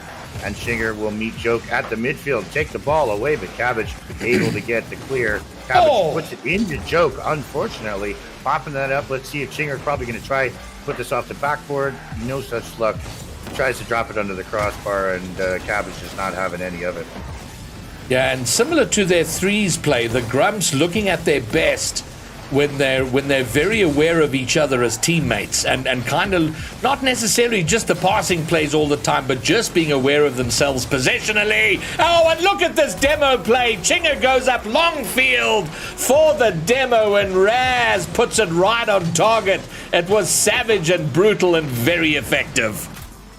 Yeah, that was the plan from the word go there, with Chinger bumping a couple of times before even getting the demo there. But what a great way, what we call diving in, taking out that that back player and opening up the net for your teammate. Great job there by Chinger to open that net up. Oh, and he just misses the opportunity up high there. But Raz able to maintain possession here, at least for the moment. Puts it back into the Shish Kebabbers half and is going to go for the cross here. Oh, and now the Shish Kebabbers playing the same game. Taking that last man out in demo and opening up the net for themselves. Yeah, what a great defensive demo in that case, which then opens up the channel for scoring, and just as effective when it is done right. And the Kebabbers returning a dose of medicine on the Grumps. Oh, the fake kickoff. How does this work out? Joke to Cabbage. Cabbage looking for Joke. Joke sends it forward. Raz, though, is there, and Chinger will pop it out, but not a great touch. Cabbage will get there first. This is very awkward, but what work from Chinger to get back and touch it out. And now here come the Grumps going forward. What can they do? Very good piece of defensive play. From a little bit of a mistake, they managed to recover very well and keep it under some sort of control there, Hodzen. Yep, and here now knocking on the door once again. Oh, you don't like to see them bunched up in the corner here. What a play from Raz to carry this out of the corner. And 2-goal differential with 12 seconds left seems a very tall order for the Shish Kebabbers at this point. What an amazing pick off the wall and carry by Raz to put them up by 2.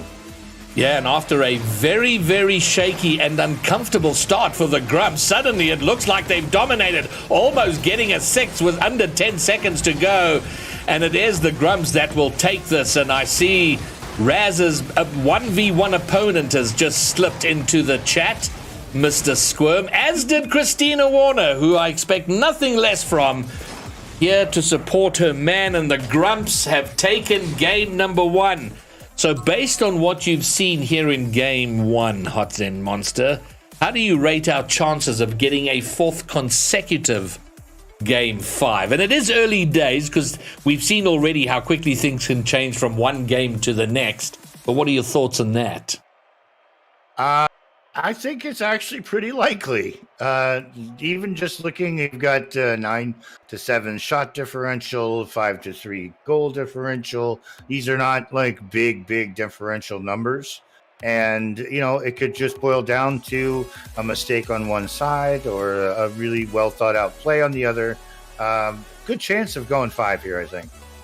Yeah, I'm inclined to agree with you. I mean, it was a very interesting game, and what a great start that the Shish Kebabbers had with those 2 early goals, but not really able to build up on that. Once the Grumps got themselves into the game, they pretty much controlled it from there. So can the Kebabbers have more time controlling the play? And importantly, if they can go up early or go up at all, hold on to it, because the Grumps are past masters of conceding and then finding a way back in. Yeah, and what I love seeing from Chinger and Raz here is the difference in ball control here in a 2v2 game versus a 3v3 game. Oh, and it just missed there off the attempt, but oh, a demo there to clear last man. Raz quick to adjust.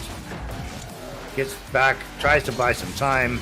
Just not enough. And Joke able to capitalize. The demo game definitely seems to be what's producing for both of these squads here in game 1 and 2. Yeah, Chinger spawning back, getting to the ball, but realizing too late that he had gone too far and couldn't slow down quick enough to get up to the ball to properly defend that. But yeah, quite rightly pointing out the demo game effective, and now Shish Kebabbers, like they did in the first game, take the first goal. They have the lead, but can they hold on, or will the Grumps spoil the party once more and find a way back in? Chinger now trying to do just that, but couldn't get enough control on the ball so he could control it once it had landed. And of course, we all know the suspension goes to hell after landing. It's hard to get up there. But another demo play, and Cabbage is going to find the net. And wow, the physical, aggressive play paying off fantastically for the Kebabbers.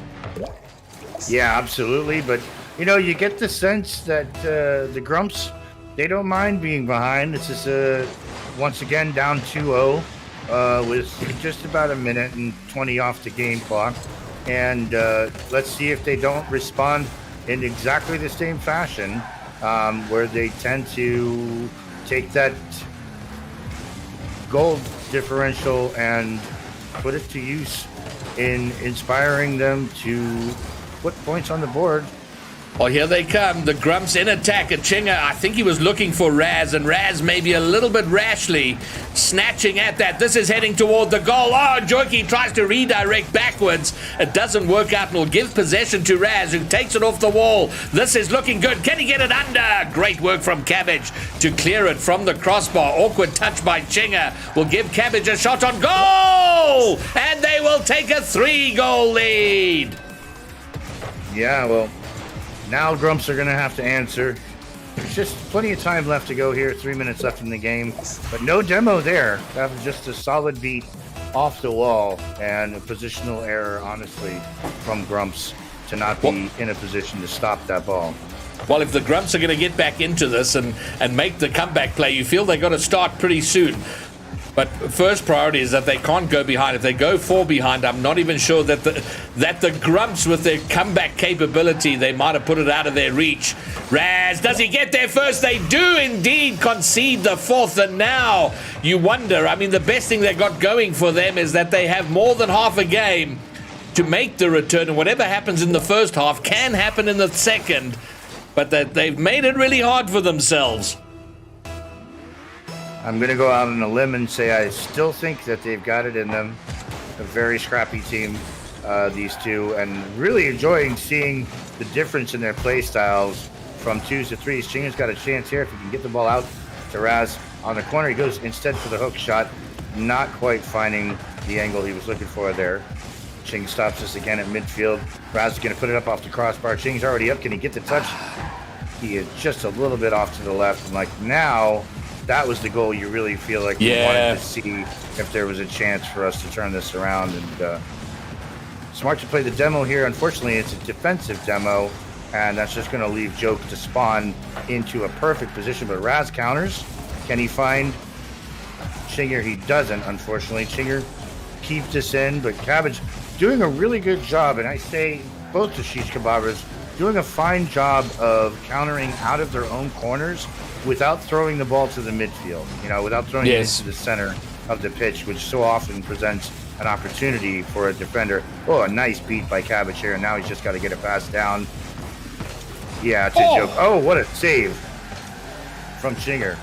Yeah, that's kind of kept, I don't know, the Grumps generally, once they start scoring, they tend to score in bunches. But now you feel it's probably just gone too far. They just haven't got it quite right this game. But to their credit, the Kebabers have not really allowed the Grumps to play the game they want to take with some very quick play, quick challenges, and as you pointed out, keeping good possession of the ball as they defend themselves in the corners. And I should just say the third for the Grumps slipped into the chat a little while ago. Niku is here. Hello, mate. The team needs your help out there. Yeah, and it's almost a foregone conclusion, I would assume, at this point.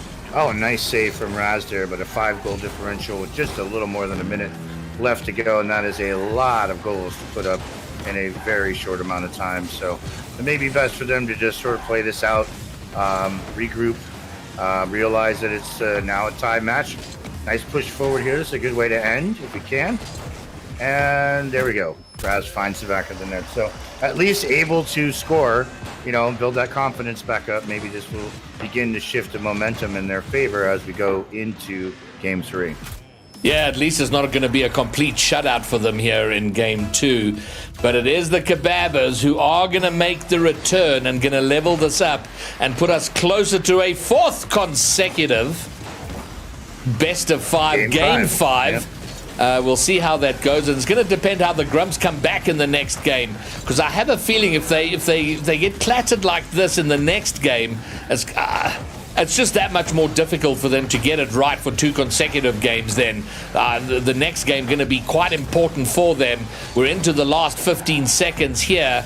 But if they can get a second goal before the end, that would make them feel a lot better and go, okay, good, we can score against these guys. But what a good game this has been for the Kebabers after getting beaten on the comeback by the Grumps. Yeah, and oh wow, that was such an unfortunate miss by Chinger there. But I honestly feel like, once the game gets 4 goals away from you, it's really difficult to get that momentum, that feel of the momentum swinging back in your favor. So it'd be nice to see, the Grumps have allowed goals in both these games off the bat from the Kebabers. We'd love to see them come out and put their own goals up, get that momentum back in their favor. I think more than anything, they've really got to figure out how to avoid the demos. Yeah. The demos being taken at will is not something that's going to bode well for them. If we can just see them figuring a way to dodge those demos and take that tactic away from the Kebabers, I think that could shift things in their favor for certain. Mr. Leonard Kohler, welcome back to chat. I did see you arrive here earlier. Sorry I missed you there. No!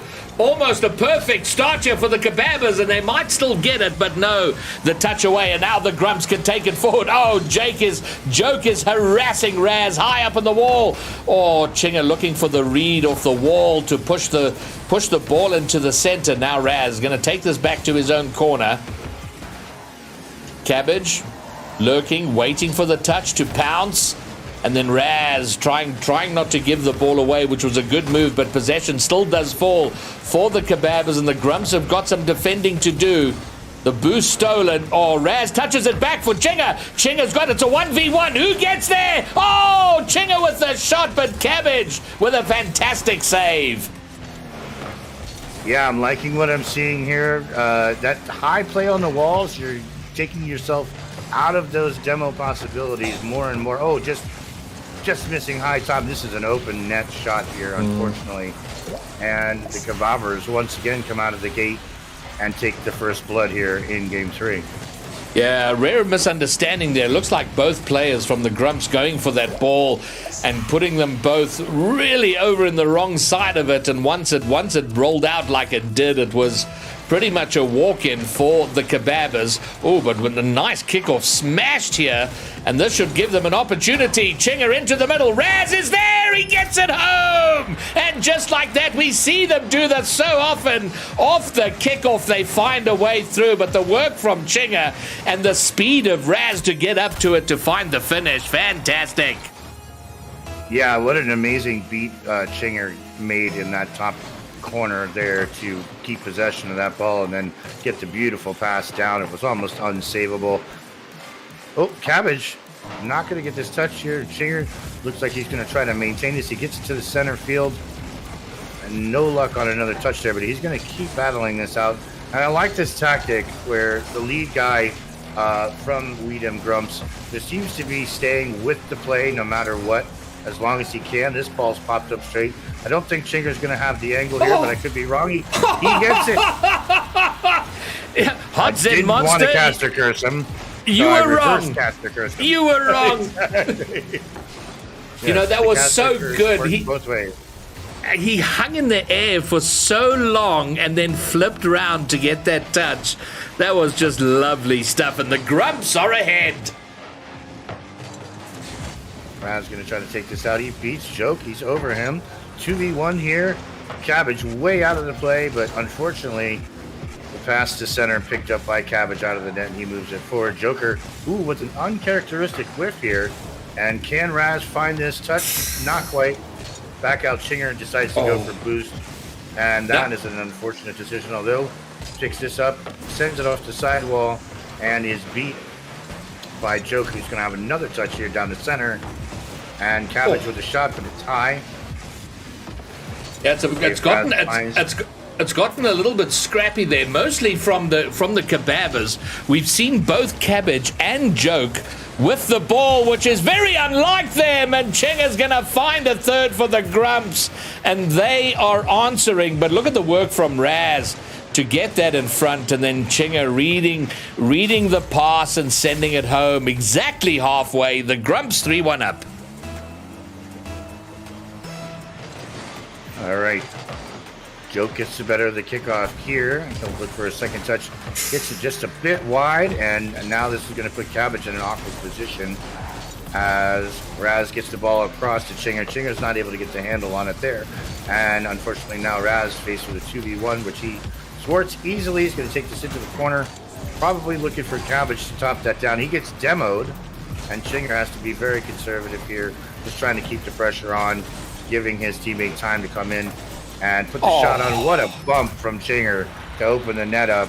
And wow, what a reversal from the previous game. Where now it's a 3-goal differential for the Grumps. And just 2 minutes left, looking like it might be a tall order for the Kabobbers.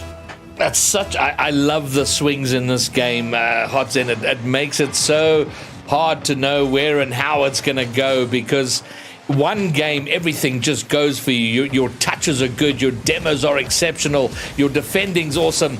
And here, it's the complete reversal. And, oh, my word, Joke does get back, does magnificently to keep out the 5th goal. But by and large, it's been a struggle for them this game. We've seen some whiffs, some misses. And then they're losing out on the 50s. And it's made them look a little scrappy, whereas last game they were just all over it and looked fantastic. But that is the way it is with Rocket League, and there we see a prime example, an open net. Joke with no boost, but still he would have wanted to do better to control that ball toward the net.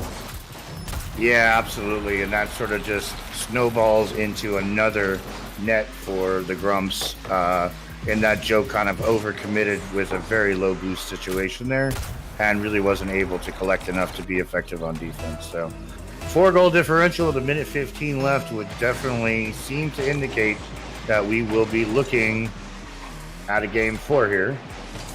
And probably a game 5, the way things have been going. But the question remains now, because we saw it in the last series where the team winning the game hasn't been able to continue the momentum into the succeeding game, and then it swings one way, then the other. Nice save there from Joke, and now maybe they can get some momentum of their own by scoring a goal. Similar to the last game, they want to feel like they have something from it as they move into a game 4, where as it stands now, the Grumps are going to be leading that 2-1. But so far, they've just got the 1 goal to show for their efforts in this game 3. Yeah, and I would just love to comment on the mechanical abilities of these players at this tier. It's exceptional. A lot of the use of directional air roll during dribbles, during air dribbles, etc. Just, I'm surprised to see that this is Champ 1, Champ 2 level. Oh no, this is at least tier 2, possibly tier 1. Ah, okay. Well, then that makes sense. And we should update the team match score. I don't see Kabobbers a win there. You're quite right. Let's give me their win now, and then Grumps win. There we go. Thank you for that. Falling behind there. All right. Well, as we have seen most of the night, a reversal by the team losing in the succeeding game. That's kind of been the theme pretty much all night, which has meant we've had 3 best of 5s. And now the Grumps, can they close it out in a game 4? Something we've not seen all night. Or are the Kabobbers going to push us to a game 5 like we have seen all night? You know, I'm going to have to say, I feel like the Grumps, if you look at the scoreboard here, 5 goals on 18 shots. I think that's the highest number of shots. I'm sorry, 16 shots. The highest number of shots we've seen in a game all night. It would seem to indicate they finally found their stride here. I think Cabbage and Joke are really going to have to step up like they did in the previous game and start putting points on the board. Seems like the only way you really get Grumps on their heels is to just put them at a 3 to 4 goal deficit and let the clock play out. But we'll see how that goes. Yeah, well, judging on what we've just seen, you would expect the Grumps to go on and take this, but early trouble for them. They lost out on the kickoff, and Chinga didn't do very well in front of net, but the Kebabers couldn't take advantage. But here comes Chinga looking to African bounce that over Cabbage, but Cabbage having none of it. But Joker's been dispossessed here, and Chinga has a lot of boost. But he doesn't get the pass in front. Maybe presented himself with 3 or 4 options and wasn't sure which one to take in the end, but either way, their offensive advantage has been nullified, at least for now. But now they're going to go forward. Raz is up. How far can he take this? Cabbage getting in the way. I think that if we really want to see the Kebabers have an opportunity to take this back, they're going to have to go back to that physical gameplay. And so much of that game they won. And here, nice intercept by Cabbage. Sort of an errant clear, just sort of popped out there in front of the net, and he was able to beat Chinger to the ball there. Chinger, unfortunately, abandoning his post, and the Kebabers go up 1-0. But I think that physical play, I think the demos was really the crux of how the Kebabers were able to take the game they took. And if I'm not mistaken, it was 7 goals to 1 there. So, but unfortunately, Chinger answering immediately. Yeah, there you go. To himself. Just waits for Cabbage. It looks like Cabbage might have backflipped or side flipped there accidentally. Yeah, but it does speak there, Hodzen, to the value of pressure through sheer presence. Just being there and the player knowing that they're going to have to get their touch right or they're going to be in trouble. You don't have to do anything. Just be there and be a threat, and that they're paying off for Chinger and pouncing on the mistake. But your point is a very solid one. Their demo plays were exceptional in that game too. They were devastating and completely put the Grumps on the back foot. But now what's happening with Cabbage? He gave so much space. He was waiting forever. In fact, I thought he was waiting so long, I wondered if he was AFK. Somehow they get away with it, though, and it remains 1 apiece. Yeah, and I kind of feel like it's just up to... What a great stop there on the demo. Word. That was an air dribble bump. The supposed 100% play is actually thwarted by the Grumps. Amazing. Unbelievable that they've kept that in. All right, that's going to give them a lot of... look at this from Chinger. He didn't have control of that, but wow, manipulated his car so he could. And now Raz, he might have waited a bit too long. No, he bullies it all the way through. Lovely play. And the Grumps take the lead. It's time to send Raz to the principal's office for bullying here. Because he just was not going to be denied of putting that ball in the back of the net. What an amazing play. And honestly, now with the momentum where it is, you've got to see the Kebabers start to employ this physical play again, or they're just going to continue to succumb to the offensive prowess of the Grumps. They have just shown themselves to be. And here, he almost gets the pinch. It's exactly what I would have gone for there. Tried to get the pinch off the defender. But here we are again. Stuck in the rule one. Alert. Now we have a 1v1. Chinga's on his own and he's going to lose out. And we have a level game. And I don't know if we've ever discussed the rule 1. I'm not a fan. I have to say, Hot Zen, I never stick to a rule 1. And I am on the other side. I always do. It's just one of those community things. I think that in casual play and even in, competitive play outside of league play, that, it's a nice sort of community rule that, doesn't usually play out to be devastating or destructive when it's just a casual or a simple comp game. But, Chinger's good to get his own mistake cleared up there. But I feel like in league play, I can't fault a team for saying that they feel it's unnecessary to respect it. You are changing the game. You are making it now a 1v1 versus what was originally supposed to be a 2v2, and that's never, then now you're relegated to who's left in that 1v1, and if one of them is an accomplished ones player, just doesn't seem very smart to do that, you know? Indeed, but in the meantime here we have a period of even play, although the Grumps have had some good opportunities, and now it's a 1v1, but Joe gets there first, and now it's 2v1 on the other side. Raz alone for the time being. Chinga trying to make his way back, and I have to say hello to Benjamin Buttons in the chat. Hello, sir, how are you? And then Niku. Oh, look at this! The Grumps are going to go ahead through Chinga with less than a minute on the board. Wow, kudos to Chinger for this play all the way upfield. I mean, he controlled the ball up the sidewall. He beat the first man, put the third man in an uncomfortable position, and then 50'd his way in. Brilliant offensive play on his part. And it's weird to see that the Kebabbers continue to attempt these fake kickoffs, really to no avail. I would think at this point you'd abandon it and just go back to the defensive demos, or the offensive demos, rather, that had been paying off so well. Oh, surprised to see Cabbage able to get that past Raz on the front post. I really thought Raz had this ball saved. But I think like it came. Stopped. Yeah. And it came a lot faster, and probably got the misread, thinking it was going to hit the side and maybe roll up the wall, and so he would go up high to collect it there. But wow, it just snuck past the post there, and it's a level game. 28 seconds to go. And we're not sure who's going to take it. The pass into the middle. Joke with the shot. Joke with the rebound. No one's bouncing on the goal line, and Joke will get it in. And wow, somehow the Shish Kebabbers have snuck themselves into the lead in the dying seconds of Game 4. Yeah, it's very surprising. I just think that Weedham Grumps got caught off guard there. Yeah, but we've seen them do some amazing things. Oh, look.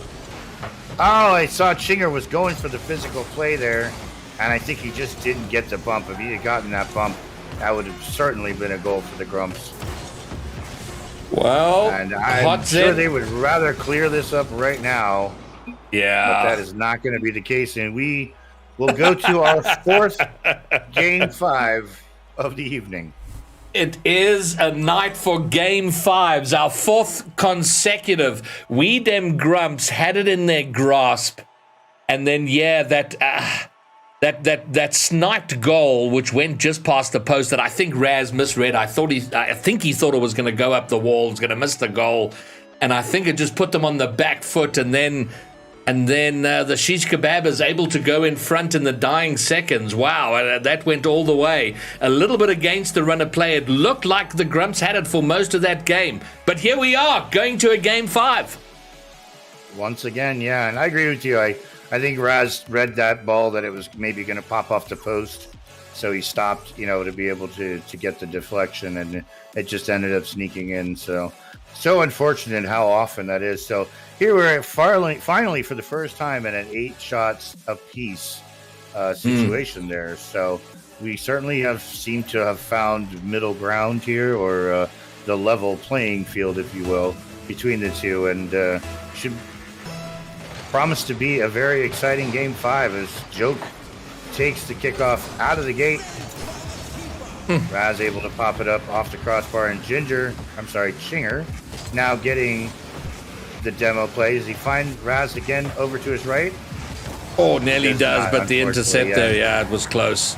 And I have to mention, KP, hello, but Raz will get the Grumps in front. Oh, Cabbage trying to take it, doesn't control it well on the wall, Joke lands up popping it straight into the middle. Yeah, and I think Joke got caught there thinking that Cabbage had possession backing up to get the boost, and just gets beat with that shot. Another attempt on the fake kickoff. Yeah. Read really well by the Grumps, but is that going to find it? Yes, it is.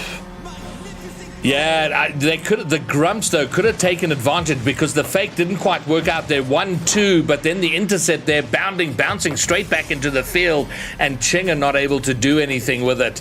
But it almost that attempted fake almost turning around, but in the end working out for the Kebabbers, and they've brought it right back level, and the tension continues. We too close to call either way here. Chinger will pick it up. And I was trying to say that Niku had he's got a couple name for this duo, Razching.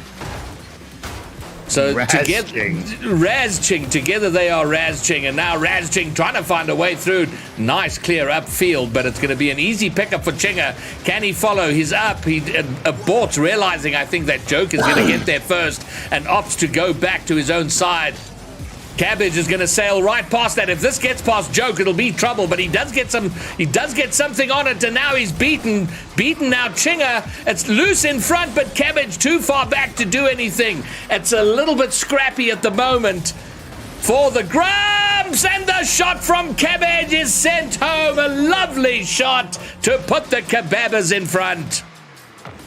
Yeah, unfortunate that Chinger didn't get that clear there. I think that would have made all the difference there. He just opted not to take it and let that ball bounce down. And 2-1, the Kebabers come out swinging here with about a minute and a half into this Game 5. Indeed, they find themselves in front after an early lead by the Grumps.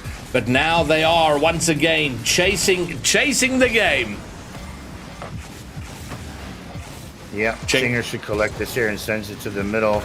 But Joke is ready. He puts it back into the corner there, and it looks like he'll try to find his teammate here center, but he's cut off. Chinger doing a really good job to get possession here. He gets demoed, and finally we see the demos come out.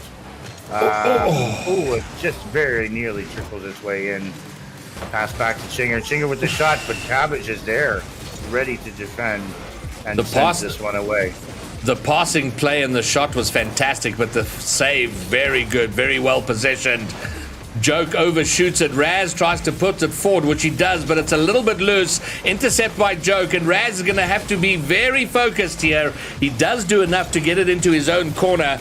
Cabbage steals the boost that Joke was going for and has to retreat a little bit. Now there's been a demo, but the ball going forward onto the other side. We've just crossed over halfway. Joke doing very well to get past Chinga. Raz! Now an open net, but I don't think he has enough boost to catch up with the ball. And possession still with Kebabers, or at least it was. But Kebabers doing far better in this game to hang on to the possession, looking far more threatening than they have in games past. Yeah, and they've also done a very good job of collecting boost here. It was a long period of time there for either Chinger or Raz, I don't remember. Just at zero boost, just trying to be effective on defense here. Again, with the demos, as we've talked about before, Cabbage just really gets that midfield boost. He's got all the time in the world here. He's probably got both of these Grumps flat-footed and low. Here, once again, Raz on zero boost. So the boost starvation there now finally being taken care of. But Chinger also running low on boost. Cabbage able to capitalize. Easy goal for Cabbage there, and the demo to boot. Yeah, we see Raz was following very closely to Chinger, and I think he was trying to use Chinger almost as a bit of a fake and waiting for a moment to go up, but it was read very well, and once it was popped over, that was always going to be a goal. And now, tough times, sweaty moments for the Grumps in the series. Both teams winning their opening. Is this going to be one? Oh, no, how does that not go in? So unfortunate, and it is still 2 goals that the Grumps are looking for. Now, surely, yes, Raz will sneak it in past the post. With 1 minute left, it's down to a 1-goal game, and the sweat fest continues. Well, will we see another Game 5 overtime here? Seems like a possibility. A strong possibility. Yeah, full minute left here for the Grumps. I would say that they need to be a little more mindful of their boost. It does seem to be part of the Kebaber strategy. And here Chinger finally able to pick some boost up. Sends us out middle, but unfortunately, Cabbage is able to beat Raz to the ball. And 2-goal differential with 40 seconds left seems like a tall order, but I would not be surprised at all. Well, they still got the time, but it is tense. It's very nervy, and the Shish Kebabers have done themselves a massive favor here.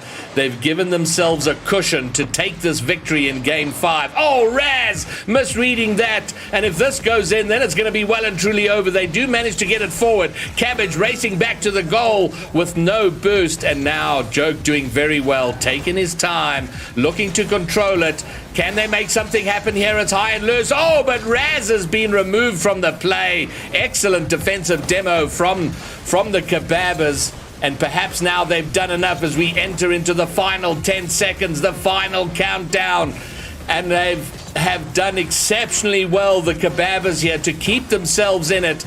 The Grumps not able to take it down in Game 4, where really you feel they could have won and should have won the series.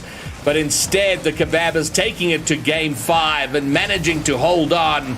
And they are the winners of the second week Tier 1 2v2 IGL Fall Circuit Series. And they will go forward as undefeated into their third week. The Grumps, on the other hand, will be a little frustrated, but no doubt they'll come back swinging next week as they do every week. So nothing to fear there. And I've just noticed, and the notification didn't come up, I'm sad to say, but Raz, and I'm glad he did it before he lost here, bought me a cup of coffee. So Raz, thank you very much for that. Very, very well received. Okay, so that is that. And just like that, Mr. Monster, we have worked our way through 4 IGL series with just one to come. And Raz, who's had a bit of a mixed bag night, winning the 3v3, then losing out in a very close game in the Swedish league, and then losing out in a very close game here in the IGL, has one more game to play. This time, I think it's a tier 2 I think it's a tier 2 1v1. So he's slowly gotten rid of his teammates and will be suiting up for a 1v1 now. He's slowly but surely shed himself of teammates. So now it is just down to him, and he has no support and no excuses. It's all on the Raz. But well, great game. And I would point out, I think that the Kebabers adopted that strategy and got physical in that last game, and it really did pay off. A couple unfortunate misses from the Grumps, I think, maybe made the difference in that last game. Yeah, it was very close. They certainly had their chances, but the Kebabers kind of sticking to the task and keeping themselves in front once they got there. Well, 4 down and 1 to go, my friend. Indeed, and I think we might start relatively soon. Well, I hope we've earned ourselves a bathroom break. How about that? We certainly. I'm going to set up the lobby and stuff. I'm fine, but Hot Zen, you go off and do that. We certainly won't be starting in the next 2, but probably in the next 3. All right, I'll be right back. Okay, good. All right. So let me set up the lobby. So it's I'm with Grumps is the Raz name for his 1v1 team, and I'll tell you about his opponent, Mr. Squirm. Is 16 years old. He says, and I'm going to quote exactly what he said to me. This is what he had to say. I'm from Wales. I'm 16 years old, the most mechanical player in EU. Very, very egotistical. I have an ego about how much bigger my ego is than everyone else. I'm usually GC2, GC3 peak, but in ones I'm dog shit, and I'm always hard stuck champ 3, so I don't play it anymore. That should suffice. And there you have it, Mr. Squirm. Raz, that's who you're up against. The very best of luck. So we'll see how that pans out. All right, give us a mo to set up the overlay. And he calls himself, his team is Frank's number 1 fan. Mr. Squirm's team is... I wonder if I'm going to have enough room for that. Frank's number 1 fan. Yeah, that's fine. And then I'm with Grumps. There we go. All right, lobby is up, Raz, when you are ready.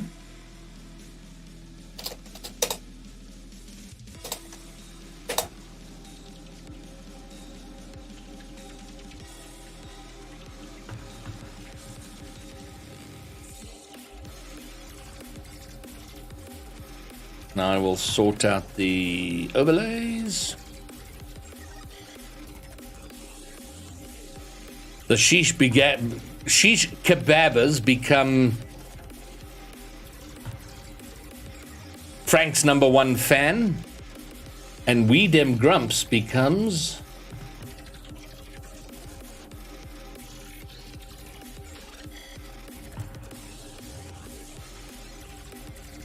I'm with Grumps. All right, so what do we have here? Raz, why does it say your record is 0-0? Didn't you play last week? Is this your first game? Hello, Sabina. Long time no see. Good to have you back.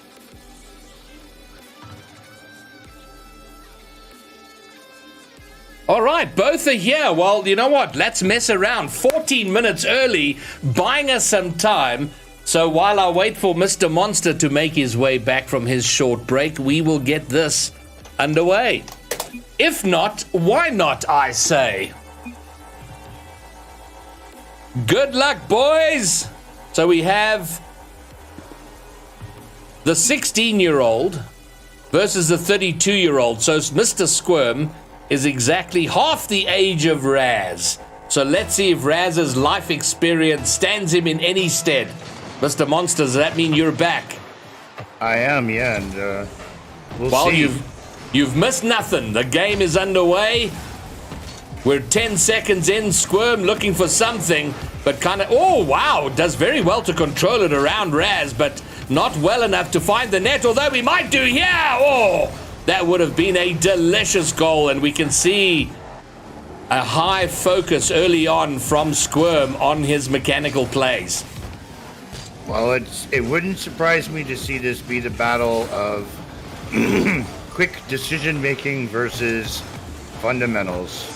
And Raz doing a great job with the fundamentals here. He had the net covered.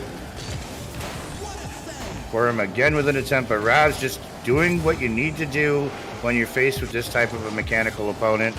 Just make sure you cover your bases, make sure you're in position to counter whatever comes at you. And again, here he is once again in position. He gets back in position here to expect this ball off the post. Does a great job to put it out into the corner. He's not going to get the benefit of the boost, but Squirm doesn't have any boost either. Of course, now he's picked it up. Raz's going to have to pick up that corner boost and cover the shot here.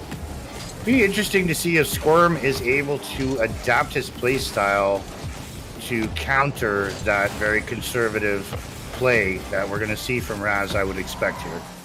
It's actually been a remarkable defense. I mean, all the players been in front of his own net, and he's done well. He takes it to the other side, and he takes it slow. He takes it deliberately, and he gets it into the net. And unusually in a 1v1 hot zen, a minute and a half it has taken to see the first goal.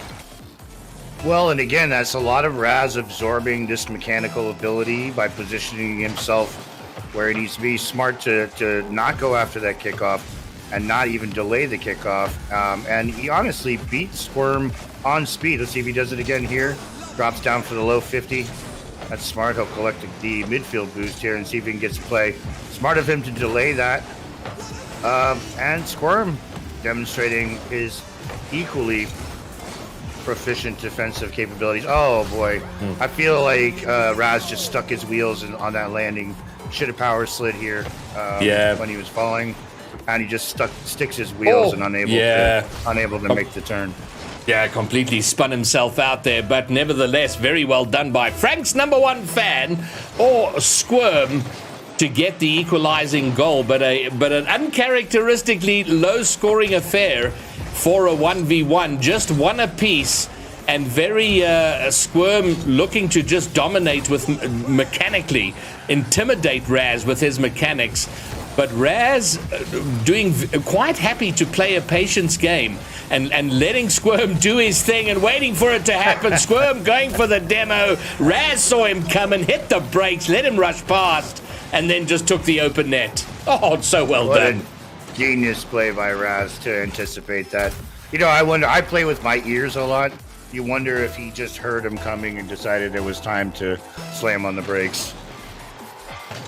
Yeah, pretty dead kickoff, but Raz is going to get the better of it. He'll pick up the mid boost and we'll have the momentum But again, choosing to kind of just wait and delay, but he was a little bit indecisive, not sure if he should go for it or wait, and lands up conceding possession. The flick over, but what a read from Raz to get the clear. Squirm in front of it, but he's going to have to retreat a little. Raz picks up, tries to flick it. Oh, the demo play, fantastic.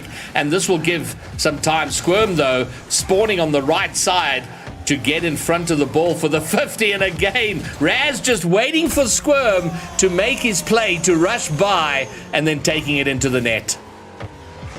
Yeah, it's just really amazing to see how these two play styles really do work against each other. Not to say that Squirm can't come back from this and put a lot of points on board. He's obviously a very mechanically gifted player. But again, Raz smart to fake the kickoff, just go back, absorb the pressure, take the ball here. He's got 100 boost. He doesn't have to do really anything but just wait this out. Try to find an angle to get around Squirm and really just make sure he's covering. Oh, and Squirm's smart to go low there. Obviously, in this instance, playing ones, what you want to cover is what Randy calls the height potential. And Squirm fakes the high shot there and then holds it down low. That's a smart play on his part. Yeah, I think what this may come down to is a point you made at the very start, which was, is Squirm able to adapt to Raz's style of play? Because quite clearly Raz has recognized very early on the mechanical play, the speedy play. Oh, look at this work. He has popped it right over. My word, that is so good, Hot Zen Monster. He waited, and saw as Squirm was turning, popped it over him, and it was too late for Squirm to do anything about it. Yeah, it's so important, too, that he had the boost to continue that over Squirm, because Squirm definitely, against a less adept player, may have made it back to save that ball, but Raz obviously has put in the time here. He understands the game mode. Look at here. He's quick back to the ball. He's going to go and grab the boost, try to get the pass up forward to himself. And Squirm, good to get the ball here. But the one thing I'm noticing about Squirm is a lot of aerial mechanics here.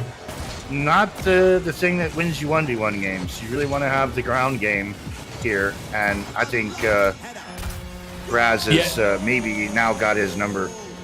Yeah, I think you're right there, and Squirm in his little write-up about himself to me made the point of his struggle in ones, and maybe it is right there. You know, those mechanical plays that can be very effective in the team versions or the team playlists of Rocket League. But in the 1v1, you know, it's kind of, if they don't work out, you're in trouble. But he does get one back there, and in 1v1 we see so often the kickoff goals can evaporate a lead very quickly. So still plenty of time here for the score deficit to be evaporated. But we'll see how it plays out. And I think key here, when I was trying to make the point, is look at that, the second kickoff goal, and suddenly it's a 1-goal game. And maybe if he can dominate these kickoffs, that's where he can make up the deficit. But if on top of that he can adjust to Raz's play style and throw him off a little bit, that'll give him more of an advantage. Well, I think Raz started off kind of respecting the speed flip. Squirm does seem to have that speed flip down by delaying or even just faking kickoffs, whereas on these subsequent kickoffs that he's lost, he's chosen to take the kickoff square up. I don't know if that wasn't maybe a mistake on his part. Should have stuck to his guns here. Yeah, he's doing a good job to make sure that he's got anything that's potentially a threat covered. He's got full boost here. He'd do well to maintain possession here and just run this clock down with less than 20 seconds to go. Take this into a corner. Oh, I don't know that was a smart play on his part, although he realizes it, immediately backs up, understands that he can't let Squirm score one more goal or he is in jeopardy. Oh, letting it bounce there. Yeah, very good play there. So a very interesting game, very contrasting play styles. And I get I don't know how much of Flake stuff you've seen. I'm a huge fan of Flakes and his general plenty. And his play Flake style and the but way I refuse to call you a dummy head though. Fair enough, and thank you very much. But Raz responding to that mechanical play in a very much that sort of patient, wait for the mechanical stuff to happen and then take it from there. Don't be risky. And it's I think his play style most effective in 1v1, and Raz did that very well. Yeah, and like I pointed out, I'm not seeing anything from Squirm that isn't aerial based, and that's troubling in 1v1s. You would expect to see flicks, just straight up ground dribbles. He's very much demonstrating a lot of proficiency in the air, and that's not always. Oh, did we lose Raz? I guess. Oh, do you know what? The party broke. I need to reset up the lobby. Yeah. I need to I got a message halfway through that something had broken. I was disconnected. Oh no, from he's back. He's back.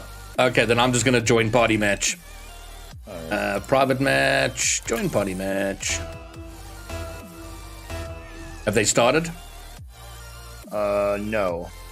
Okay, good. Okay, everyone's here now. Everyone's here. Okay, panic averted. Panic averted. We still have Rocket League, and away we go. All right, game 2, and it is Raz with the game number 1, and now off kickoff. Oh, he was a little slow there. He could have. I'm not sure why he chose to kind of delay. He had the shot, and granted, he had no boost. Oh, and he's gone to get burst, and he's not going to get back in time. Squirm will take the lead. And Raz having an open net to shoot at, and I don't know if he was just not sure he could get off a powerful enough shot with no boost, so he chose to try and keep possession, and from there he was in trouble. Squirm asking for a server reset. Okay, we'll do that after this game. Raz now. I don't know whether Raz. Yeah, there we go. On that previous kickoff, I think the thought process from Raz, he picked up a pad, and I think he thought Squirm had picked up a pad as well, and was going to turn back to defend. So he thought better of trying to push forward, not knowing whether he had a boost advantage or not. Boost is such a huge part of the ones game. This is really unfortunate, and we do have to play the game out even under the circumstances, but this has obviously now become a little bit of a ping situation for Squirm. But why do you say that, though? They've got practically the same ping. I couldn't see that. I just see his play. Maybe he's just having packet loss or some other type of latency issue. Really smart demo here from Raz. Honestly, should just play this slow. Yeah, I think so. Gets it over. Was that I'm not sure what's happening there, but there we go. Raz with the 3-1 lead. Squirm kind of rushing on the challenge. Raz saw it coming and he pops it over. Yeah, and again, now I can see where Squirm might sort of profess his lack of proficiency. Your ground game in ones, and there we see Raz. Oh, that's what he was concerned about. You see? Yes. I think he was concerned that would be he'd get caught upfield on a push with very little boost. Yeah. But here now he's doing a great job. He's smart to maintain the boost control here. What do you do in a rule 1 and a 1v1? You know what? I had exactly the same thought. Is what are you supposed to do? Just run down the clock? But either way, it falls nicely for Squirm, and he will make it to the other side and pretty much has the open net. He gets it on target and brings it within 1 goal. But up until that moment, some good close quarter combat from Raz to kind of keep harassing the player and keeping close to the ball, but losing out in the end and concedes the goal. But Raz smashing the kickoffs. Oh, wow, what a bump. Raz was lining himself up for the shot and gets pushed out of the way quite savagely. And now, with a bit of shadow work and Squirm coming in hot on his roof, and now again in the air, and Raz just happy to wait him out. Just wait to see what he does and then take it from there and waits for that exact play. And now he's got a shot at goal, but Squirm will make it back. But Raz maybe on the rebound. Nice little fake. Another little fake, and now he's got the ball with the flick. Nicely read by Squirm. This is starting to feel like a drag down bare knuckle fight, Hodgson. For sure. I do feel that Raz has definitely got the upper hand in terms of just understanding of the game mode, how to play this game mode. Like I said earlier, Squirm, even again here, there should have been a much more powerful flick considering the speed. Does not have the ground game. And we'll probably try to beat him here with some kind of air dribble. Yeah. Air dribble dropped into a flick. Yeah, that was nice. It seems that what's serving Squirm the best is to make him have Raz guess whether he's going low or high. Beat him low last time, he beat him high this time. Yeah, and then Raz choosing to kind of wait him out, and I don't know if there should have been at least a threat of a challenge, because Squirm he had all the time in the world and took all the time he needed to set up that shot and get past Raz. But either way, we have a level game, or do we? What a read! Oh, Raz gets the demo midair, but before he does, Squirm got the touch away. And that was almost a perfect play. Raz has missed out now defensively, and he's left high, dry, stranded, and Squirm takes a lead. Let's see. Yeah, did you see the ghost hit? Oh, I didn't. I saw a ghost hit on my. Yeah. Wow. It looked like there was a stutter at the point where he may or may not have touched the ball. That's unfortunate. Sometimes the servers will kind of give back a result that when you watch it on replay, you'll see a glitch, but it doesn't give the touch. Yeah. Interesting. Oh, and again, this is what I mean about Squirm and having aerial ability. Yeah, this is an easy goal for Razir. Those aerial plays are just not really advisable. Too much time in the air where you're faster on the ground, and that's literally the case here. Is that Raz just able to get back to the ball quicker because he's on the ground and able to beat any attempt from Squirm. I guess to go back to Flakes, and his comment is, go ahead and do the aerial stuff. If you can hit those 9 out of 10 times every time, then maybe. Oh, the air bump! What a bump it was! Play. Well wow, done. that was savage and brutal. Gets it perfectly there, and gets the goal. Oh, you read that well. Oh, it's horrible when it happens to you, but my word, it's one of the most satisfying things to execute if you get it right. Absolutely. Caught me in mid-swallow there. Raz smashing doing the kickoff. a good job mixing up his kickoffs here. I believe he delays this. Yeah, he kind of lets Squirm hit it into him. Ever so slightly, and then... Yeah, ever so slightly, and then that gives him the advantage to direct what the outcome of the 50 is. Yeah, the kickoff, and so many people don't like 1v1s because of the propensity to see kickoff goals. But I tell you, it's a great skill to work on. I mean, I've got such a long way to go, but I love working on kickoffs and love getting them right. And lovely work here from Raz. My word, he waited out Squirm and just tapped it past him. Oh, wow. Wow, the master to the student, yes. Quite the timing there.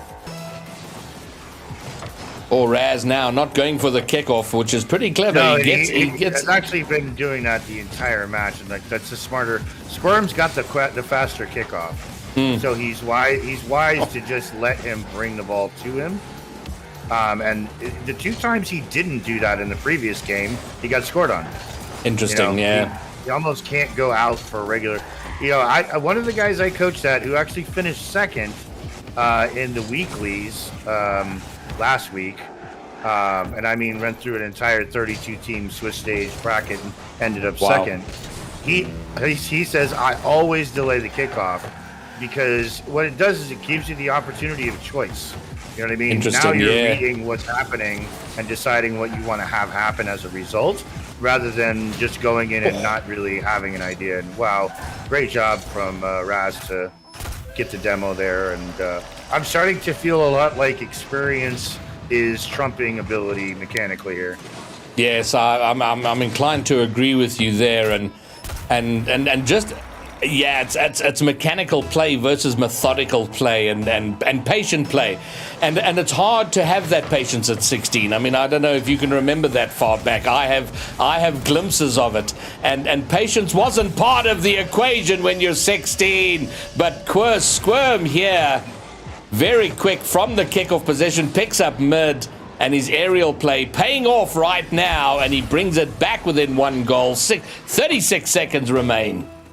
Yeah, let's hope Raz delays again here.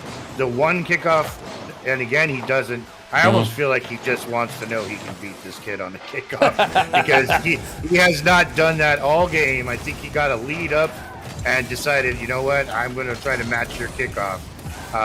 Not the smartest decision, but he's got games to give too. And here he's honestly going to pay for it here. I'd be shocked if we don't see Raz delay again on this kickoff. It's worked out to his advantage, and every time he's gone head-to-head on kickoffs, he's gotten scored on every single time. All right, well, let's see how it goes off. The straight-on kickoff. Yeah, but interestingly, I think, Squirm went a little slower there too. But Squirm has the boost. 10 seconds to go. Are we going to go overtime, or will Squirm find a way through? He's off the wall. Raz is doing the squishy, but he's going to lose out. Save and misses. Oh, it's so unfortunate. I don't think he needed to. I think that pause, when he went into net and paused, he probably should have just power slid back around and then had the opportunity. But, unless he can get a kickoff goal here. And again, he goes straight up. Squirm delays. Squirm's just going to let this bounce. And Frank's #1 fan / Squirm able to tie this up at one. Actually takes the lead. No, this is game 2, isn't it? Oh, yeah. Sorry. Yeah. Yeah. Sorry. All right, so you got his game win up on the board there faster than I did. Okay, good. Okay, going to remake lobby. All right, so we'll exit. Yeah.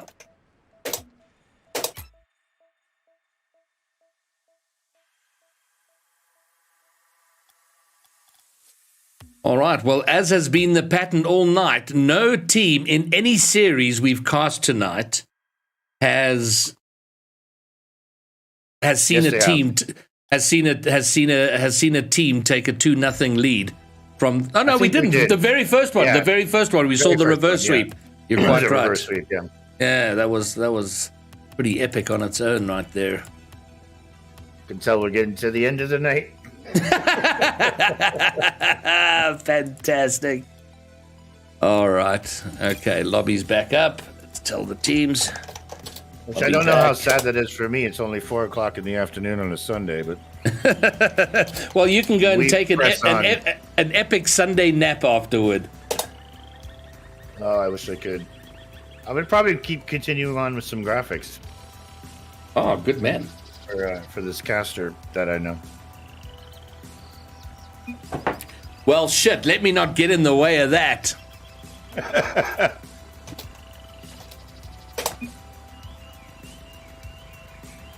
Let's see, you're just missing Raz. No, they're both there. Wasn't he there? Did I say go and he wasn't there? Gosh, that would have been no, I'm delayed. Bad form. Okay, cool.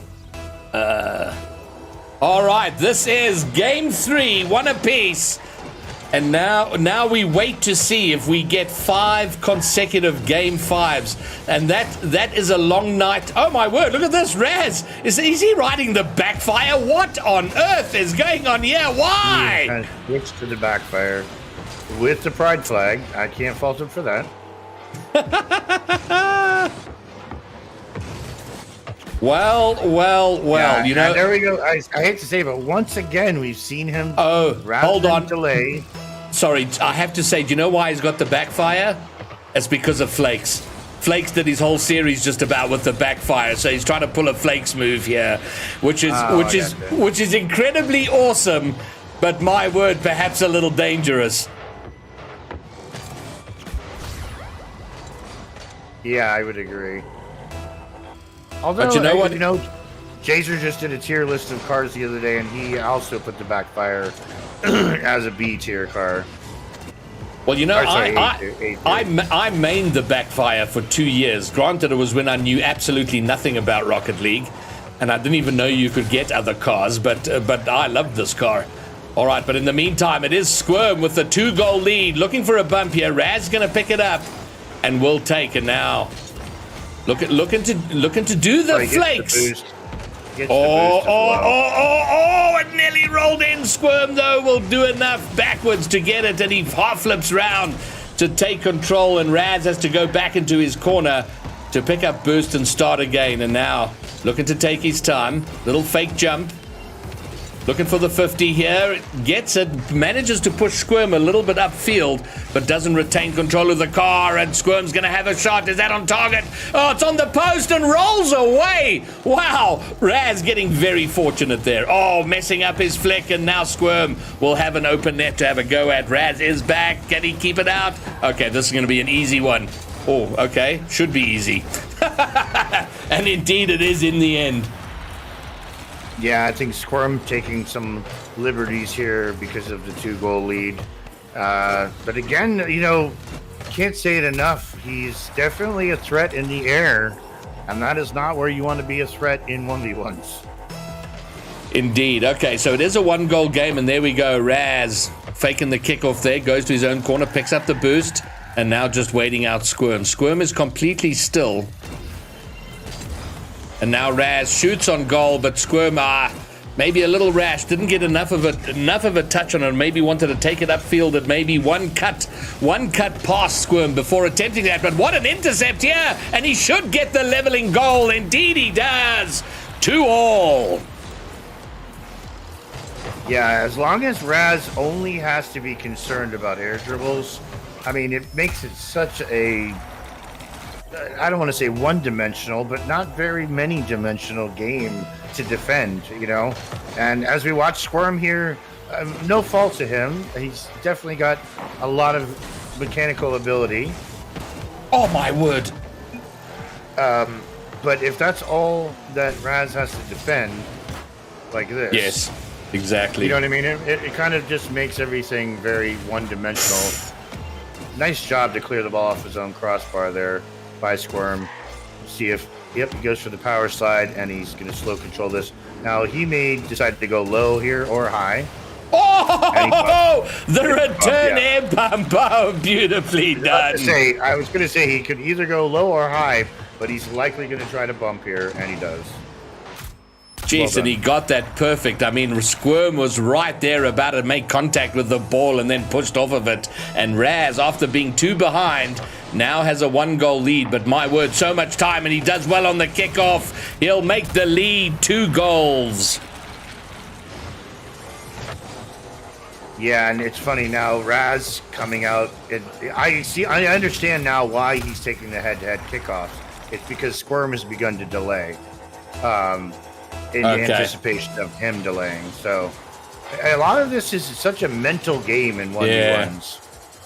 And just making the types of decisions that will throw somebody off based on what you did in the previous iteration of the same circumstance or situation.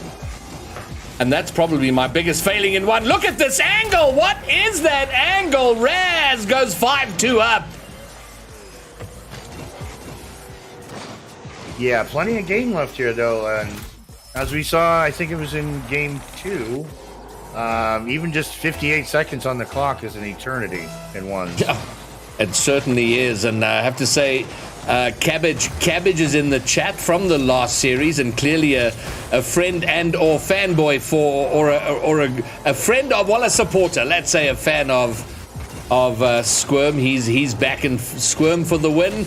And then also Fearless Carrot is here. Squirm. Oh, that's so well read. I mean, just working the line again. A flakes maneuver. Just go along your goal line, match the speed of the ball, and you should be able to get the touch and the save most times. Oh, he almost got him there. Oh, wow! Demo. Oh my! It was a fantastic demo, but the confidence that ball wasn't going to go in. I mean, because it was really touch and go. But he took the gamble and said, "Okay, that ball's going to miss. I need to get the demo." Yeah, and honestly, I would retort and say that he did take his time to make sure that wasn't going in before he committed to the demo. Fair enough. Really smart play on Raz's part here to just. He's playing the thinking game versus the mechanics game, and Squirm just able to beat him here. But again, a very one-dimensional ground to air dribble, just happens to get enough height there that Raz is unable to pinch it out off the crossbar. All right, a minute to go. The score is 5-3, but we've seen Squirm smashing kickoffs and getting 2-3 kickoff goals to bring himself right back in it. But Raz not going for the kickoff, goes to the corner. Does he get this pass? I love that he didn't chase that ball in a hurry, waited. Oh, you know what? He's doing this so well here. I mean, that play right from here and how he got it by and then taking his time, catches, controls, and walks it in. Yeah, and glad to see him reverting back to fading off away from the kickoffs. I think it served him, here again, it served him well. If it's something he can do, it's something I watched Jazer do repeatedly. Smart delay here. What he's just anticipating and capitalizing on is Squirm's sort of propensity for being quick and trying to get at the ball quickly. He's just abusing that and letting him come in and faking him repeatedly, both on the kickoffs and on 50s.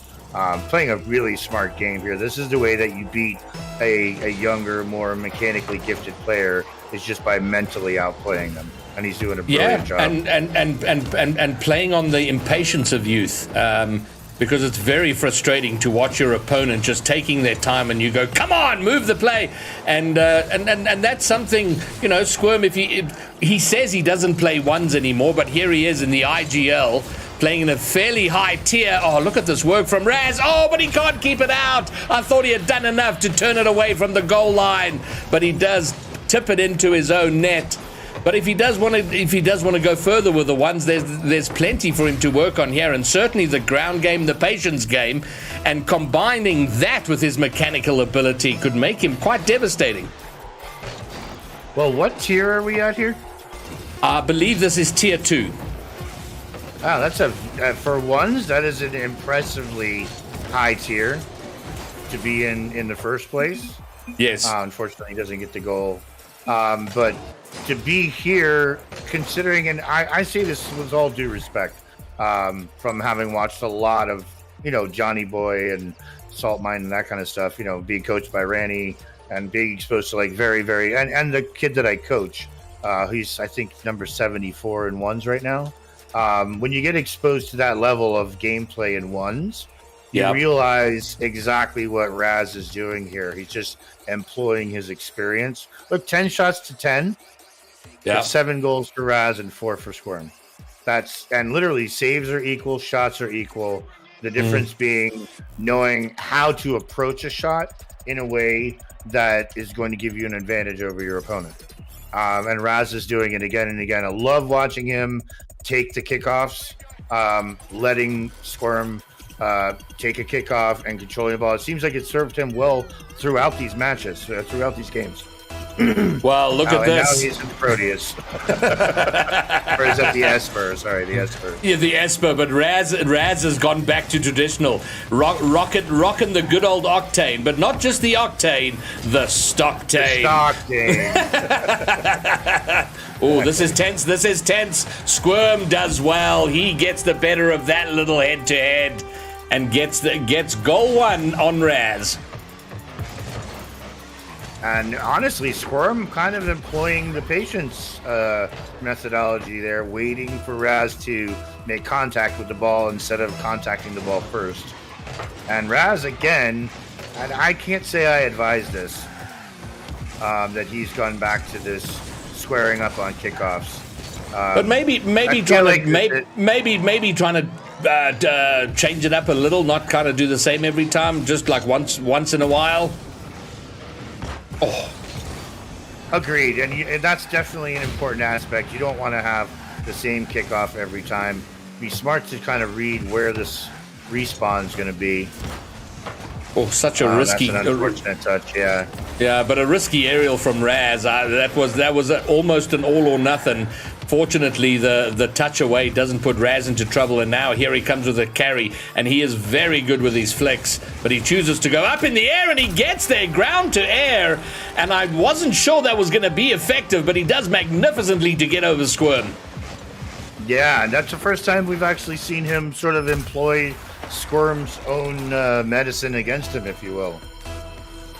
Indeedly. Well, we are leveled up, and now a position Raz has been in more than once where he has the opportunity to take the series right now, and probably in no game mode more than once you want to take it down when you can, and he's done himself a favor there with his second goal. He definitely would not like to see this go to a game 5. I'm impressed. I don't know what else to say. This is really, really impressive gameplay from Raz, top to bottom. See him squaring up here again, and I honestly, if I was coaching him, I feel like that what's really helping him when he is letting Squirm take these kickoffs is that Squirm doesn't seem to understand how to deal with it. You know? So in other words, Squirm going into taking a kickoff and seeing that the opponent has just moved away and is going to, oh no, and he gets the ball over him here and puts one away to tie this up. So I just don't think that Raz needs to mix up the kickoff situation. Every time he's allowed Squirm to hit the ball to him, he's been able to set up a counterattack and score. Yeah, fair point. Well, let's see how he does now. What does he do here? Again, squaring off pretty solidly there, and he's getting bumped off the boost, so he's in massive trouble here, trying to wave dash somewhere, but Squirm will beat him to it, had the advantage all the way from the kickoff, and he finishes what he started well. Yeah, and again, I would love to see Raz just abandon this idea. If you're going to square up on kickoffs, at least delay, but your most effective strategy so far and there he does meet him. You know, I hate to say it as a coach, sometimes it becomes an ego thing, you know, and this is a good win for him. And he's able to, this is the first kickoff that he's actually been able to have this almost neutral outcome. Every one of the other kickoffs he's squared off on, he's given ground and had to kind of struggle to the midfield, and most of the time had the midfield boost taken away from him. I'd love to see him. Yeah, here. I love this. This is great. Oh, gee whiz. No, it's fine. It's fine. He's got all the boost. He's going to send Squid back to midfield and take control here. And now he's got the chance to play a mind game on him. You see? Yeah. This doesn't matter either. He's got plenty of time. Squirm doesn't have an angle here. He does get the boost. I don't know that it's going to help him. Yeah. Oh, but now he's messed up, and now Raz. Raz, I think, was trying to line up the goals and maybe took his eye off the ball because he had a clear shot at goal if he was willing to go. And Killer Nate in chat, well, Hodzen Monster and I are in different parts of the world. It's going on 10:30 for me, and what's it? Going on 4:30 for you. 4:30 in the afternoon for Hodzen.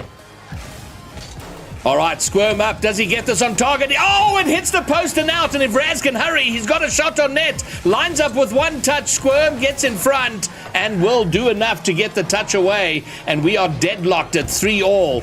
And all I can tell you in a 1v1, it ain't going to stay that way for too much longer. Oh, Raz. Ooh, a nervy moment, but he does keep it out. And the 50 is going to buy him some time. At least get him time to pick up boost on the other side. And now he will... Oh, there we go. Waits for Squirm to come in for the bump. He will get a bump here, but Raz should pick up... Oh, there was no boost. That boost hadn't respawned yet, and Squirm will be able to go back and pick it up. Oh, Raz losing the 50 there, but it is out at an angle, so he should get back here. The shot on. Lovely save, but still nervy. No boost for Squirm. He's picked up 1-2 pads, but he has retreated, so Raz has possession and the time to make a play. Goes for the 50, but was a little bit not goal side of that, and Squirm will be able to take a lead. Yeah, Raz just making that critical error, as you pointed out, not having his car directly in between the ball and the net, and that squeezes out. Love to see what he does here. Love to see him take the kickoff. Yeah, smart. Yeah, he's done very well throughout this match by letting Squirm bring the ball to him. I think what he's counting on is that Squirm thinks he's going to get an advantage, and he sort of neglects to collect boost. Yeah, and here, same circumstance, just a little bit quicker off the turn at the midfield here, and he gets the midfield boost. Yeah, and the 50 there, he did so well to put his car in front of the ball, and Squirm heading it right into him, so it sort of bounced into the midfield. He could pick up the mid boost and then have a clear line at goal. Very, very nicely done. All right, Raz getting the better of this kickoff. Will retreat for mid boost. Squirm's got boost, so they both got. Who fakes who here? Squirm does well to stand firm and get in the way of that. Now he's got a shot at goal. Raz will get back, though. And now it's a little bit of a midfield tussle. Who gets there first? Oh, this is a little bit awkward for Raz, but Squirm not chasing him down. Oh, Raz going for the bump, but Squirm up to the challenge. 30 seconds to go. And this is, the flick is too high. And Squirm now probably low on boost. No, he's actually got quite a bit. Oh, nice intercept by Raz. But I'm not sure he's going to get an angle for a shot here. Takes it off the off the wall, looking for a bit of a doozy. Can't find the angle, though. We're down to the last 10 seconds, the final countdown. Are we going to see a game 4 overtime? Or can Raz wrap it up right here? Does he get it? Oh, it's still high and loose. It hasn't bounced yet, but Raz can't get around for an angle. And we are going to have a game 4 overtime. Oh, and just as I suspected, Raz chooses to go heads up on the kickoff. He gets the benefit of the midfield boost, honestly, for the first time in any of these kickoff matchups. Oh, this is a dangerous position to be in, but it looks like Squirm's just giving him the space, letting him take his time with this. Very surprising. He's almost at a dead standstill here, which I'm not sure is the way to go, because Raz is going to bang it. Wow, Squirm does do well. Raz goes into the net for the bump. I'm not sure how smart that is. Okay, Raz will get mid boost and be able to defend, but Squirm has possession and very threatening. Oh, wow, nicely done by Raz. If he can get around this game is over. The fake, but Squirm gets back and takes it off the goal line. Yeah, but Raz was able to collect the corner boost there. So with just 12 boosts, Squirm's going to have to try to make something here against Raz, who's got a full tank. And yeah, Squirm's in a bad position here. Raz smart to take that corner boost and keep him starved. But Squirm doing it well. One of the things you have to give credit to players for is their ability to play when they're low on boost. Squirm just completed that counterattack. Never picked up another pad, never did anything. 12 boost, I think maybe 15 boost at most the whole time. Raz losing the boost game here. He'll get his own corner boost in the backfield, but now he's got to face Squirm. Oh, a nice 50. Good bump. Another good 50. But Squirm able to collect, and Squirm will take it to the sidewall here, grab this boost, and for some reason turn back towards his own net. I don't understand that, but yeah, but you know what, Squirm at least he's focused more on a ground game now. We haven't seen him try anything aerially overly mechanical for quite some time, and maybe that was a function of being low on boost. Raz almost sneaking past, but ever since he's done that, it's become harder work out there. We're not Raz will get the finish. What a play indeed, Hot Z Monster. Oh, the beauty of this is to touch on the flip. That final touch off that left front corner wheel. That's how he beats him. And hey, congrats to the older gentleman. Congrats to Game Sense over Mechanics. Congrats all the way around to the Grumps crew on all their games today, and especially to Raz here. This is really an enjoyable game. Look again, shot differential exactly the same. Save differential 1. Yeah. There it is. Proof of the pudding.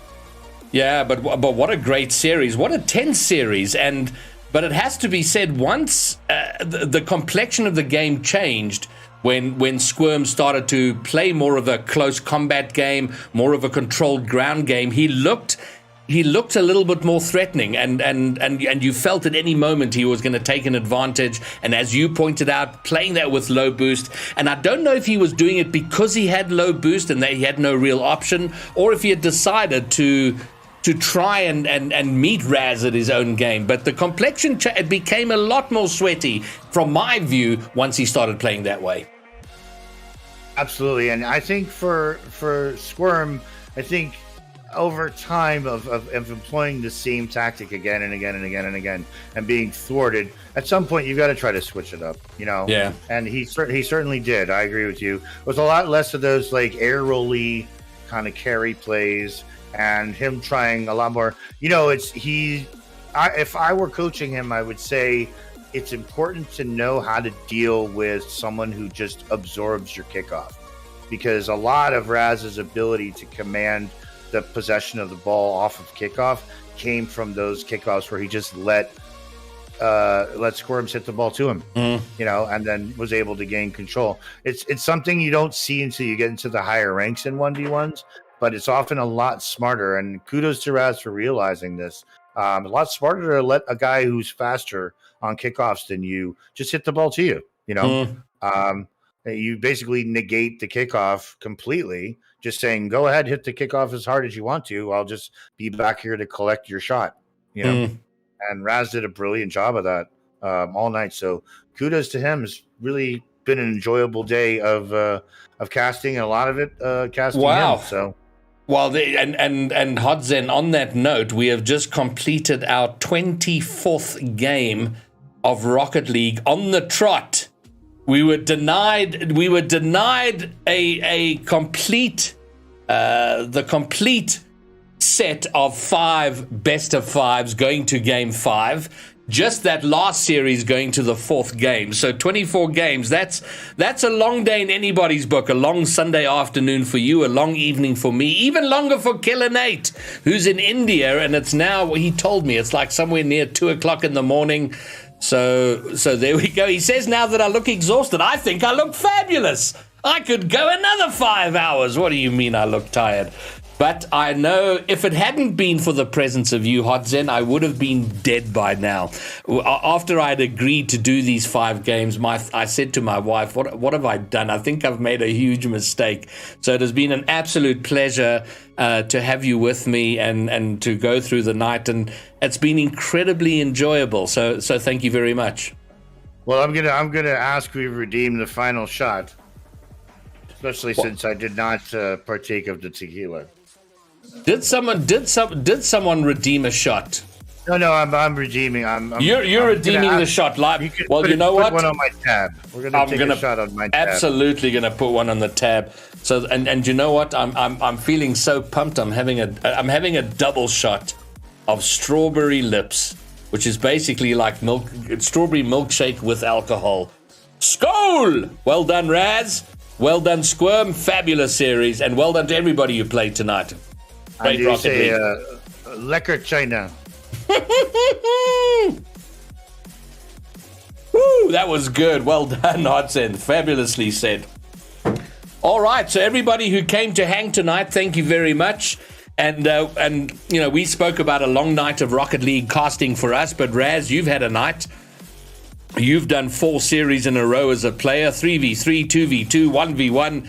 So it's been busy for you. So you've earned yourself a shot or a beer. I hope you'll go and have it. So skål to you. And Raz, all I can say is what a pleasure watching you play, watching you beat that younger fellow. That was all the more. Yes, and skull. We say, what do we say, Slanja in Ireland, right? But yeah, man, what a great night of watching you and your boys, and you in particular in that 1v1. What an amazing job you did to counter a younger, perhaps slightly quicker, and maybe, I don't think actually more mechanically gifted player. But always fun to watch somebody play that really has the mind part of the game down to a science, and you sure do. So thank you for having me. It was a pleasure to cast, man. Thanks. Fabulous. And as I have said repeatedly, Hot Zen, the invitation remains firmly open. Whenever you're keen to do it, I'm keen to have you. And I have to say, I did mention it at the beginning of the stream, but all my new all the new graphics you see, this image here, this camera frame, the design, the graphic work done by Hot Zen, my new intro and outro done by Hot Zen, my new little this little thing here, the transition, and more to come, done by Hot Zen, and more to come. Yes. All right, guys, thank you very much. And there's many of you who have stuck it out the whole time. Hamza, I know it's late for you. Killer Nate, all of you guys, what a pleasure to have you. And then Niku, after doing your work in the 3s, you've been here supporting Raz in his 2s and his 1s, which is really epic and awesome. So to everybody, that will be all. I will be on again tomorrow night. I think I've just got one game to cast tomorrow night. So a rather quiet night compared to what we've had. But for the time being, from myself, Greybeard, and my co-caster over here, Hot Zen Monster, peace, we're out.